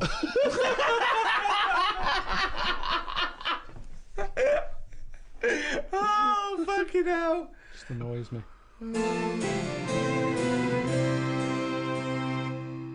Do you recycle? I give a lot of stuff to Oxfam. Well, yeah, that's the sort of recycling, passing on things. Well, it's probably a better form of recycling, isn't it? You're not destroying anything and remaking it. You're just letting someone else wear a jumper that you don't wear anymore. So Yeah. that's Don't really do all the. I don't separate stuff. I don't sort of put there's the cans, there's the paper. You don't there's do that? You just throw it away, do you? Yeah. Because Oh, that's not bad. recycling. That And they annoys can't me. do anything with that. That annoys me when you're just putting it in landfill, mate. Come on. Yeah, But I haven't got That all the annoys bins. me, There that. isn't enough room for all the bins. yeah, we have to do. You've got yeah, a recycle box you stick outside. yeah, What are you on about? recycle box. Yeah, I haven't got one. Well, no, you got to ask for one. I tried to get rid of a sofa, right? I was getting a new sofa, had the old one. You try and get rid of one of them, it's murder, right? I called up the council, said I want to get rid of it. They said, we're not coming round there till Friday. It was like a Monday. I said, it's in the way. So I put it outside. They said, you put it outside, you'll get a fine. I said, yeah, but you don't know where I'm going to put it outside. Yeah. It's not outside my house. Yeah. So they said, well, you do that. We've got your number What's the now. sofa like? It's a beige one. Well, if we see that. Right. So they said, if you want to pay to have it collected, we can come and get it tomorrow, 30 quid. I said, I'm not paying for it. It's madness. Yeah. So, hung up, annoyed, called my dad up. He said, I saw this thing on the telly saying that you can donate your furniture to people who haven't got a sofa. Look it up on the internet. So I looked it up. There's a firm that does it. Right. Right, cheeky sods. Called them up, said, I've got this sofa here. I want to donate it to someone who hasn't got a sofa. They said, what's it like? Is it in good condition? Yeah, it's all right, yeah. Well, why are you getting rid of it? I said, because we've moved into a bit of a bigger place and the sofa looks daft in the corner. It's too small, so I'm getting a bigger one. There's nothing wrong with it. How big is it? How many people does it sit? So it depends how big you are. You can sit 2 people on it, but it's not the comfiest. But it's in good condition. It's none of your nonsense like stuff. It was expensive when I bought it. He said, right. He said, is it safe? So I said, what do you mean? He said, is it fag proof? So I said, I don't smoke. He said, well, go and get the lift the thing up. He's got me running around looking at my sofa when I'm giving it away. I had to lift it up. It had a picture of a fag on it. I said, yeah, it's got a picture of a fag on it. Could I just point out for our American listeners, fag is a slang for cigarette. When he says, is it fag proof, he's not going to open the cushion and someone's go, it's me! So I should explain that straight away. So anyway, it turned out it was fag proof. They came and picked it up, took it away. That was that. But look at the hassle. Look at the hassle it takes to get rid of something. And then they say to you, do not be dumping stuff on the street. You know, it's that thing of having to wait for certain days of the week, and you can't always keep hold of something till a certain day of the week because it's big. A mattress it's one of them things you can't get sort of rid of, or you can't stick it somewhere because it's in the way. It's a big clumpy bit of furniture, isn't it? Yeah. It's not a bit of furniture really, a mattress, but I know what you mean. Well, it's a new sideboard. Yeah, don't lean on it. It's a bit spongy. It's just full of springs and stuff. No, but you know what really I mean. A piece of furniture, to be honest. Well, it should be on a bed, to be honest. It's part of a furniture bit, isn't it? Did I tell you that time when? I don't think you could even ever count a mattress as a piece of furniture. Of course you can. It's functional. And where do you stop? Is a pillow a piece of furniture? Is a blanket? Oh, a nice bit of furniture you're wearing. They're my trousers. They're furniture if you pop them up against a wall. Did I tell you that time when we first bought a flat? Go on. Bought a flat in Manchester, right? And yeah. You know, when you first buy a place, it's expensive, isn't it? And it's a big bit of furniture, a flat, isn't it? So, you know, we bought a sofa, we got a table.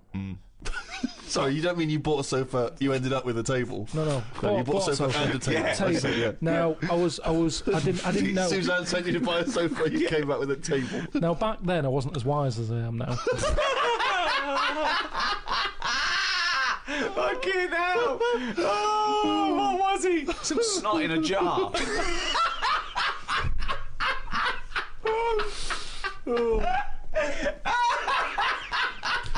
Can I just apologise to any snot in a jar that's listening and was offended by that comment? All right. So I ordered a bed.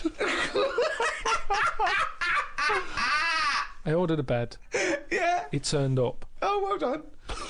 Fucking hell, that's a victory. I thought nothing went down shit creek this time. That's not the end of the story, is it? No. So I thought I'm going to get this in the bedroom, set it all up. Suzanne comes home from work, the bed's done, she'll be well happy. Yeah. So I get it all up there in the lift and what have you. I think it seems like I'm missing something here. Put it together, no mattress. How would you not notice there was no mattress? No, just because it's like, you know, I'm thinking, yeah, I've got all the screws, I've got the slats for that at the bottom, there's the post and that. So put it together. Where's the right. softy, spongy bit of furniture that usually sits on top of the more rigid bit of furniture? So I called them up. I said, "There's no mattress with it." They said, "No, it's not part of it." I said, "What do you mean it's not part of it? A bed isn't a bed without a mattress. It's a climbing frame, right?" So they said, you know, you can buy one. We have got them in for that thing, but it was like 400 odd quid.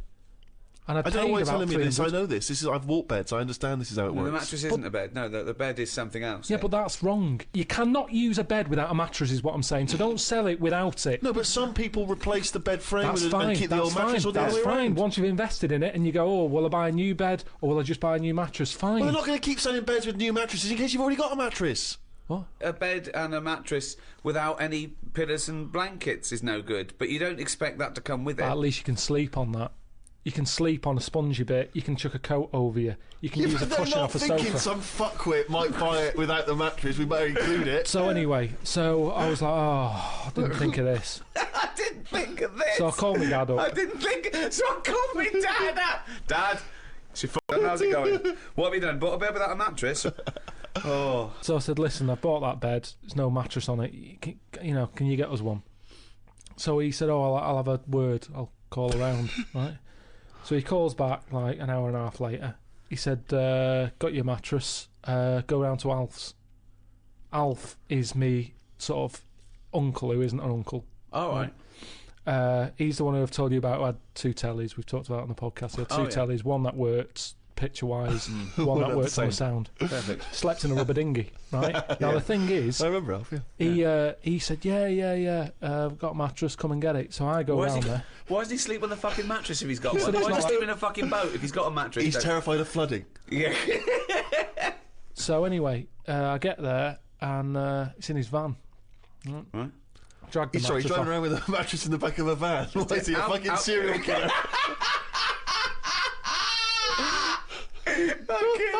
So I thought Suzanne's going to be happy. Dragged it out of the van, chucked it in the car. Thought she won't even know. Do you know what I mean? Right. So I dragged that back. And am I going to make it's rush hour by this point? Thinking, oh, she's going to get home. Anyway, get home, drag it into the lift and what have you. Drag it up, drag it into the bedroom, stick Dead it on. prostitute falls off it. Put a sheet on it and that. Suzanne comes in. She goes, what is that smell? Oh. So I said, what?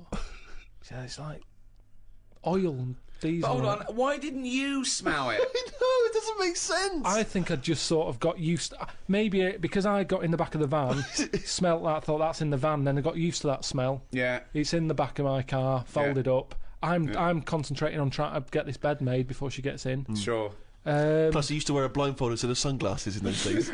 So anyway, she's going, what is it? I said, I've got this off Alf. She said, we can't have that. She said, it's a new flat, nice clean flat and everything. We've got this old thing that stinks. Get rid of it. It was murder getting rid of that. And I had to tip it. I went round the back of some supermarket and left it there. Because you call Fly around... tipping. Illegal fly tipping. Well, no, because I think it's illegal and bad when you're chucking it out, say, at a bus stop or somewhere on a high street or something, and people are going, that looks a mess. I chucked it near the bins at a supermarket. I'd gone out of my way. I thought, where is this not going to be offensive? Why couldn't you just go down the tip? I think I did try the tip. Oh, no, there was a massive queue. There was a massive queue. Laziness, Rick, sorry. Queue at the tip? A massive queue. I Where remember was it this? now. Oh, it was laziness then. Stretford, that Why was. I is there remember. a queue for the tip? Don't know. I remember, I remember driving past it thinking, I haven't got time for that. And that's... So don't go on about you couldn't get rid of it. It's because you couldn't be asked to queue up, you lazy bastard. Couldn't get rid of it. But what was he thinking? Why was he panicking? One, why did he get a bed without a mattress? 2, why does he call his dad to get him out of mattress-related problems? His dad goes to Alf's got one in the back of a dirty old fucking van. Oh, wait, that should be... What I'm saying is, when I was in that bed shop and I'm going, oh yeah, good bed, I'm sitting on it, I'm sitting on a mattress with it. At no point did he say, now, have you thought about what sort of mattress you want? Have you got orthopaedic problems or whatever? That didn't come up. He said, there's your order, there's your address. I'm not a bed man. I go to the bed man to get bed advice. In the same way, same problem here. I've had work done recently with... Dad, what? How to get rid of a body? Let me call Alf. I'd work done recently, right? Bathroom retiled. Yeah. Right? It's been a nightmare. Polish fella. Right. Not a word of English, which makes it hard. I've got him in as a professional to do it. He's sticking grout down the toilet. So then, he sort of finishes... Who's grout? Is that another mate? And after they put, the grout in the tiles to finish it off, anything that's left, he didn't put it in the bin and dispose of it properly. He stuck it down the toilet. Yeah. And now it's there. The grout's there at the bottom of the toilet. Is it really? Yeah, with a screw in it. Well, you can drain it, can't you? You can turn the water off, get rid of it, drain the water off. No, it won't seem to go around the U-bend. Well, no, you'd get it out there, you'd dry it off, wouldn't you, so there's no water in there.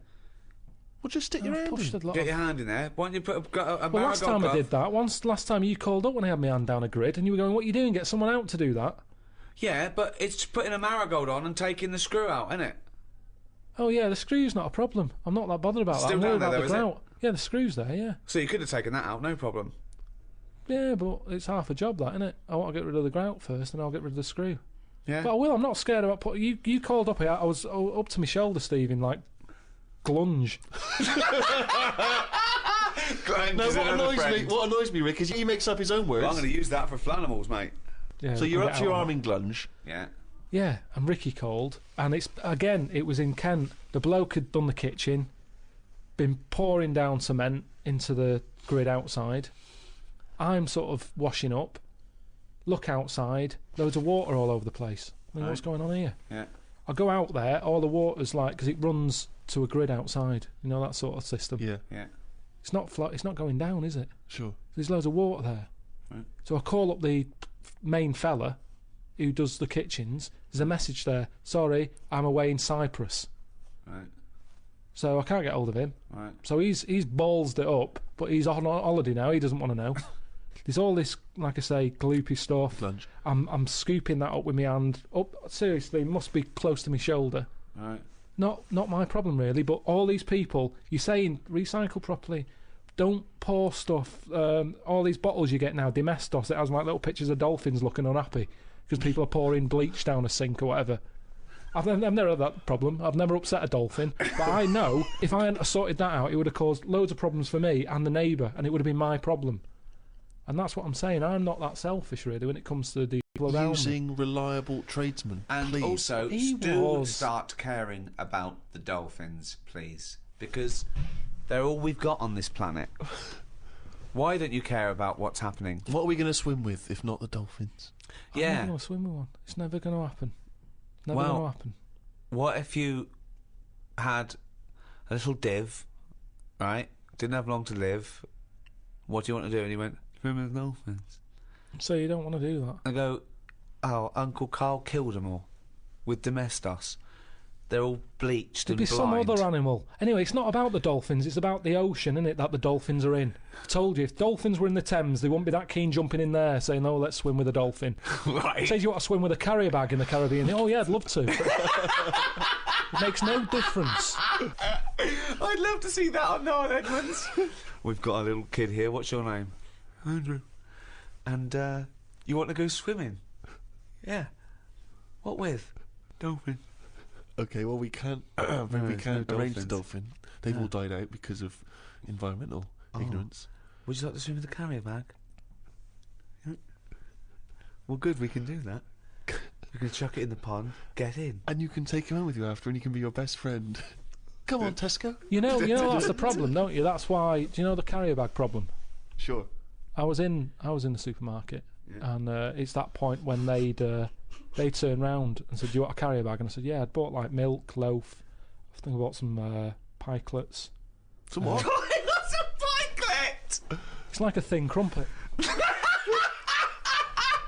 I think you told me that before. I've heard it. There's a word I'd get rid of. Pikelet. There's a word I would get rid of. Thin crumpet. I've got time to say thin crumpet. I do not Yeah. need a specific Thin word. crumpet. But then, These that's not a crumpet. Why? Too thin. Call it a The pike, thing little is, fuck off. I'd spent over a tenner anyway, right? Right. I get to the till. What? Can you make a pikelet by squashing a crumpet thin?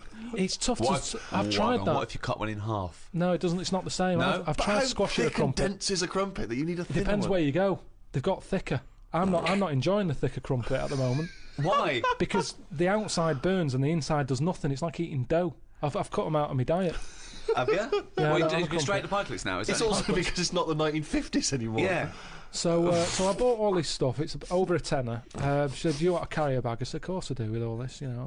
She said 5 pence. I said, "You what?" She said 5 pence for a carrier bag. I said, "I come here all the Good. time for the pikelets." No, I'm right behind this. Right behind this. Why? Charging for carrier bags, Yeah, it makes you absolutely. think, like- Lazy bastards. I take carrier bags down to the supermarket every time I go down there. Yeah, we've got a drawer full of carrier bags. I use No, reuse them. Steve, can I just put a question in? Go on. I do normally. I reuse them. Right. But I didn't know I was on my way home from work that day. Fine, but Suzanne this is the called problem. up. So be it. And said, That's "Come you on, bought come pays on." with a nose. 5p, otherwise you. Right, so I said, how's that going to help? How's my 5 pence going to help the environment? Typical. That is the attitude. That sums it up. Yeah. Doesn't it? Well, Sums at it least up. it goes What can I towards do? something else, doesn't it? It's It's the just making you think. turtles. It's the turtles. she Right? said. Yeah. Turtles. That's right. They get caught up in them. Yeah. Terrible. No, she said. They think they're a jellyfish, and they Yeah. go, they swallow it. Yeah, and then Yeah. choke. So I said, right. So it's all right. I can kill a turtle, can I, for 5 pence? You're not that bothered then? Why do you want to kill What? a turtle at all? Because if carrier bags shouldn't be out there, Yeah. ban them. But don't say you're killing turtles with free carrier bags. If you want to kill a turtle, 5 pence. Oh, there you go. There's 5 pence. I'll go and kill a turtle. That's what's annoying me. It's not compulsory though, is it? But what they're saying is that 5 pence goes towards something, doesn't it? What? If they're What's it going towards? Well, we don't know. Why are they She charging just 5 told pence? me. She said we can't give you carry bags anymore because you're killing turtles. There's no way. She said we can't give you. Carl Pilkington, stop killing fucking turtles. 5 pence. All I'm saying is, if carrier bags are killing turtles, stop making carrier bags. Because the thing is, I can afford 2 carrier bags. 2 turtles are dead since I've been going in there. So what? So does it matter? Does it matter that much or not enough or what? What's the point here? There could be, for that 5p, you could get a little fella out there, when he sees a turtle going, he goes and sticks his finger down his throat. But what taste are they getting out of a jellyfish anyway? Wow. Will they? Carrier bag's better, innit? It gives, it's pikelet. Someone threw a perfectly good pikelet away.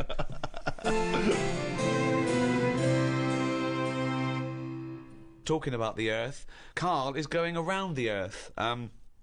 Myself and Stephen have set Carl up with a dream job. Not only have we got him a TV programme on Sky, but he's going to see the world. It came out of Carl not being impressed by anything, and Steve had this idea, and we've talked to the producers, and we're basically sending him around seeing the 7 wonders. Okay, the 7 most amazing things on Earth. According to polls and opinion, it's a bit of fun. We know they might not be the most amazing things on Earth, but if Carl finds all 7 of them unimpressive and boring, there is something fundamentally wrong with him, we think. I've only done Egypt so far. And what do you think of it? They're probably the greatest and earliest civilisations. Yeah, but they harp on about that a lot. Well, and it's like that's slowing them down, I think. Unlike the English, we don't drone on about our great past. No, but we shouldn't. I don't think we should. Carl, move on. You go on about doing boxing when you turned up once and got battered by Leroy. Yeah, because you asked me about it. But Right. the thing is, they're constantly... It's like they haven't moved on. Everywhere you go, you see the Sphinx or a pyramid on Right. something. And it builds it up too much. So that when you actually get there, you feel like you've seen it so many times that it doesn't impress you that much. But I like the... it's different. I liked all the, locals and stuff and the way they are and that. And that's good, isn't it? How are they? Yeah. A lot of old and the young mix more than our lot do. There was only a couple of things that I didn't like, and that was the toilets. Toilets are pretty depressing. Sure. Why? What's up with them? Just it's just a hole in the ground, isn't it? Right. And I like the toilet. It's sort of me time, and to sort of go in one of them, you don't want to hang around. It's sort of you just want to do the job and get out. But my insides don't work like that. They like to sort of relax a bit. And you can't do that there because you've got flies whizzing round your head. And there was one time when we were out and about, and I'd had a bit of hummus or something, because you can't get away from all that.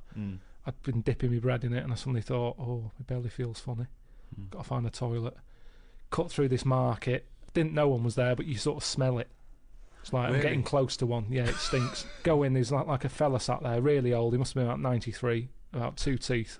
Sat there with a rag, and you have to pay him to use the toilet. What's the rag for? He doesn't wipe your ass for you. I don't know. But Well, did he or didn't the he? toilet's never been cleaned by the looks of it. I had to give him like £5 Egyptian, whatever that is. I don't know how much that is, but I don't know what he's doing for that money because the place had never seen a mop. So I go in there, open the door, and it's like one of them holes in the ground. I go, oh God, can't use that. Push the next door open. That's the same. Get to the end one, open it. Normal toilet. All right. Ding dong. Brilliant. Sit down there, do what I do, look round, no toilet paper. Oh no. He's waving the rag over the top of the cubicle. Yeah. More money. £10. So I'm thinking, oh God. I'm thinking, can I just get up? Because it was quite a clean, I thought if I It had was to, quite a clean drop. Sure. Yeah. So I'm thinking, Don't they use water though? Don't they use water? well, they have a hose pipe, yeah. Yeah. But I didn't fancy that. Well, that's cleaner though, isn't it? A hose pipe. I really getting a proper it's wash. heck. Why? How can it be? Why? Because that's just gonna that's not gonna clean it properly. It's gonna get rid of some bits, isn't it? It's like when you clean a car. Yeah, use a hose, but where's a sponge? Sure. So Yeah, So- that's true. Oh God! You rinse off a plate, but then But you I always just- give it a little wipe Exactly, as but I like it. That's when the bloke knocks on the door and goes, "You need sponge?" Yes. well. So I'm in there. I look at the door. There's no handle on the door, so I'm trapped in there anyway. Someone's nicked the handle, so I can't open the door. I'm sat there. There's no toilet paper, I'm calling like the people who I'm out there with. Yeah. They've got the phones off because we're meant to be filming. So I'm thinking, well, if I just wait, eventually they'll call. They'll panic, yeah. And they did after about 20. Hello? Oh, it's Carl. What do you need? Handling some toilet paper, please. So they called up and they had to come down. That fella don't let you in unless you pay 5 Egyptian. So they all had to pay 5. I mean, I don't know why they all had to come in to see me like it's some... Did they bring you some toilet paper then? No, they got it from the fella with the... who you pay the money to. He had a should have supply. paid for some on the way in. I think that's what you do. But they don't give you a full roll. They give you like a strip. Right. Which I'm pretty wasteful with toilet paper. I prefer to do a good job, use it up, replace it, rather than 5 sheets. I've never done that in my life. Right. So my brother taught me something. When he was in the army, he said you used to have to sort of put your hand through it, get it all, then use that paper to get it off your hand. What? When you're in the army, Yeah. you're taught survival techniques. Right. And they said if you're ever caught with very little toilet paper... There's a survival technique. Yeah. Not like What did he die? Died of a dirty arse. Hold on, wait a minute. Right, what is this technique? You get the toilet paper, Right. use 2 sheets, Right. fold it over, so you've got... Normally, to 1 sheet is 2 ply. You've got Right. 4 ply. Right. So Two it's a sheets. it's like a bog glove, a bog paper glove. Yeah, so you put your hand through it, so you make a hole. Yeah. What do you mean? Make a hole? Make a hole so your hand goes through it. Yeah. Then you can wipe your arse with that. What, And with then- your hand? Yeah, and then the toilet paper that's left, you pull it off like that, and you wipe your fingers with it. Well, so you've still got shit on your hand? This is horrible. Yeah, Why but don't, you wiped it off. why don't you just wipe your ass with the toilet paper? Because you've only got a couple of sheets because you're in the jungle, right? And it's Hold survival. on, though. It's almost survival, Rick. So what's the difference between don't know. wiping Maybe you your got it ass wrong. with your hand and trying to get shit off your hand, or wiping your ass with the toilet paper and putting your fucking trousers up? I don't know why this is a technique. That's some sort of mad sergeant's idea. What I do, boys, is I like to smear shit all over my face and then use the 1 sheet of toilet to wash my face off. It doesn't make any sense at all. Should I suggest something for you? You like wiping your ass with your hand. You don't like paper and water, you like a sponge. One of those big foam hands that you see at sporting events. So you just go in with that, like Kenny Everett. You go in there with 2 big sponges. You sit down, you wipe your ass, you just leave them up, you just leave them And then there. you can cheer about it as you leave. But everyone will know. Be careful with the giant sponge finger then, it doesn't go up the arse. And cause damage. That is a problem. Oh, God. Well, that's it in the last series of the Ricky Gervais Guide To's. Maybe the last guide to ever. Maybe the last audiobook ever. Who knows? As you've seen, we've running out of ideas. Well, I've had enough. Yeah, so Let's be have I, yeah. honest. Right. Well, I mean, that was about the environment, and we certainly recycled some old shit there. So it's goodbye from me, Ricky Gervais, Stephen Merchant, Bye. and the global village idiot that is Carl Pilkington.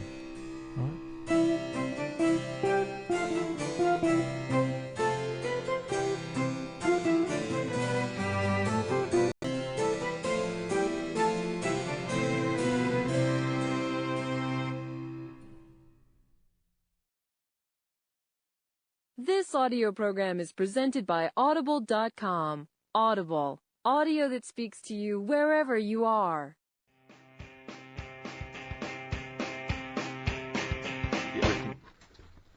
This is Strokes, and last night we just had a call, didn't we, from Johnny Mango.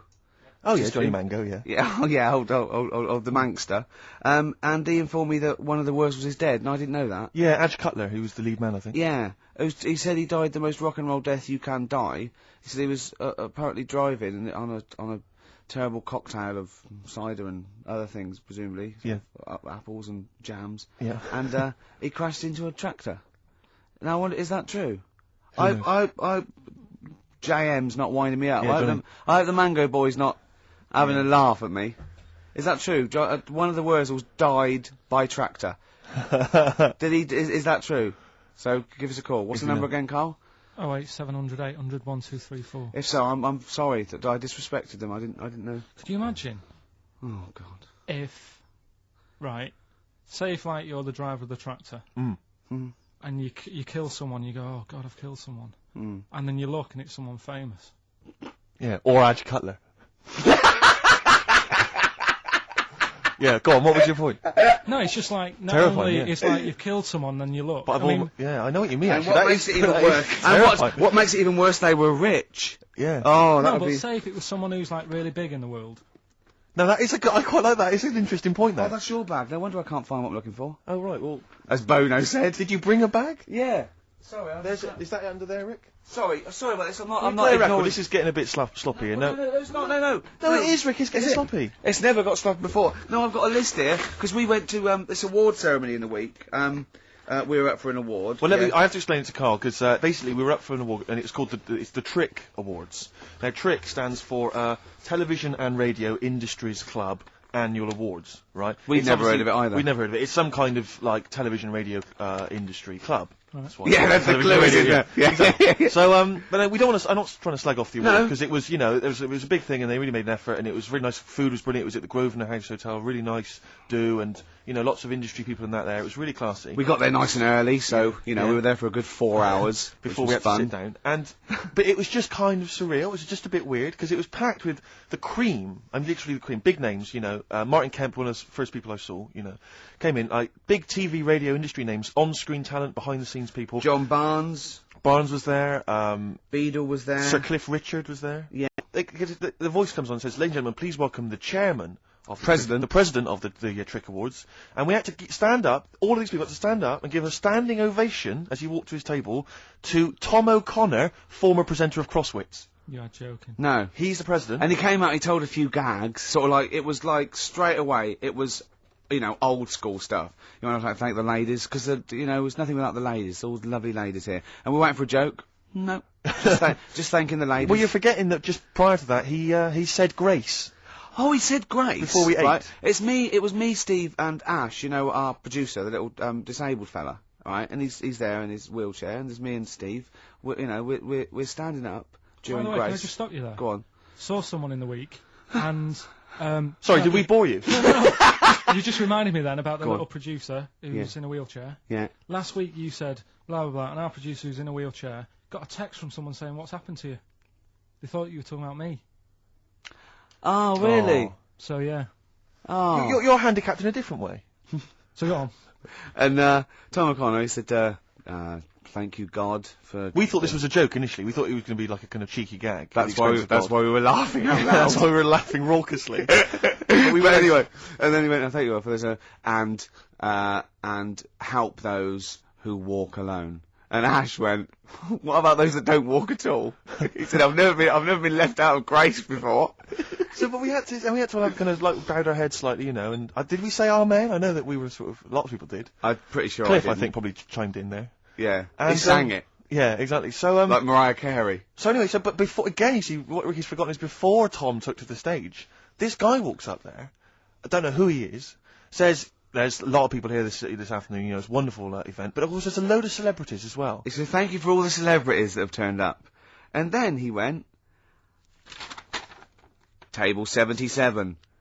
Mr. Russ Abbott. And we all Round of clapped. applause. Can we have the spotlight there? Russ Abbott, by the way, smoking a pipe. Actually, he looked like a bit like Barrett Holmes, his hilarious Sherlock Holmes character. Then he went, Table 107. The cast of Bad Girls. Clap. We like to clap. And then he went, Table 5. Alice Beer. Clap. Slightly smaller clapping. Yeah. And it's just like, and I thought, when is this gonna... He went through every single celebrity in the room. And there were about, 100. Table 53. John Inman, everyone. It's John Inman. Round of applause. Yeah, and, Table 70. Mr. Simon Cowell. Boo. Yeah, there was booing there. And yeah. they all booed him. That was nice. Yeah, that was a joke. Ironic booing, I think. Did they cheer for Foxy? Was he on the table? We didn't see Foxy. Wasn't there. He was doing his show. When they went up, they won an award, Cowell and Waterman and Chapman. Table 43. Peter Sissons, everyone. Peter Sissons. Went through every single name. Ricky got so paranoid he kind of legged it upstairs and we're watching from the balconies. They shone the spotlight on our table. And it Empty was largely chairs. empty. That was particularly fun. But then at the end, Sir Cliff got up there, right? Because Sir Cliff was giving out the Lifetime Achievement Award, right? He gets up, he used to speak, he goes, this is a personal friend of mine, a 7 days a week friend. Lifetime Achievement Award goes to Mrs. Gloria Hunniford. Right? We immediately start thinking what exactly were her lifetime achievements. I think living that long. That's pretty much it. I don't know what it is she's done, I can Gloria tell you Hunniford. what she does. I don't exactly, I know she used to have a Radio 2 show, I don't think that's We're on not dissing anymore. her. We're not dissing No, anyone. good luck We're to not her. taking the mick out of anyone. But But anyway, it was she- just a strange. It was just a strange event. But Gloria got taken unawares by this and started to ad-lib a speech, right? And I swear to God, about 12 minutes in, she was telling us how, and I can tell you now if you're interested, her lovely daughter Karen is currently in Australia. It's partly work, it's partly a holiday, Carl, and she's having a whale of a time. But she's not spoken to her for ages. And then she went, actually, she's been there for a long time. Yeah, And it's like, I was thought she was going to go, she doesn't call, you Yeah. do that, you get a Blue Peter, and this is how you... We thought she was going to get photos out, maybe, start showing it. No, it was just it was a nice bizarre. event, and, everyone there, Henry Cooper was there, so Henry Cooper. It was so good because every single element as well was sponsored by someone. Yeah. And I was looking at the menu, I've got the programme here, and the menu, right, the pudding is sponsored by Electrolux. Yeah. I don't know if you've ever had a pudding sponsored by Yeah. Electrolux. I was sponsored by Zanussi. When everyone was doing the prayers, did you look at them with their eyes shut, like you did at school? What do you mean? Well, when you had Did you look at someone with your eyes shut? No, like you'd do that. You'd do your hands together, Yeah. and you sort of look at people with their eyes shut and think that's like what they look like when they're sleeping. Play record. Didn't you ever do that?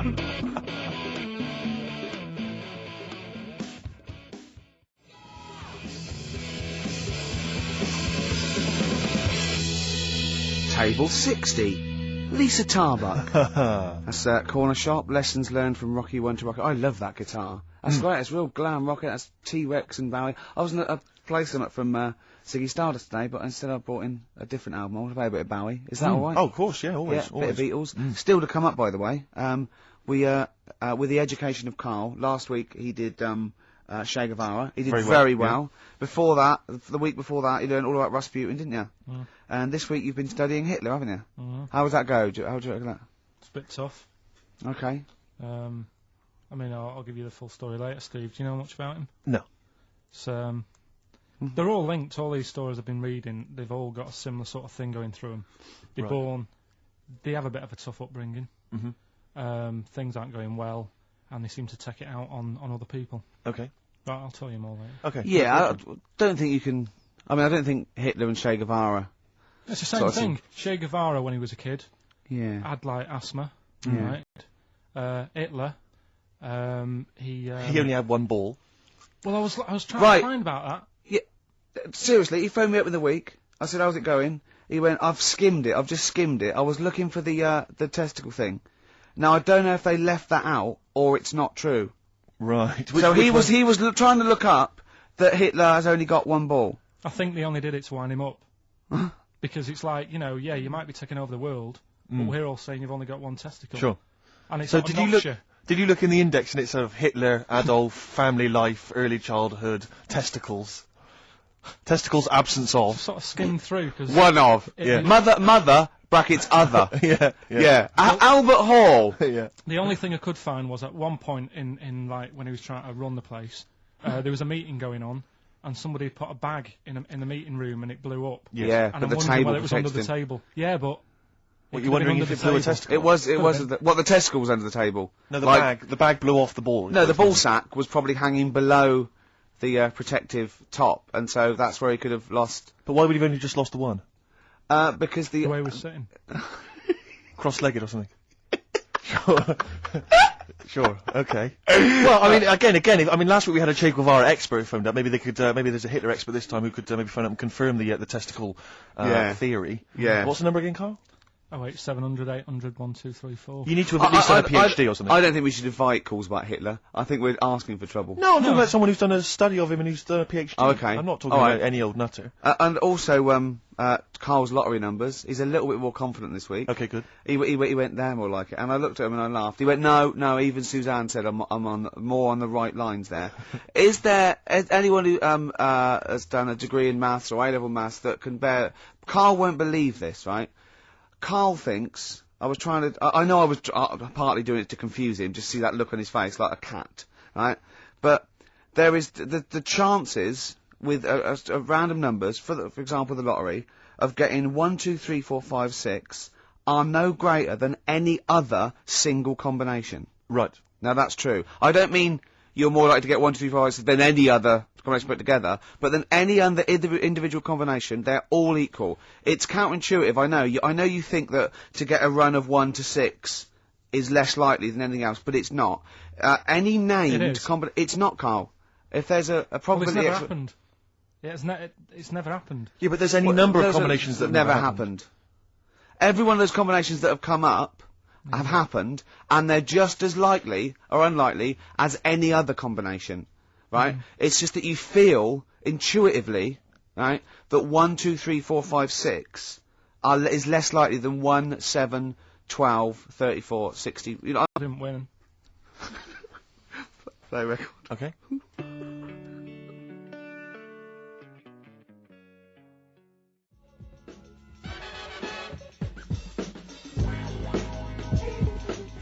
Wu-Tang Clan, Uzi, on XFM 104.9.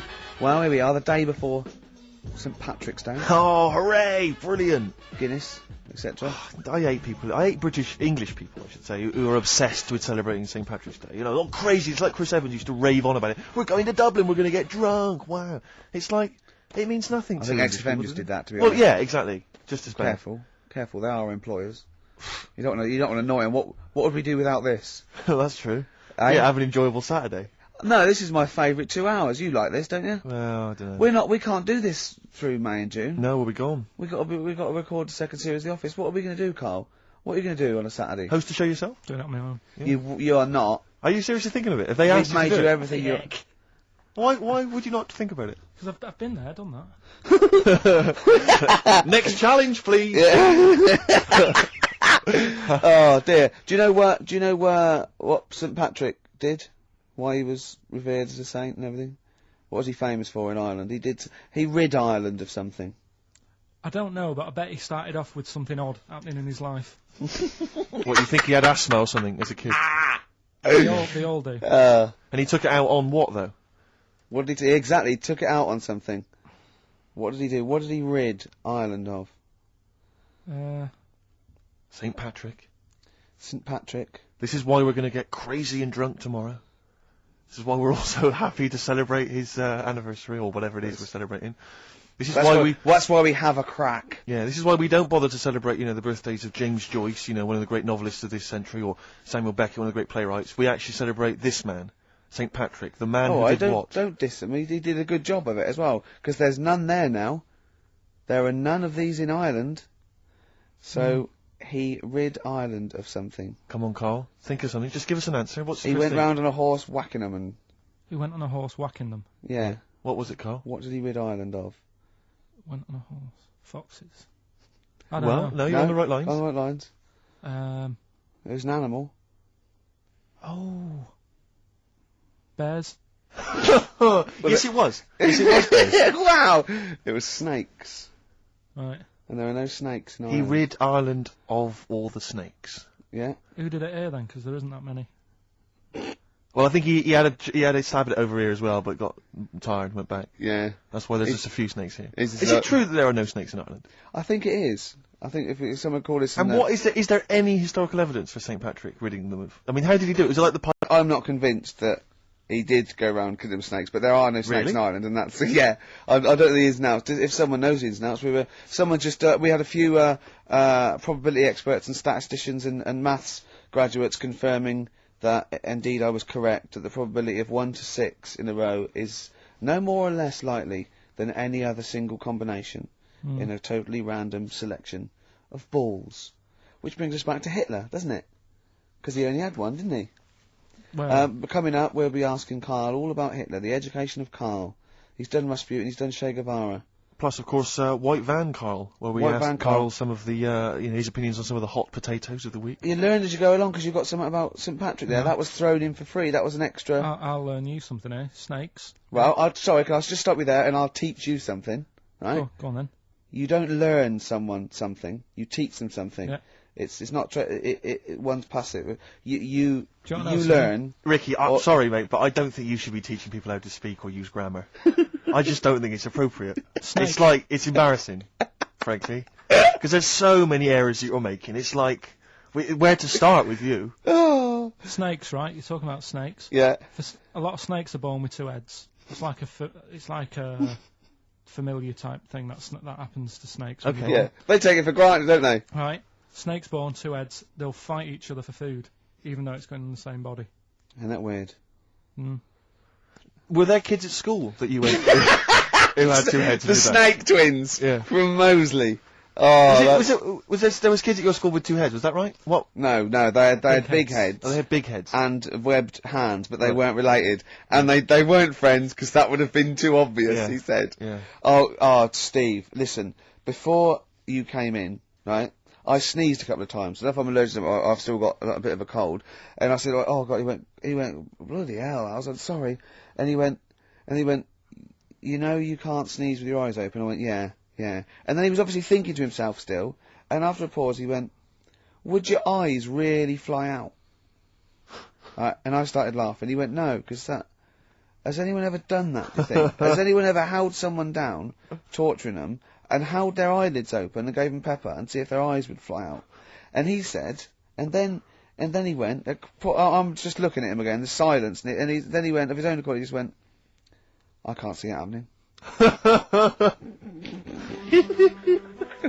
Your song here, Ricky. Oh, this, Bowie. Sorrow. Beautiful.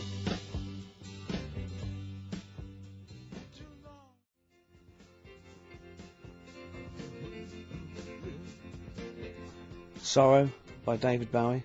I've got that on a compilation today, but I think it's this album, the one we did all the covers, because he didn't write that, did he? That was the one with him and Twiggy on the front cover, isn't it? Right. I haven't had that for ages. I haven't got that. So. Sorry, you lost me. I don't know what you're talking about. Are you reading a book there? No, I was just reading the brochure there, the programme, if you will, for the Television and Radio Industries Club Awards that we went to. Incidentally, we lost. We lost to Linda Green. Yeah, we didn't win an award. For the best comedy. But you might be interested to know that Tom O'Connor is in constant demand for corporate functions both here and abroad, and his client list includes many multinational companies. No mean golfer, Tom took the literary world by surprise in 1992 when his first humorous golf book, From the Wood to the Tees, made the bestseller list. I noticed it didn't take the literary world by storm. No. It took it by surprise. They're going, we can't say storm. We've got to say by surprise, from behind. But his first humorous golf book, From the Wood to the Tees, made the bestseller list. I don't know if that's just books about golf, that bestseller list. Subsequent successful books include One Flew Over the Clubhouse. Brilliant. Genius. Take a Funny Turn. Follow Me, I'm Right Behind You. And Eat Like a Horse, Drink Like a Fish. Does it mention Celebrity Squares? Didn't he do that? No. He did, Crosswits. Name that tune. Once, right, it's, Crosswords. Do you remember Crosswords? It was from the 80s. It was like a crossword game show. It was often with, Kate Copstick. But I saw one, right, it was on Challenge, TV BMB. No, Andy Crane. Remember Andy Crane? Yeah. He was the link man, and he went, coming up next, Tom O'Connor with, Crosswits, with, well, in my opinion, one of the best Crosswits players of all time, John Junkin. Oh. Who's your favourite Crosswits player? It's got to be Junkin for me as well. But Copstick was Barry alright. Cryer's bloody good. Cryer was good. I watched Call My Bluff in the week. Is this with Toxic and yeah, Colin? it was quite good. I quite enjoyed I it. imagine you could get on there if you I wanted. used to watch it with what's his name? Famer. Yeah. Famer. Yeah. Oh, that was great. You're impression. brilliant impressions, because obviously while Bowie was playing, you were doing your infamous Bowie impression, which is the best one you do, actually. Well, that's just because Carl said, you know what, he said, I'd love to go out for a drink with David Bowie. Of all the people that come in here for sessions, I think he's really good in. And I said, I think he'd like you as well. That's all, and I just went, hello, Carl. You're strange, you're alien. It interests me. Myself and Ian would like to put you on them. Yeah, and I just imagine you and Bowie in a pub somewhere. Isn't that pretty much the same impression you do when you do Ian Canfield? No. Ian Canfield's more like that. But not on air. On air, he's sort of like this sort of eloquent 40-year-old Capital DJ. Yeah. And, but when you talk to him in the studio, he's slowly turning into Tommy Vance, isn't he? Mm. This is one of his pillars of rock, Canfield. He loves Vance, Lemmy, Diano. If we run out of material later in the show, which is likely. Yeah. Considering we're now talking about Ian we ran out of it at 1:05. Exactly. But could I maybe just sort of interview you as David Bowie? Yeah, that would be fantastic. Maybe it could be the idea that what if like David Bowie was a cab driver? What would he say? What was some of the funny things he would say? We saw that, what was that in when it said, Dead Ringers coming up? If you've ever wondered what, it would sound like... Dead Ringers is this impressionist show. They did it's on Radio 4 and they did a TV version. Yeah, I saw it. What did you make of it? Didn't like it. It was alright, no, it was just that the write-up in, Radio one Times, I magazine, think it the was. Radio Times, said, ever wondered what it'd be like if, Robbie Williams was singing George Formby? Or, what would it be like if, there was an animal hospital... was hosted by Anne Robinson. Yeah. Yeah. I have wondered. Were those two sketches on there last night? Yeah. Yeah. What were they like? You are the weakest... You are the weakest dog skink? or something? No, what was it? It was something like... They had to vote off an animal to die or something. It was something like that, yeah. It was This is all right. flagging. Quick, do your Bowie again. Oh, come in here. Look, it's Tin Machine. Now let's play Changes. Hello, Iggy Pop, you nutter. Stop cutting your sound.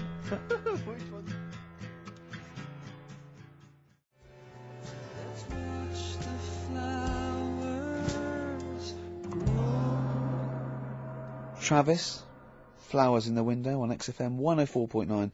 2 o'clock, halfway through. Oh, it's our favourite time, isn't it? My favourite time of the week where we come in here and play some records, have a chat. Ricky, a lot of people are wondering who you are. I'm Ricky Gervais, with me Steve Merchant. Hi. There's little Carl over there. Steve, it's time for... White Van Carl. We should definitely get some jingles. I think the show sort of lacks jingles, I think. Yeah. Noises. Yeah. Funny sound effects. Yeah. Well, that's Wow. Yeah. What's Go on. Mr. Nosy Neighbour interested in? Hello, what's going on here? Oh, we should definitely get some pre-recorded comedy noises, Carl, Yeah. for next Yeah, well, week. that's my job, but unfortunately I'm busy reading about Hitler.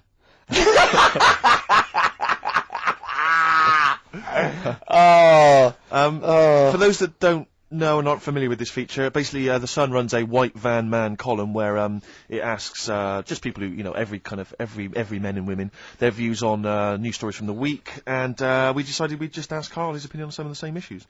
This week... Not like us to rip off another idea and just use it for our own... No. No, but this time... The White Van Man in the Sun this week is Herbie Crossman from Harrow in Middlesex. Herbie. And he's asked his opinion, Carl, and what's yours, on pop idol Will Young admitting he is gay.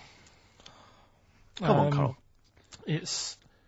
I don't understand what the big deal is, to be honest. Okay. No. Talking to different people about it, and they've said, it could affect the sales, girls won't like him anymore, which I think is rubbish. Yeah, because it finished George Michael's career, didn't it?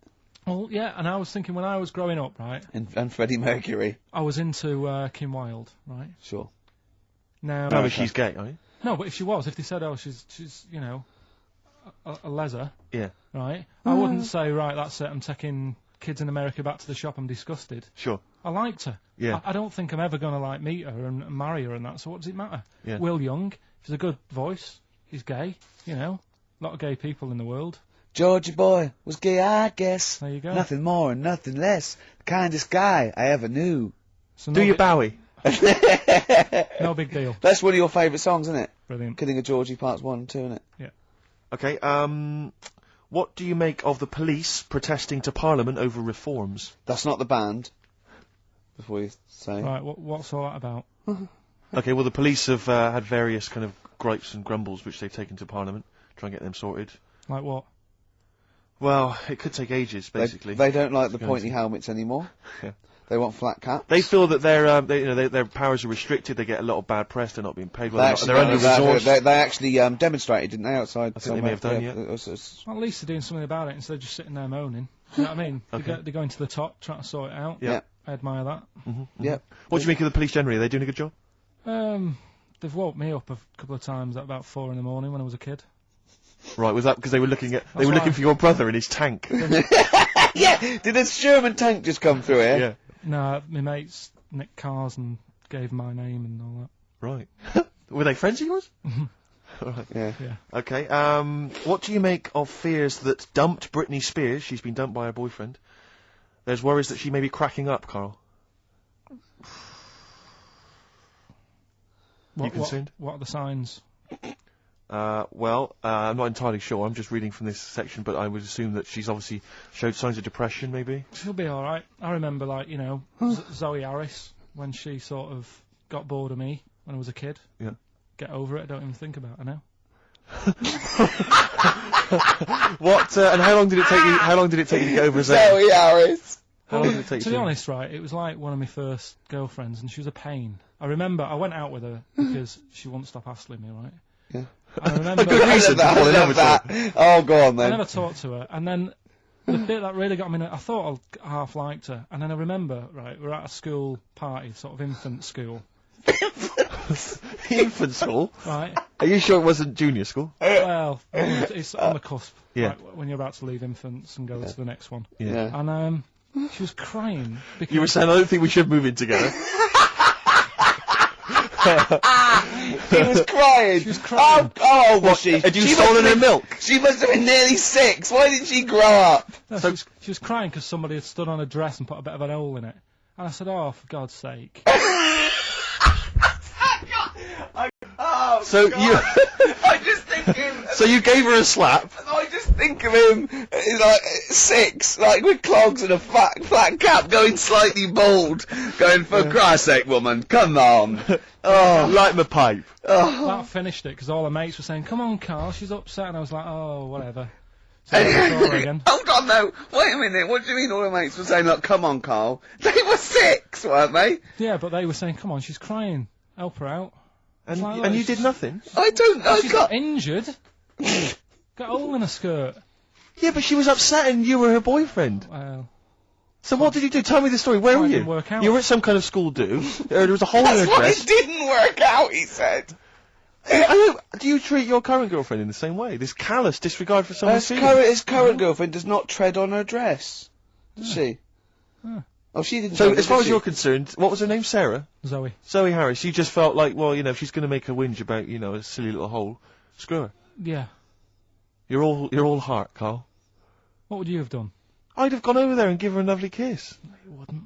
Yes, I would. We were playing Dead Arm. In the corner. Ask him another question. Okay, very final Oh. thought then.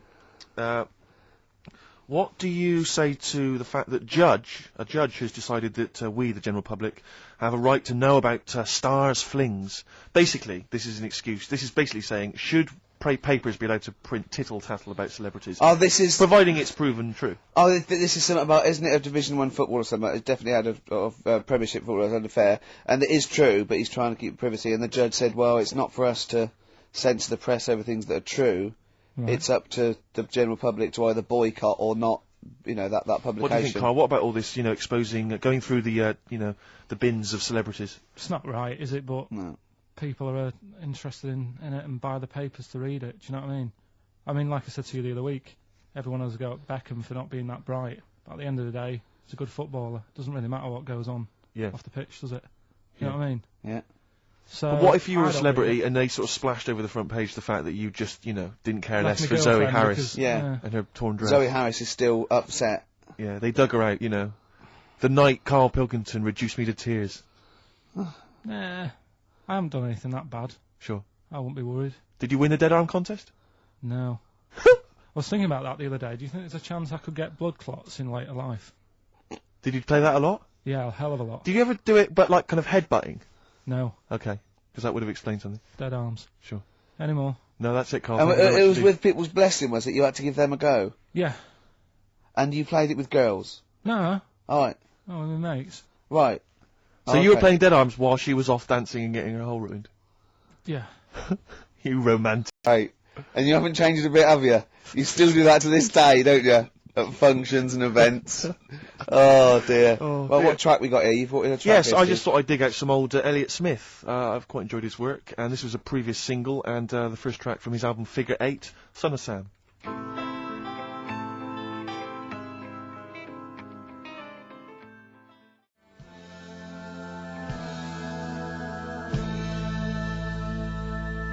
XFM 104.9. Sorry, I was going to Sorry, back go on. announce that track and just mention it was Elliott Smith and the track Son of Sam. Well, I think I'd just better ask Carl a couple of quick questions about Hitler.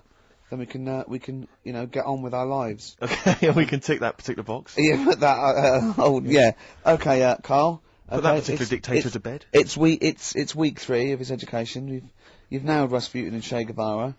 I don't want to lose complete sight of those. I'll maybe ask you a couple of those in the week just to so you keep your mind on it. But Hitler. Tell us the story. What have you learnt? Do you want to ask some questions? No, not really. Just sum it up in a minute. What do you Can't do think? it in a minute. Well, can I ask some questions then? Where was he born? Austria. Tell us about his early life. Right, he was a young lad. He Brilliant. What in his early life? Okay. Yeah. what's the name? His mum Yeah. was his dad's second cousin, which is a bit weird. Yeah. That is weird. They had 5 kids. He's going, yeah, it's usually first cousin where I come from. Oh, that's unfair, isn't it? There's no need for that. There Go was on. there was 5 kids, but only 2 of them, including Hitler, including him and his sister survived. The others died at an early age. Okay. Right. Anyway, so they grew up, and the mum died and the dad died and that, and he thought, oh, what am I going to do? Because he didn't do well at school, didn't have many qualifications. No. Liked art. Did he have a GCSE in history? Liked art, right? And then, so he said, right, I'm going to go to Munich. I missed a bit out, actually. Jewish people were in Austria, he didn't really like them. Okay. He thought they got, special treatments and stuff, and just didn't like them. So he went to Munich, and he joined the army.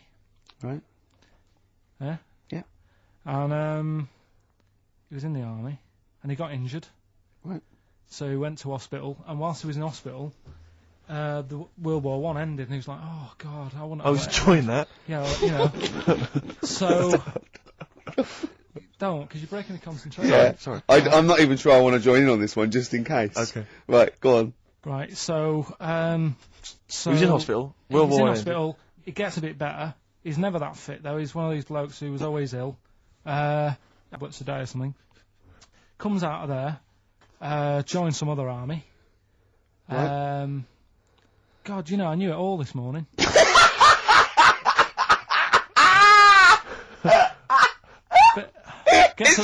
I can see it running to ground.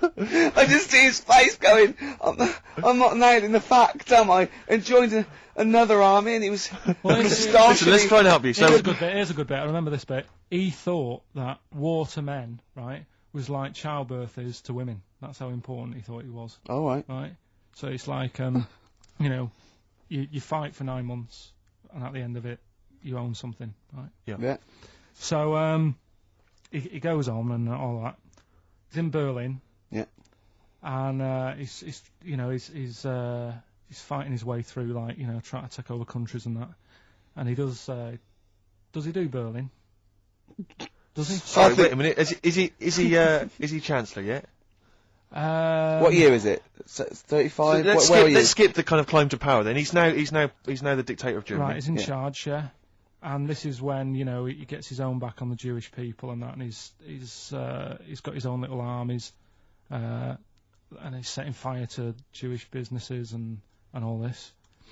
And anyway, cut a long story short, Please do.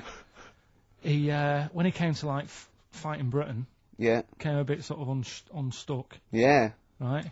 Started fighting. Not back. so easy, is it, this world domination, Adolf? Britain was there, France was helping out, Yeah. Americans were helping out. Yeah. So he Well, thought, oh God, so a bit he goes, late, but yeah, go on. he goes into a bunker in Berlin, Yeah. and it's all kicking off. Yeah. And apparently, Germany sort of surrenders. Yeah. Says it's all over, forget it, we can't beat you. He was really annoyed with this, and he thought, oh, I can't show my face around here. So Because it would be embarrassing. he's with his missus, who nobody knew was his wife, Right. Eva, in this bunker. Yeah. And so he said, I've had enough of this. He shoots himself. Yeah. She poisons herself, and the chauffeur buries him or something, or burns him. Right. And in all the time he was in charge, 50 million people died. So that's 1918 to 1945. Yeah. Between It felt like that. Between Travis and the Red Hot Chili Peppers next week. That's fantastic. That's remarkable. I have to say that you sort of lost your grasp somewhere along the line, because you started off confidently, but you lost your way. I've had a really busy week, and last night I was whizzing through it. Sure. And then this morning I woke up, and Suzanne had been away for about 3 days, right? Yeah. I hardly spoke to her. She's been busy, I've been busy. First thing to say when I wake up, oh, just ask me some stuff on Hitler. You old romantic. That's great. That's how stressful it's getting. But I knew it all this morning, honestly. No, but that's fine. I think you've summed up the, you've done that. Right, captured it in essence. just for a bit of balance, I've got your next week's, homework.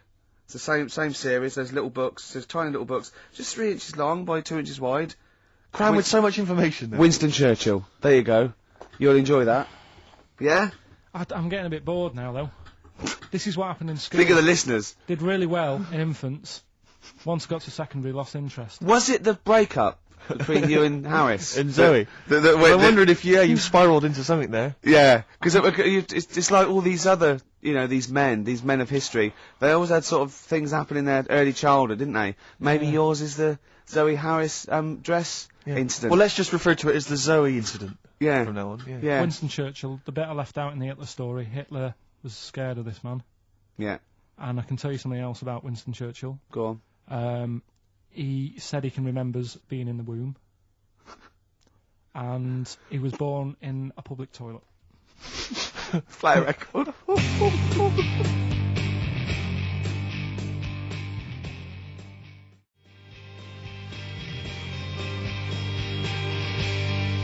PJ Harvey, this is Love, XFM 104.9. I'm Ricky Gervais, with me Steve Merchant and Carl.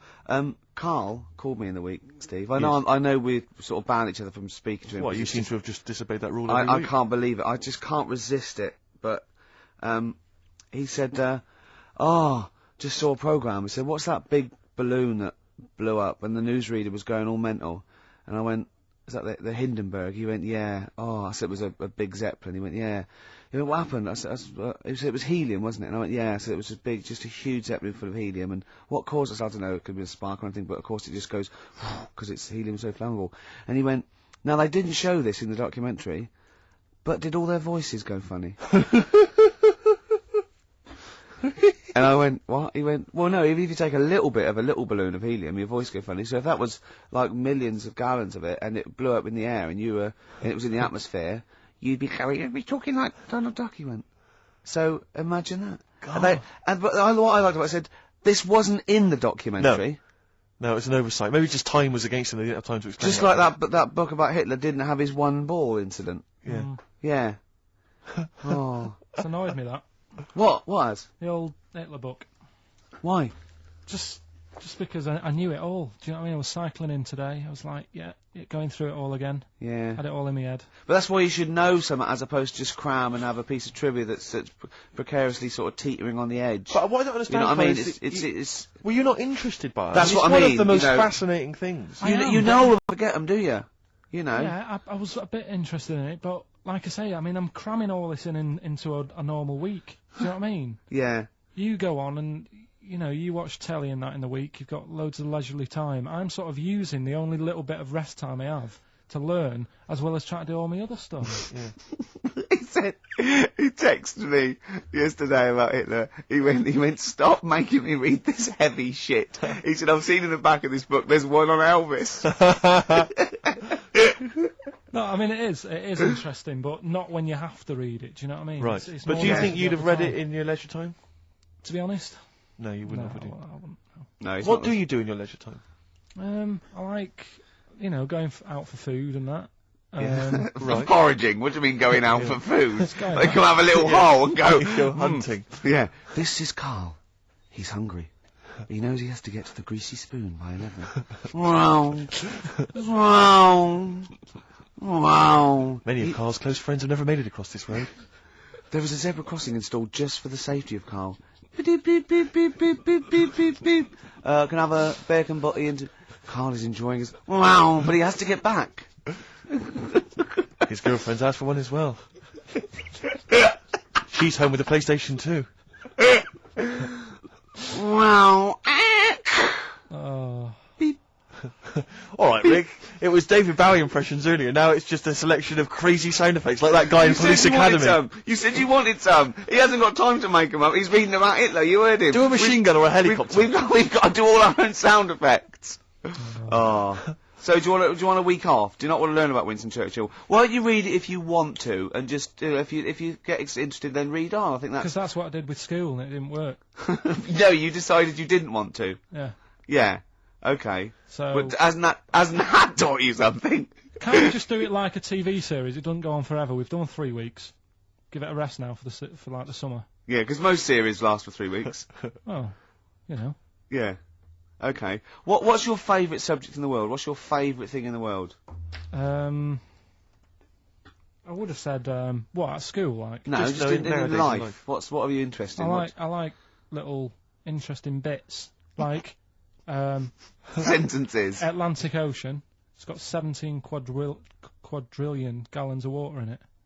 Right. Well, that's interesting without having to read a book. And stuff. Why is that interesting though? What are you basing that on? When you think of 17 quadrillion, it's a lot, isn't it? What are you imagining? Just like a big wave. Imagine how much water. Yeah. Well, what's your subject then? I don't know. No, it's just that Wilson, what's your favourite subject? You gave me a fact that is so. Well, but that before you were talking about monkeys, and I said, do you know that if you give a monkey a childbirth tablet, it works on it the same way because it's kitted out the same. Could I just say something? We weren't talking about monkeys. What were we talking about then? You know, we were talking about something completely different, and you went, if you give a monkey a childbirth pill, it works. That's what you said. No, we were talking about monkeys. We weren't. We were talking about sneezing. Yeah. Yeah, and you went, if you give a monkey childbirth pills, it works. That's. Well, yeah, we were talking about interesting things about sneezing, and I remembered an interesting fact about monkeys. So. Anyway, 2:30, brilliant. What did happen to that bloke who used to make the sound effects in Police Academy? I don't know. He was brilliant, wasn't he? Do you remember him? I don't remember Was him. he called Hightower? Yeah, he was good. Yeah? If anyone knows, give us a call. God.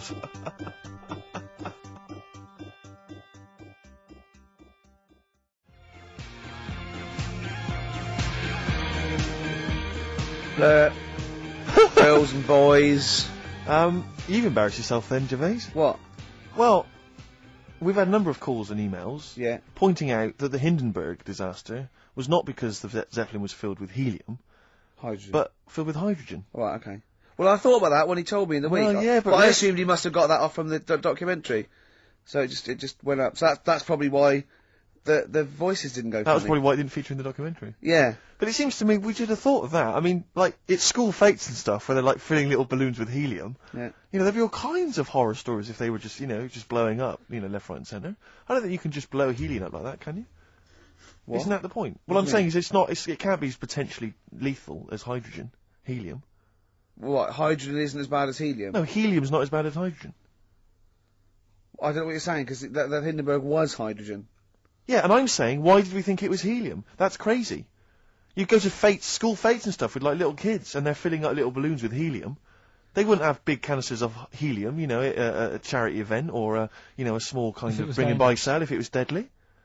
Yeah, but it's not as big. I mean, when you buy those balloons at a fair, it's not as big as that big But presumably it's still flammable, is it? But it wasn't the fact how dangerous the rare gas was, or it was the fact that it was made of this thing that caught fire and just went. There was nothing.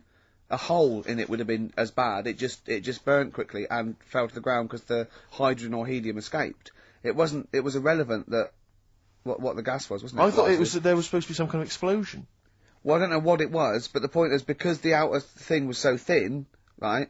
The gas inside escaped and it fell to the ground. So it just fell to the ground like when you popped a balloon. Mm. Well, not It didn't quite. sort of go. It didn't flap all over the place and make a zany noise. But I tell you what, in the week for it, I was trying to get a bit more info on it. Guess how many balloons it would take, helium balloons, to lift a human up? Go on. 6,000. Should we do it? If you want. Brilliant. Next week, that's got to be a challenge. Can we? Is there a sort of balloon company or some sort of party company that are willing to sponsor us to lift Carl into the air with helium balloons 10 feet off the ground, where we're tether him down, right?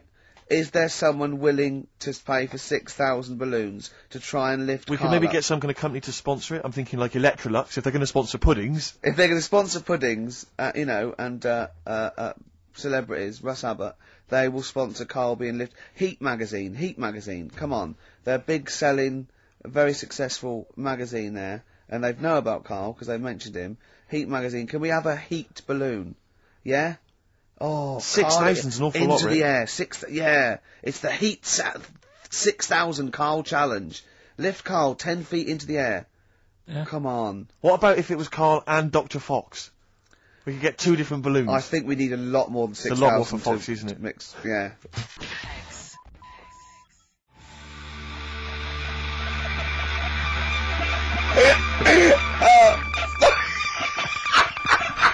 The heights. I just explain what I'm laughing at, right? We just had a call from someone saying his company would sponsor Carl, right, to be raised by all these balloons if he could have a walk-on part in the office. And we immediately went, we're worried about that sort of thing. You can't really promise that artistic, you know. And I was worried about the legality of it as well. How can you promise someone that for personal gain that's a private, and all that sort of stuff, right? And I went, I don't know. And anyway, put the phone down to him, and Carl went, I love the fact you're more effing worried about that than me being raised 30 feet in the effing air. You started getting scared, did you? Are you worried about it?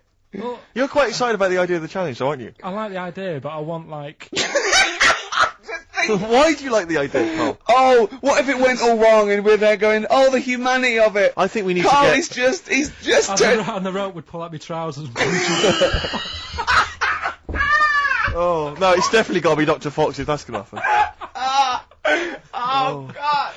Oh, we've got to do this! So hang on, but let's just think about because wait a minute, we say this, but we'd have to get all kinds of health and safety people involved. No, we wouldn't. Of course we can't just start raising you in the air. No, you're allowed to do it on private land, aren't you? Look what happened to the Hindenburg. No, but I was just saying there was lots of people died. Listen, look, all we do is we get someone, right? But what if he gets loose and he just floats off into the air? And he meets his magpie that he lifted. Balloons. So, I'm so excited about this. Listen, we've got to do this. No, but please. Shut up a minute. Let's just stop and think about it. It's 60,000 balloons. Look, no, it's not. It's 6,000. But 6,000 balloons? That's a lot of balloons. No, it's not. No, it's don't not. be silly. For sponsorship, people pay for... no, listen, it's worth it. There must be a company out there that'll pay for this, just so we can film it. Hang on, is there not an easier way of just getting one big balloon? Then the challenge is... there's no challenge there. No, it's got to be... It's got to have people coming up and hooking balloons. It'd be like Buckaroo. And the person who puts the balloon that actually raises him 10 feet wins a prize or something. So hang on, so what we've got each person with like 500 balloons. Yeah. That's mad. Can you imagine how many balloons that is? That's ludicrous. 6,000. Yeah. That's an awful lot of balloons. I don't know, there must be someone that could do this. Oh look, people have walked on the moon for Christ's sake. We can raise Carl Pilkington with some balloons. Yes, but they had a NASA budget. We've got XFM behind us. Yeah, but balloons, yeah. Balloons are cheap. You can get about a pack of 25 for about 150. Right, fine. No. True. Yeah, the helium though, Carl. You can't just like attach yourself to a pack of balloons. No, but... What, you think we blow them all up? With helium. Right.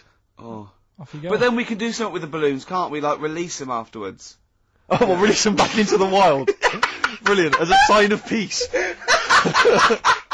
Fly, my pretties, fly, Listen, be free. I am so excited. I have not been so excited about, and I thought that Robin Ince was going to stay in my cupboard for £1,000. Look, we've got to do this. 6,000 balloons. I don't think it's going to happen. That's an awful lot of balloons, and I just I don't see how we can tether them all to Carl. He's a small man. No, but because you have like different lengths, don't you? Yeah, exactly. Carl knows. Can you think about the logistics of this? Oh, someone must know. There must be a company. There's a bloke willing to do it. I know he doesn't know the technology of it. He's willing to sort of stand by. And what if a company just has access to helium like that? No, we can do this. Come on, London. Someone's done Londoners. It was on the internet already, so someone obviously has done it. Yeah. So they didn't say, we can't get hold of the balloons. No, they probably worked it out, didn't they? Carl, you're more excited about this than anything else. About your education, about your exam results. You're so excited. And we'll have a little rope. It'll be like flying a little kite, a little Carl. Let's go fly. Carl, what will you wear? Like a one-piece jumpsuit? Yeah, it'd be lovely. With sponsorship all over it? Oh, it'd be great. You look like Jackie Stewart, and just as you go up your little face, oh my God, I'm not going to sleep until this is done. This is the most exciting thing ever. Only 10 feet. 10 feet, yeah. And we need some kind of rope to sort of tether you to the ground. Yeah. We don't want you sort of flying off. This is going to be great. And he'd have a little crash helmet and everything, and little deedy boppers on the crash helmet, like he's a little flying ant. Definitely. We give him a little. Oh my God, can we give you an outfit like little wings and everything? Can we paint your face with like children's paint? I'm not doing all that. Why? Oh, because that would be silly. Oh, please, Carl, do this. Do it. We'll do it for charity. We'll do it for charity, yeah? Right. Yeah? Oh, this is We'll do it for brilliant. children in need. Please, just phone in if you can help us. Lift Carl up 30 feet. Let's say 30 I think feet. it has to be a decent... Yeah, it has to be a decent... We want to break that if we're Yeah, going I want to break that. What is the world record for raising a man by balloons? Yeah. Okay, so listen, let's just finalise details here. We've got... I'm so excited. Email address, ricky.gervais@xfm.co.uk. Ricky.gervais@xfm.co.uk. What's the number? What's the number? The number, Carl? 08700 800 1234. Give it again. Carl. Give it again. Lift Carl. 08700 800 1234. Sponsored by Heat Magazine And or you, something. maybe even if you've just got an idea about how we might be able to organise it, how we might be able to get it done, if you've got contacts, anything, just get in touch, give us some information. Oh, that'd be great. I'm gonna play a Beatles track for the lovers. Oh, man. It's off the Help album, and it's You've Got to Hide Your Love Away. Oh, just think of his little face as he goes. Oh. He'll be televised.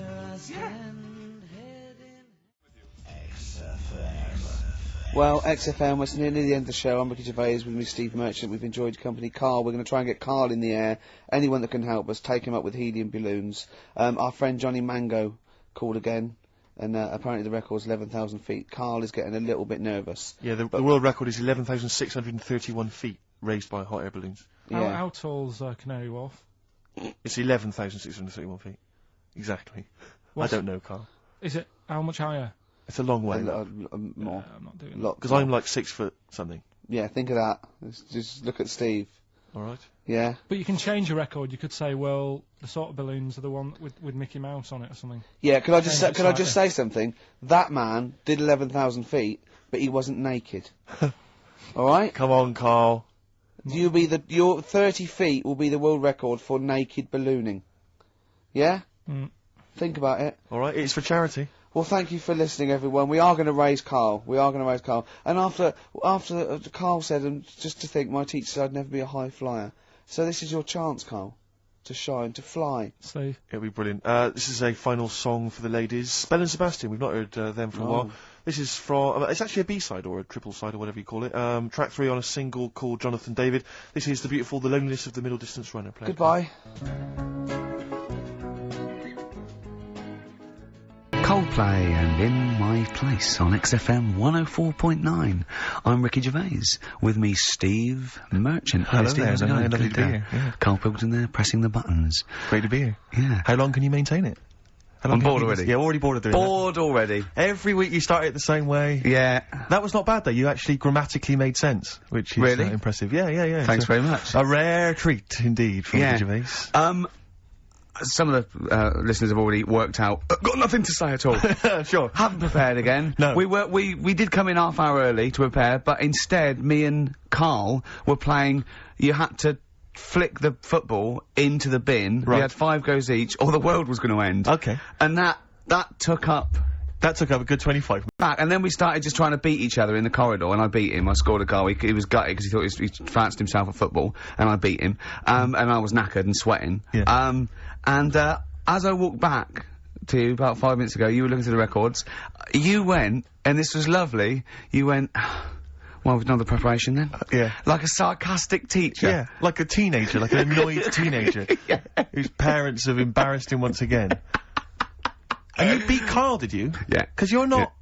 I mean, you're not particularly... I'm not good at football, Well, no. you're not particularly nimble on your feet. Oh, come on. No, you're not. Douglas Bader is more nimble. I'm alright. I'm alright. But Carl's sort of, I think he's got more skills than me, but he hasn't got the aggression and the weight. Yeah. So I just pushed him aside. Yeah, good work. Yeah. Good work. I'm going on holiday. Are you? Yeah, I'm not here next week. What are you going to do, Carl? Are you going to do the best of or something next week, aren't you? Yeah, that's what we've got to sort out. Well, I can't sort it out. I've got to go to the airport after. No, straight after the show you've got to do some links. No, I'm not doing any links. I said I wouldn't, so... That's what we planned. No, we didn't. I said I'd do some during the show, and then you I thought you were joking. I honestly can't do it today, so we do some during the show. What are you going to do? Just put the shows that we've done in this year? Sorry, guys. I hate to interrupt. This is the sort of stuff we should have been discussing when you were playing football. I know. Play what are you going to play? Let's have a bit of Foo Fighters. Okay. Let's just discuss this off there. Okay.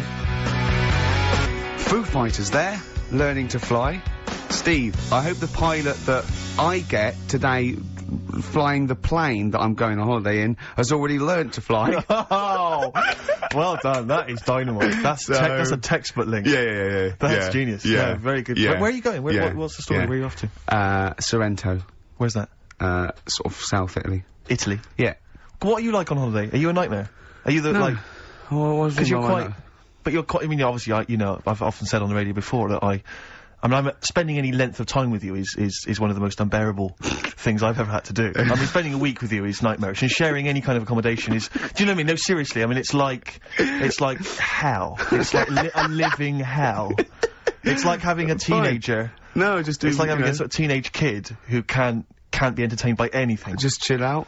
Just chill out, dude. Just max relax. Yeah, max relax. Yeah, sure. And and so if you're in somewhere like Italy, like somewhere like that, because obviously a very beautiful city and very cultured and stuff. Is that something that you enjoy? Do you enjoy the culture of that, the beautiful architecture, let's say? A hotel's the same anywhere, because as long as there's room service and a nice swimming pool and it's nice weather. Sure. If it's not, I'm annoyed. And I need to blame someone. And is it true that you go to Italy most years, don't you? Is that because that's the only food you like eating? I like pasta and pizza. Yeah. Yeah. And I've been to other places. I went to France once, and that you can't explain to them to cook it just cook it properly. I don't want any to cook it. There's blood in the middle of that. Yeah, sure. Hungary, it was just I went there for a while and I couldn't identify the animals they were killing for me. A lot about natural history. Sure. And I couldn't identify what was on the plate, so I don't. Came I'm home a bit early, squeamish. did you, after a couple of days? No, I just got annoyed and I went to McDonald's. Yeah. Well, that's the great thing about McDonald's, is they are in most major cities. No, but you can't go wrong with pasta and pizza. So if I was with you on holiday and and we were hanging out or whatever, and I took you to say maybe a beautiful cathedral, is that something you'd enjoy? I can't quite imagine you actually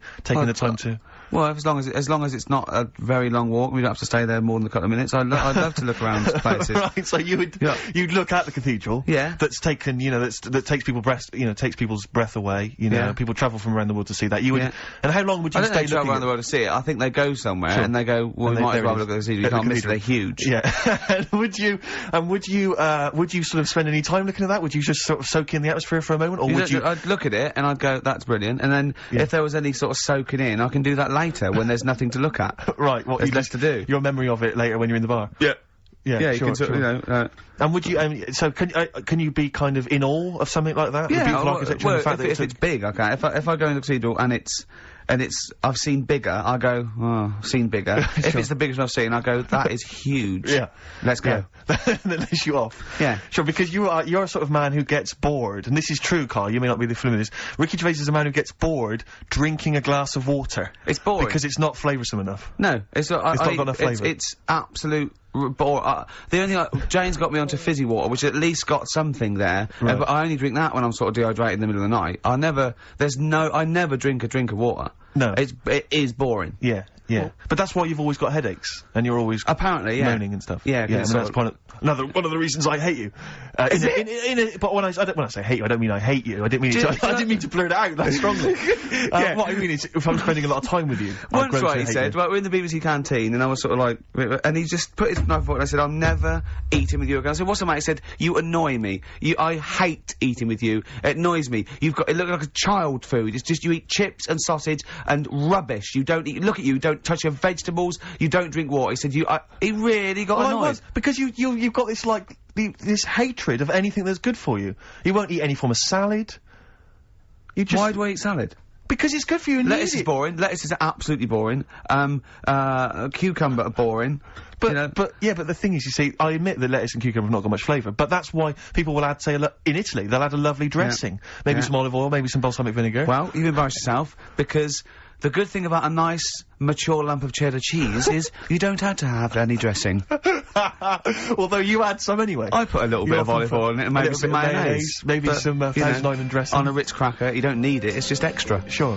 Well, good luck. I notice you're wearing is this your travelling gear? You've got the sweatpants and the t-shirt, the free t-shirt. Yeah. Looking to get an upgrade, are you? Or? I'm going first class anyway. Sure. Badly drawn boy on XFM 104.9. Are you going to be taking in any of the culture in Italy? Is that something you do? Yeah. The opera? Don't know about the opera. I've never been to the opera. I do like a bit of opera. Yeah, I wouldn't sit through a whole one, but I mean, I like the songs they take from it for that World Cup one. And those two fat birds that they sung in Shawshank Redemption was good. Yes. But, I think, I haven't gone into it extensively. I haven't studied the art. The art of opera. Also, it's in foreign, so you don't really know what's happening. It's in foreign. Yeah. So you don't really. That's annoying for you. Yeah. What about, are you a fan of any of the great English operas?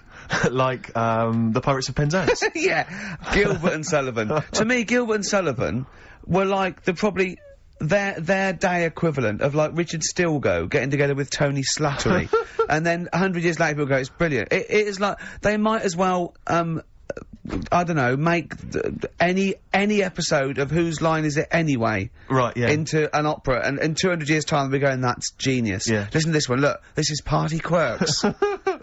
Yeah, Amdram Society, staging World Step. Because I was in the Pirates of Penzance once in an amateur production. You used to like Whose Line Is It Anyway? I did, that was Although I from did a watch scene. it when it first came on Channel 4 about 15, 20 years ago. But we did the Pirates of Penzance when I was in an amateur dramatic society in Bristol, the Bristol Operatic Society, Light Operatic Society. I don't know why I was involved, because I can't sing. My audition, I thought, this is how desperate they were for blokes. I swear to God, right, I can't sing, you know. Well, you? Yeah, alright, calm down. And, I went in and they said, so what are you gonna sing? I went, well, I wanna surprise you. They said, do you want a piano accompaniment? I said, no, I don't think so. I went to the back, I swear to God, I went to the back of the room and I just sang, Thumbelina, Thumbelina, tiny little thing, Thumbelina dance, Thumbelina sing, Thumbelina, what's the difference if you're very small? 'Cause when your heart is full of love, you're 6 feet tall. I just did that. And they just looked at me like I was the weirdest freak they'd ever had. Immediately put me in the chorus, because that was how desperate they were for blokes. We rehearsed it. I couldn't remember the lyrics. Thank God you were doing Thumbelina. Yeah. Oh, but dear. I couldn't remember the lyrics. What was it for? Was it Gilbert and Sullivan? It was the Pirates of Penzance. There weren't enough blokes, right, so that we had to double up. So some of the pirates had to double up as the policemen who were chasing the pirates. A little bit problematic in the scene when the policemen and the pirates have a fight. That was a little bit tricky. And then worse things, there's this sequence where, like, the daughters of the Major General, all kind of like, oh, beautiful, something like, you know, oh, beautiful little girls are we, la la la la la la la. And the women they must have all been over 40. I mean, real kind of toothless crones, creeping around in their 90s. Is it the sort of women that buy one of those sort of porcelain dolls from the TV and go, yeah. What do you mean, they got rid of them? No, there weren't. Stop this. Are there any people who they think that they've got it under control, but they haven't really? It is. There are some, aren't they? They think that no one will notice, but they've got no pupils. Yeah. And they just stare at you for ages and go, what? At the end of each sentence. Exactly. Yeah. Because there's a couple of drunkards, I know, but there's no... It's boring now? Okay, play a record, it's boring. Ricky Gervais is telling us it's boring.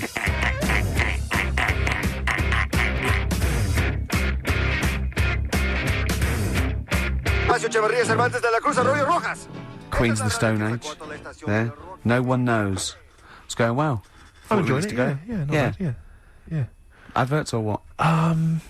What do you reckon? Who's loving them? He knows. Getting Away With It from Electronic, of course. Fantastic tune, yeah. No, it's That's a beautiful a tune, mutual favourite of ours. We both like that, don't we, Steve? We do indeed, We both yes. like that. We are mutually appreciative of that track. Ricky Gervais, of course. Friend of the stars. Claire Sturgis is here. My name's Steve Merchant. Ahoy. Yeah, XFM 104.9. So, I saw you the other day, because I haven't seen you this week, but I did see you, walking on the street holding a gum shield that you just bought. How'd that work out for you, the boxing? Oh, it was really good. Because we talked about, are you aware of this, Claire, that he wants to become a boxer? This is something that Ricky talked about the other week on the air. He suddenly decided at the age of 40-something that, boxing is really the profession he should have taken up. 40-something means 47. I'm just 41. Okay. I am 40-something, but 40-something is like a euphemism for nearer 50. Yeah. So don't say 40-something. Okay. Say 30-something. Yeah. So yeah, he's taking up. But apparently, there's something called white collar boxing. Claire, did we mention this last week? No, you didn't. No, but I didn't know something about. I think you mentioned it. before, but not last week. White collar boxing. Yeah, it's basically it's like a kind of a classier version of Fight Club, the film Fight Club. Have you ever seen that? So instead of they don't meet in sort of dingy cellars, they meet in office blocks. And it's usually for charity at the Grosvenor or something, or a big hotel. I don't know. And you just have like a bill on there, and you punch each other for charity. Serious? Yeah, but anyway, I've been training boxing for a while now, just like, you know, the pads and everything, and last week we started on sparring, and it is a different level. Honestly, I mean, I can work out now for an hour on the pads, and I did about 1.5 rounds, and it was like I was asthmatic. Because you're also, the trainer, who's a bit of a boxer himself, put the gum to him and he goes, okay, I'm not gonna, and I was giggling with fear. And he said, you've got to get a gum shield just in case, and that's where he saw me. I'd gone to the Lonsdale shop, and I got A gum shield. I said this before, Claire, is that I just don't think it's a good idea. I mean, you know Ricky, you've known him for a while now. He's not mentally tough, which is a problem, I think. He's not sort of psychologically, he's quite weak. Like, he's scared of a lot of things, you know, cars. Spiders. I mean, he'll get, I've seen him, like, edgy, like if a car blows its horn and he's in the house. Do you know what I mean? And he'll hear it outside. You know, what's that? Is it coming through the door? Is it...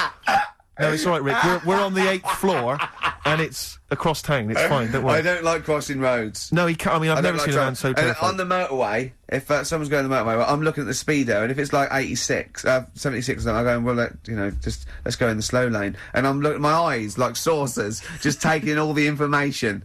Yeah, because he can't drive That's as a well. rational fear, though, isn't it? But I think it's because you can't drive. Yeah, possibly, so, for instance, the fact that I've seen. I mean, Actually, Ricky, you're right, because I can't drive, and I do exactly the same thing on motorways. So that's all right. Yeah. But do you do this, Claire? Which is when you're in the back of a cab and you feel the cab's going too fast, despite the fact that you're, say, driving up Shaftesbury Avenue in rush hour. Yeah. So you're never going to pick up a great deal of speed. Yeah. But Ricky he won't mention it to the driver. I feel you're going a bit too fast. He'll whisper it to me. No, he's basically suggesting to me that I should say something. Because I'm Ricky Gervais off the telly, I don't want to cause a fuss. You better do it, Steve, because you're nobody. That's basically what he's insinuating. Roads so I've always got to sort of make the complaint, or I've got, you know. But you're terrified of, you're terrified of that. You're terrified of spiders, as we know. Yeah. Cobwebs. You're terrified of pictures of spiders. There's no smoke without fire. Yeah. I know who made those webs, Steve, and they live there. Yeah, it was you that got the certificate, wasn't it, raised on the Spider-Man film?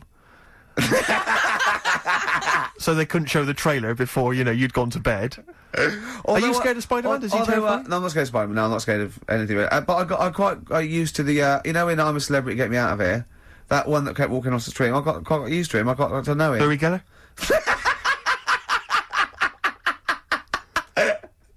Yeah, he was alright. Yeah, he was alright. So you're scared of that? Tarantulas aren't as scary as the Bath ones. Tarantulas are sort of like more furry.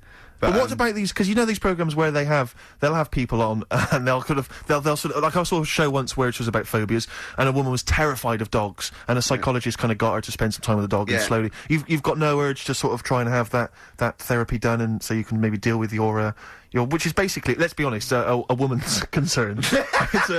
It's a woman's fear, isn't it, essentially? That I stand on a chair. Exactly. Yeah.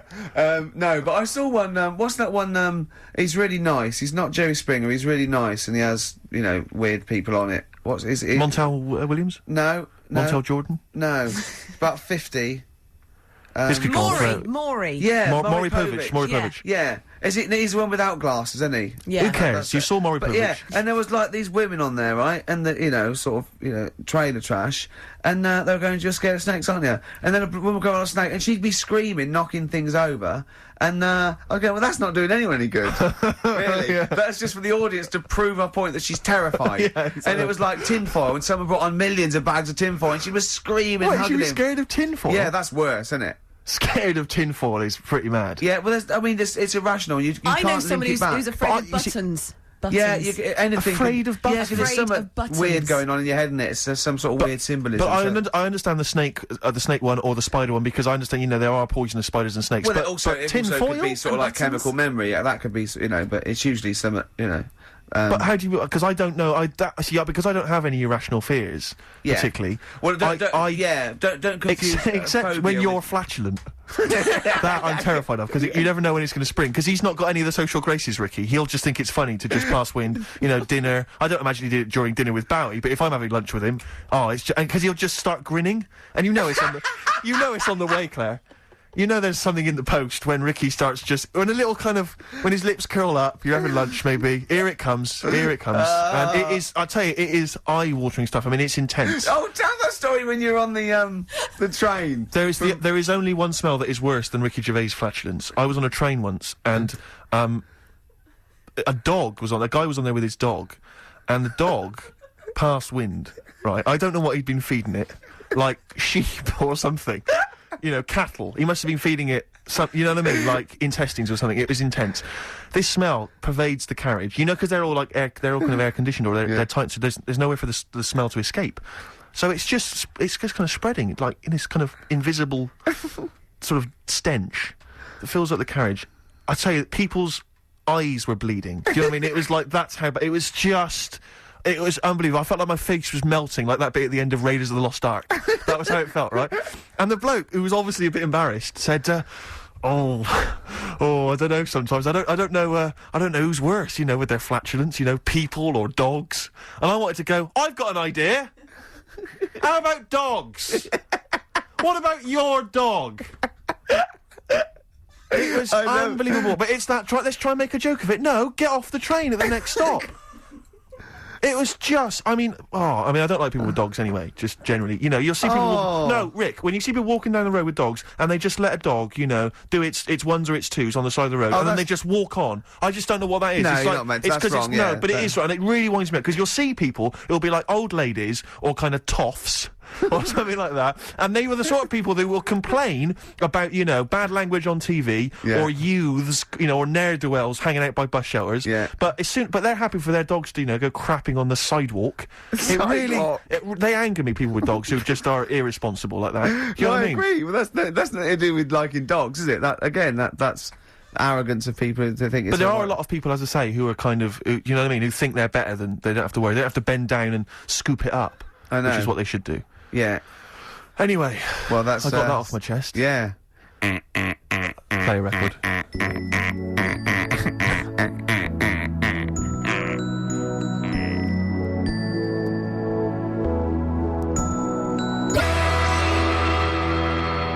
U2, Electrical Storm, they've done it again. I thought that is beautiful, that track. I know you used to disrespect U2. I just didn't like them for 10 years, and then All That You Can't Leave Behind came out, and I sort of thought, well, I could have been wrong, and that's brilliant. So, Rick, you know earlier I mentioned Prince, and we asked the question, is Prince a genius or not? We've had a lot of response, mainly by email. Interesting, Rick, some people think he is, and some people think he isn't. Oh. Yes. Well, this debate will rage on. Can we have some adverts?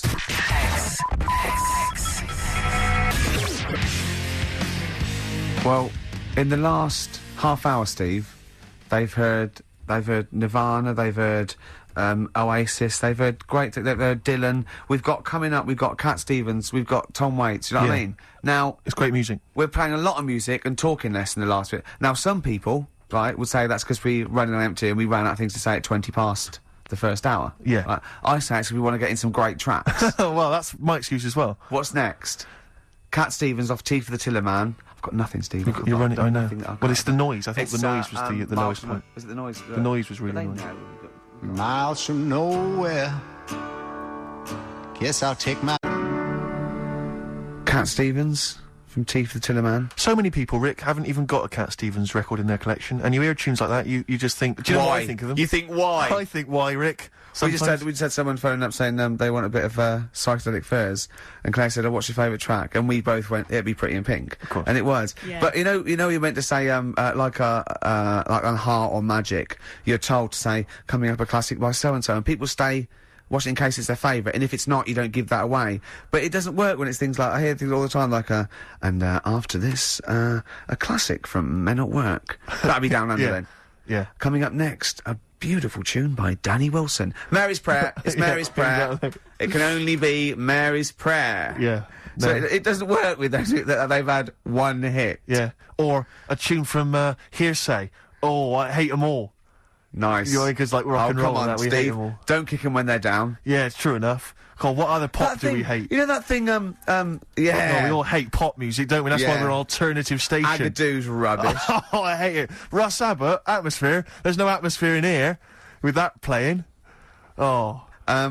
Last night, thing started, the Fame Academy, and I'm quite a sad telly watcher, and I've been looking forward to that for about 2 weeks. I fell for the hype. I can't believe it. I loved Pop Idol. I love Stars the Rival. I love Celebrity Fit Club. I love all those things, right? But just disappointing because they'd already picked them. I think it's investment, and I'll be honest. I think the standard was poor. The standard was poor. I think so. And are these people with different abilities, or is it all singing? It's all singing. It's rather like. It's rather like they've got us down to the last 12 of Pop Idol, say. It's like that, you come in at that level. But to be fair to the programme, I think it's all about what happens next, because now they get voted out like Big Brother. Right. And so do they write their own material and stuff, or they'll be taught to do that? They've got the whole team together and everything, so they're filmed, you know, like with 24 hours a day and everything. And so, I think you've got to get into it and get to know these people. There's always a few, there's already a few I go, right, she's annoying. Yeah. Right, vote her out. And they have to, there's 3 that the teachers say each week, okay, you're up on probation. And then you vote them out and it gets it down to 1 person. But the interesting thing is, it's not just they get a record and they release a single, they live the life for a year. Right. So they get this beautiful sort of pad in Notting Hill Gate. They get a sports car, right? And it says they get to go to parties. They're already set up to go to the FA Cup final, the Brits and all those things. Dinner parties with David Bowie. Yeah, meet all these people, and then after a year, it's taken away from them. Wow. They just take everything back. And you don't like this because you feel it cheapens, like, your celebrity lifestyle, which you've worked for. No, but the other thing is, of course, they could be big stars by then, and they just have to get their own car. But how do they, what? That psychologically is going to be grim. But are we going to follow it up for that year? Are we going to, is it like... Well, that's when it becomes interesting. I mean, now, camera crews following Hearsay, now that's interesting. Yeah, I know, and that Now what I'd like Jay to see did what happened. next, Yeah, or how exactly. when they actually... But I don't know how they're going to do it. How long, Jane, why do I call you Jane? There's so many, the name Jane's been mentioned so many times. You can call me whatever you like, Steve. Love, well, how long do you reckon Ricky would last in the Big Brother house? If he was in Celebrity Big Brother, how long would Ricky stay in there? Well, you see, as a... Well, it depends, you see. Go on, that's you a tough answer. one. No, because as someone who would be watching Big Brother, if Ricky was in there, I would make sure that he stayed in right till the end, just for comedy value. Well, of course, because you know he's irritating. He's a sort of... So I'm Chris Eubank, You're the Chris Eubank of the house. But obviously a lot of people tend to vote out the most irritating, annoying, most loathsome person. Well, they want to get rid of me, but the public presumably the might public want me in there would as a sort of irritant. I think the public would turn against you as well. I know you, Rick. Right, well, that's it would expose you for the charlatan you are. Go on. We haven't played a song for the ladies for some weeks, because I just keep forgetting to bring one in. I need one. Thank you, Jane. I thought, you know, I haven't played Tom Waits for a while, and this is, you know, one of his classics, and it's just beautiful, beautiful tune, and however many times you've heard it, it's still brilliant. Downtown Train, Rick. Oh, I can't believe it. We're back next week, and Carl hopefully is back with us. Carl, I think will be, yeah. Well, we don't know, but let's hope everything's okay. I'm sure it is, and we'll see him next week. Thanks, Jane. Goodbye, everybody.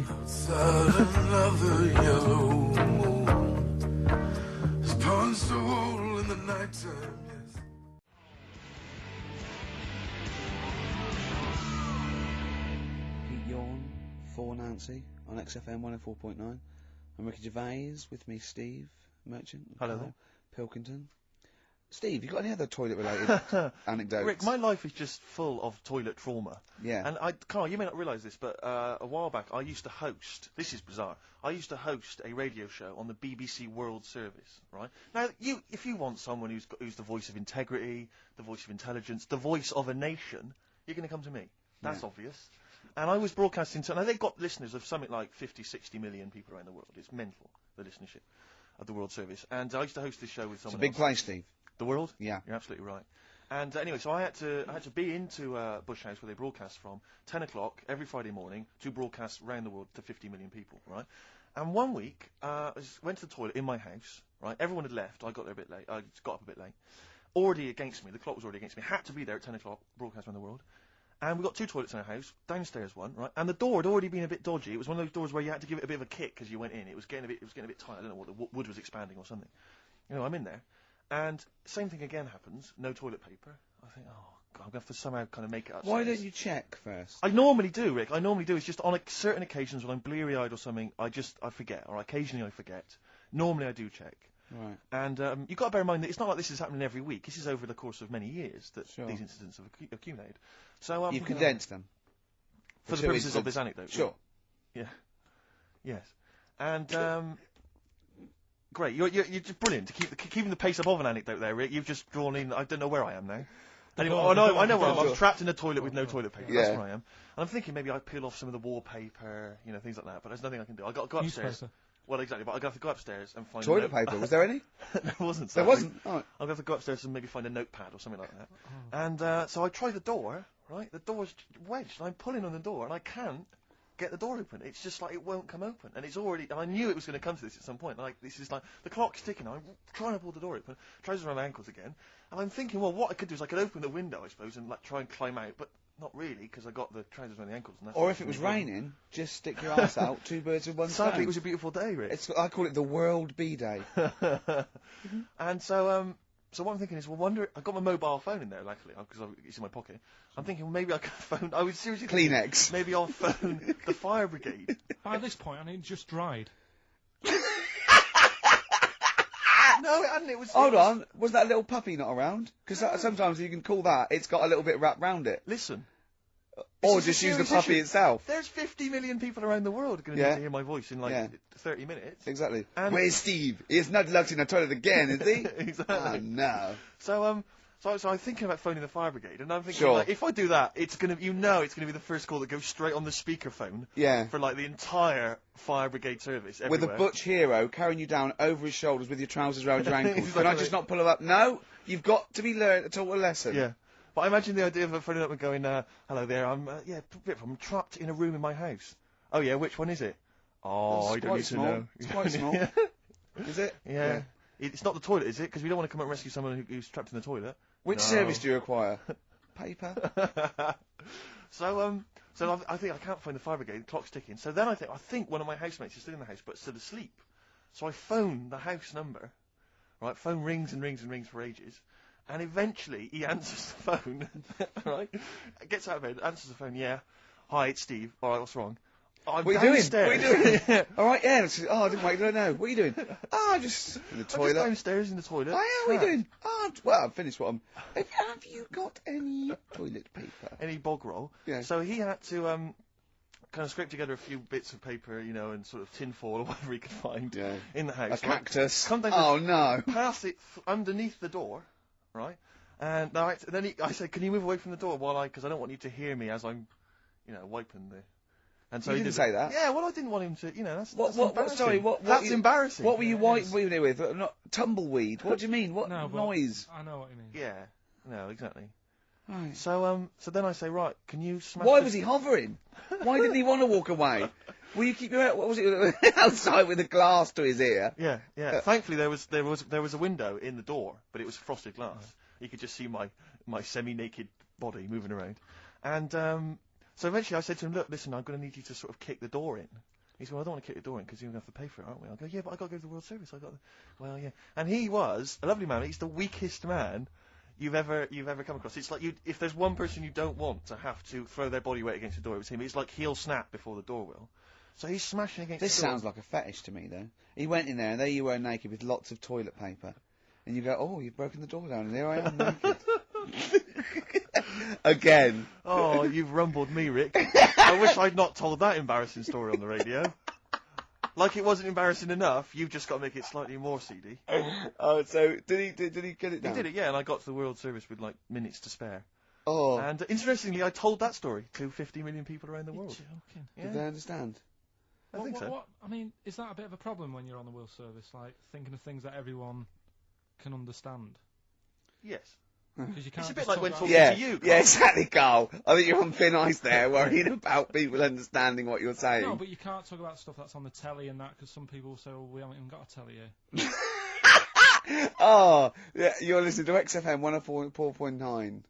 Play a record.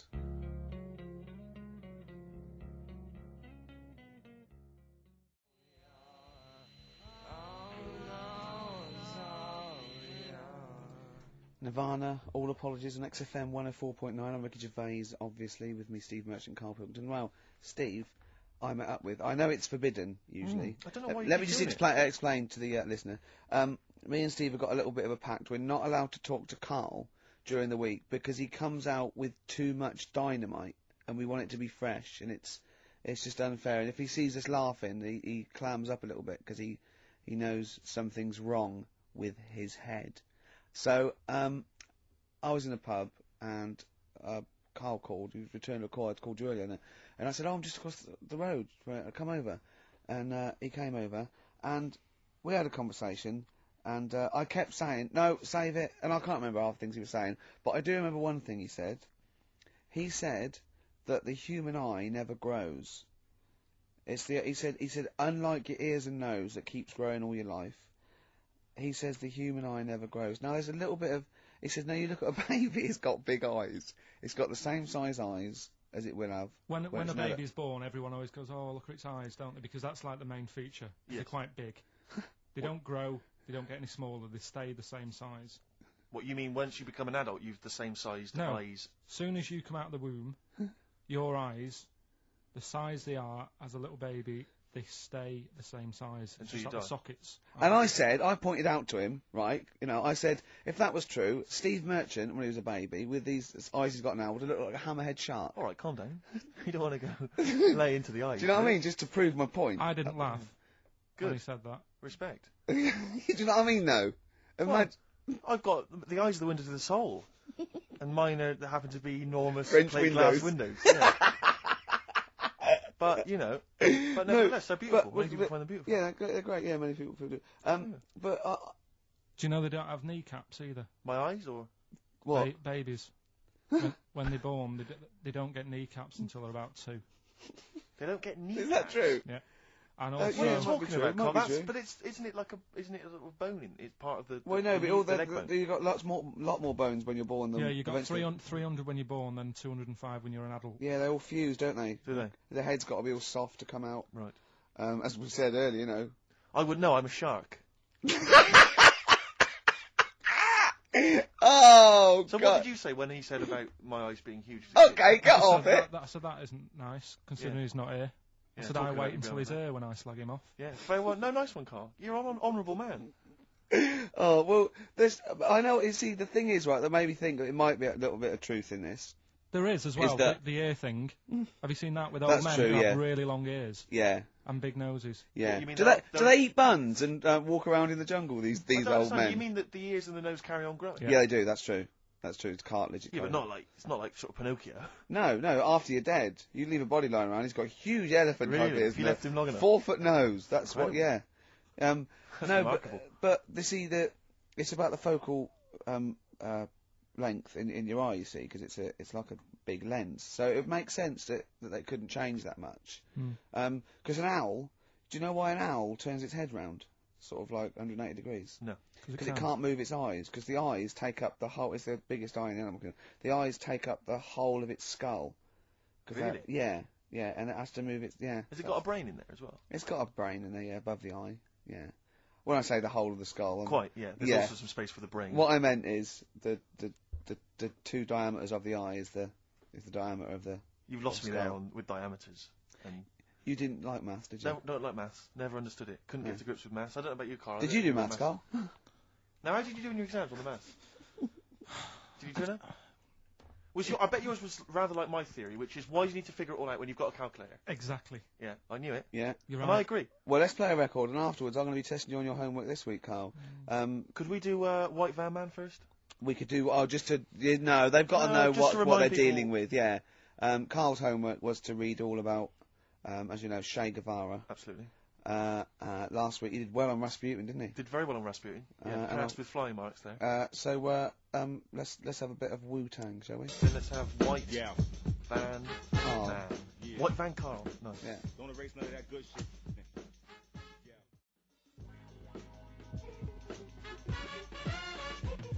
Wu-Tang Clan there, Steve. XFM 104.9, Richard Gervais, with Steve Merchant and Carl Pilkington. Now, I just reminded something else Carl's in the week. I know it's forbidden to talk to him, but I'll tell you this. He was very excited about the Friends Reunited. He was a bit nervous at first, wasn't he, last week? But then he was really getting into it. And in the pub he was talking about the people, and he said, I'd never go on a reunion, though. So I'd never do that. What, a school reunion? Yeah, and he wouldn't want to see anyone. And I went, well, I said, wouldn't you want to see those two lads with the big heads and the webbed hands? Oh yeah, these were people you went to school with, weren't they? Yeah. Well, I didn't knock about with them. They were in the class. What were they called? Freaks. Right. Right. Okay. And he said, no, I wouldn't want to see them. He said, because what could you say? Oh, you haven't changed much. Right. And he said, and they wouldn't go anyway, would they? I said, why? He went, well, they didn't have any friends. Right. And I said, well, weren't they friends with each other? And he went, no, that would have been too obvious. Like, they passed each other and went, no, I know it's tempting, but let's not. Everyone would think that's just what we were going to do. Yeah. Let's not do it. Yeah. So they didn't even hang around with each other? No. See, I must say, in my head, I've got something like it's like some sort of extra thing from Blake 7 that they're like some sort of lagoon monster, but they just had slightly oversized heads, did they? See, does your head grow? Your eyes don't. Does your head? Because maybe they've got to a point now that it's all sort of caught up with each other. Well, at the time, the eyes were very small and the head was huge. Just a very big head. And Yeah. the fingers aren't going to change. That's not. They had not funny. webbed fingers. It was like the penguin in Batman. Really? Are you sure? No, honestly. Are you sure they weren't wearing mittens? No, seriously. Yeah, it wasn't home economics. They weren't getting some out of the oven, a very hot dish, were they? Every time you saw them.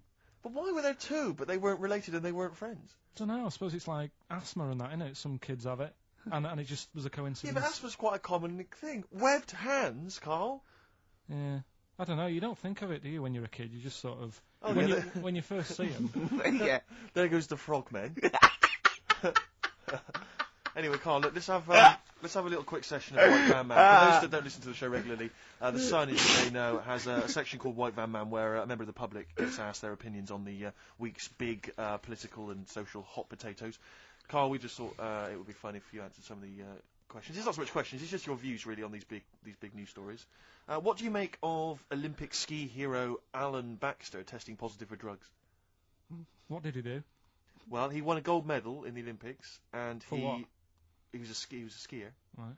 and he won gold medal, and they've just tested him positive for some kind of illegal drug. But what... if he did, why take drugs to ski?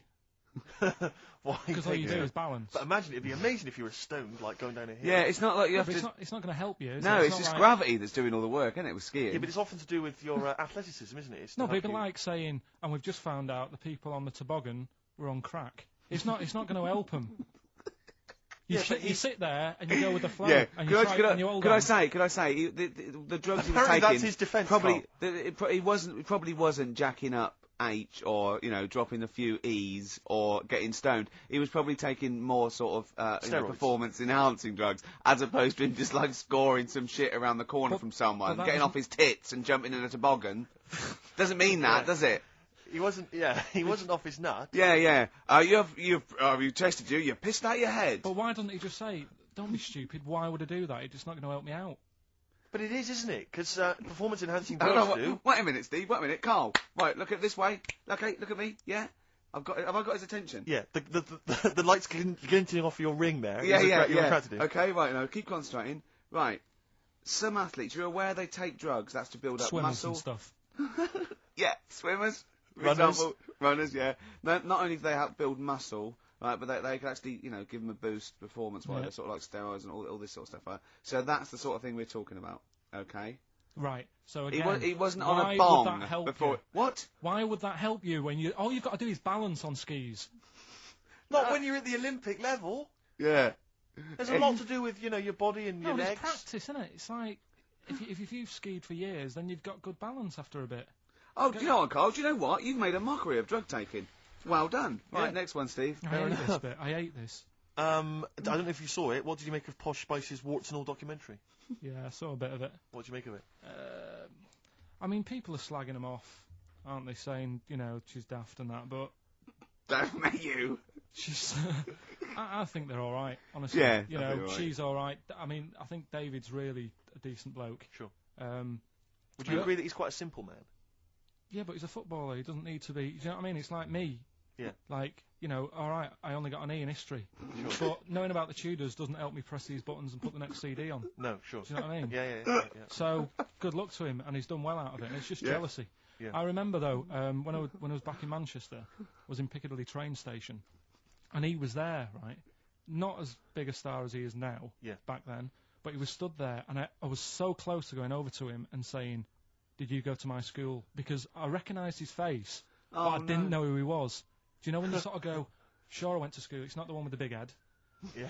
but I do recognise him. Then my girlfriend got off the train, and I said, I'm sure I know him. She said, yeah, it's David Beckham.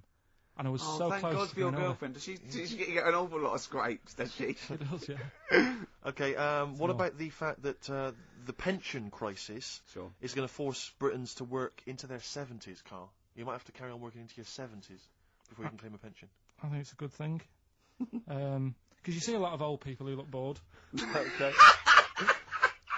And I honestly think if you keep your brain busy, Yeah. you'll live longer. Yeah. It's only when you actually shut down, right, that's when your body sort of dies because it doesn't feel it has a purpose. It's like if you've got flu, keep going to work. If you have a day off, you just feel worse. You'll mope about at home. Doesn't do you any good. What about whatsoever. where do you draw the line then? What if you say lose a finger? Pop into work? Depends. If you can't concentrate because it's painful. But what if you're a typist? You're not going to type as many words, but you'll do more at work than you would having a day off at home. Sure. Okay. Tony Blair turning trendy with his Paul Smith designed naked lady shirt. I don't know if you've seen this. It's the one with the pictures of naked ladies on the cuffs. And, I mean... Okay. And finally... see, this is what annoys me about this feature. It's just, what's that? So what? Yeah, but it's the Prime Minister of this country wearing a trendy shirt with naked ladies on the cuffs. All right. Okay. And finally, what do you make of the fact that Top of the Pops have banned Will Young singing both tracks on the #1 slot, and consequently he wasn't on there at all? They had to show the video. The first time anyone's ever made this demand. He wants to sing both the A and B side. Well, he can't. It's double A, yeah. Double A side. That's what they wanted to. That isn't how it works, is it? Yeah, I agree, yeah. And the thing is, which one... I mean, at the end of the day, loads of people have bought it, haven't they? And it's like one of the best... So it doesn't really matter what it does, because people have got it, they can listen to what song they want at home. Doesn't matter about what Top of the Pops do. Yes. And it's just annoyed me now. It's... Who's annoyed you? Just what goes on in the world. I'll tell you, you're better off not knowing. It's better being in my little world. If that's what people are talking about on the streets and asking the white van man, do you know what I mean? I think you're right, Carl. I think you're right. Shall I play a lovely song for you? Because you're getting all stressed now, aren't you? I've not had a good day. No, I know. We tell you about it later. It's not a good day. Well, I'm going to play a Neil Young track here of Harvest. It's Alabama. It's beautiful, and this is for Carl.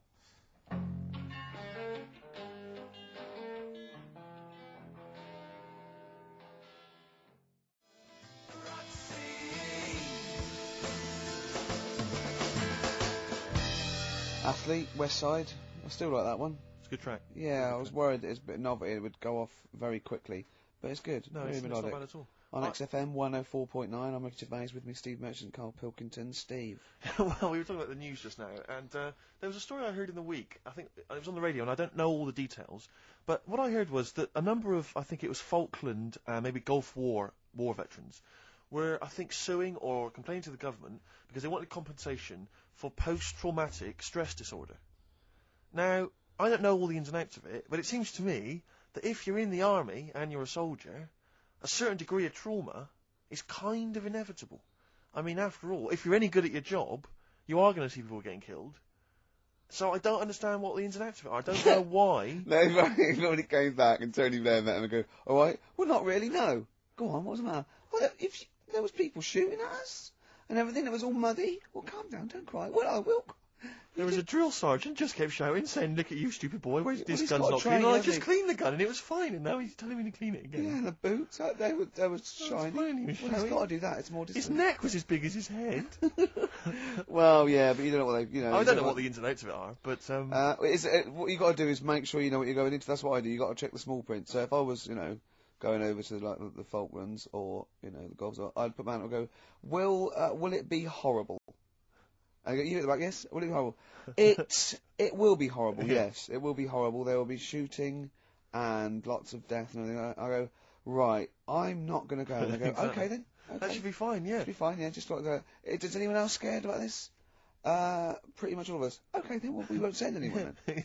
My brother went into the army, right? Because he couldn't get a normal job, and my dad said, if you don't get a job by such a date, that's it, son. You're going in the army. So when was the Falklands? Was it about 81? Right, and he joined back in like 81 or something. And he I don't know, he was in Aldershot or something. Oh yeah. And he wrote back to me mum saying, a bad time to join, bad time in this. So she wrote. Well, bad time to join. That's so sweet, Carl, isn't it? That's like, dear Dad. Yeah, well done. Don't know if you've noticed. Yeah. I was on the dole, that's for sure. Thank you for joining a month before the Belgrano. Anyway, go on. My mum called up, spoke to the sergeant, and said, "Can you leave him out of this one?" Can you leave him out of this one? What, the Falkland War? He's only just joined, and she called him Chuck, which he got done for. Like, she's one of them, I think it's a northern thing, like saying, how are you, Chuck? Yeah. And she called the sergeant Chuck, and the sergeant said to, like, my brother, your mum, you know, she's called up and asked if you can not go. Which, of course, you know, I mean, we'll see how it goes. But can you tell What her? do you mean? Why did the sergeant even entertain this? Well, Pilkington, come here. Your mum's been giving me a bit of earache. Now listen, tell her I've told you, but can you call her, because she called me Chuck and everything. Can you call her and say you don't mind? Well, not really. Oh, please, because I've promised her I'll say you want to go. No, please, say you want to go. Why was he entertaining this phone call? Probably because he was new. What? Because he was new to the army, I suppose. Who? No, I mean the sergeant. I don't know, maybe they do that. So what happened? He didn't go in the end? So he didn't go, no. You can't do. But that's ludicrous. I love that. Oh, we went over the top. Pilkington, No, I've got a note. Yeah. Is this really your mum? Yeah. Okay. No, this seems to be in order.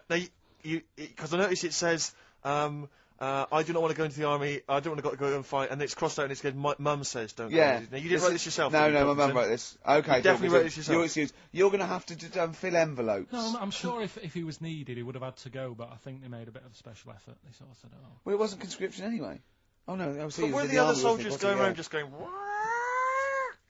Pilkington? No, he ended up being a mechanic in there, and he got kicked out for going for a packet of fags in a tank. What? Now, wait a minute. Do you mean he nipped down the shops in a tank? Yeah. I don't believe that, Carl.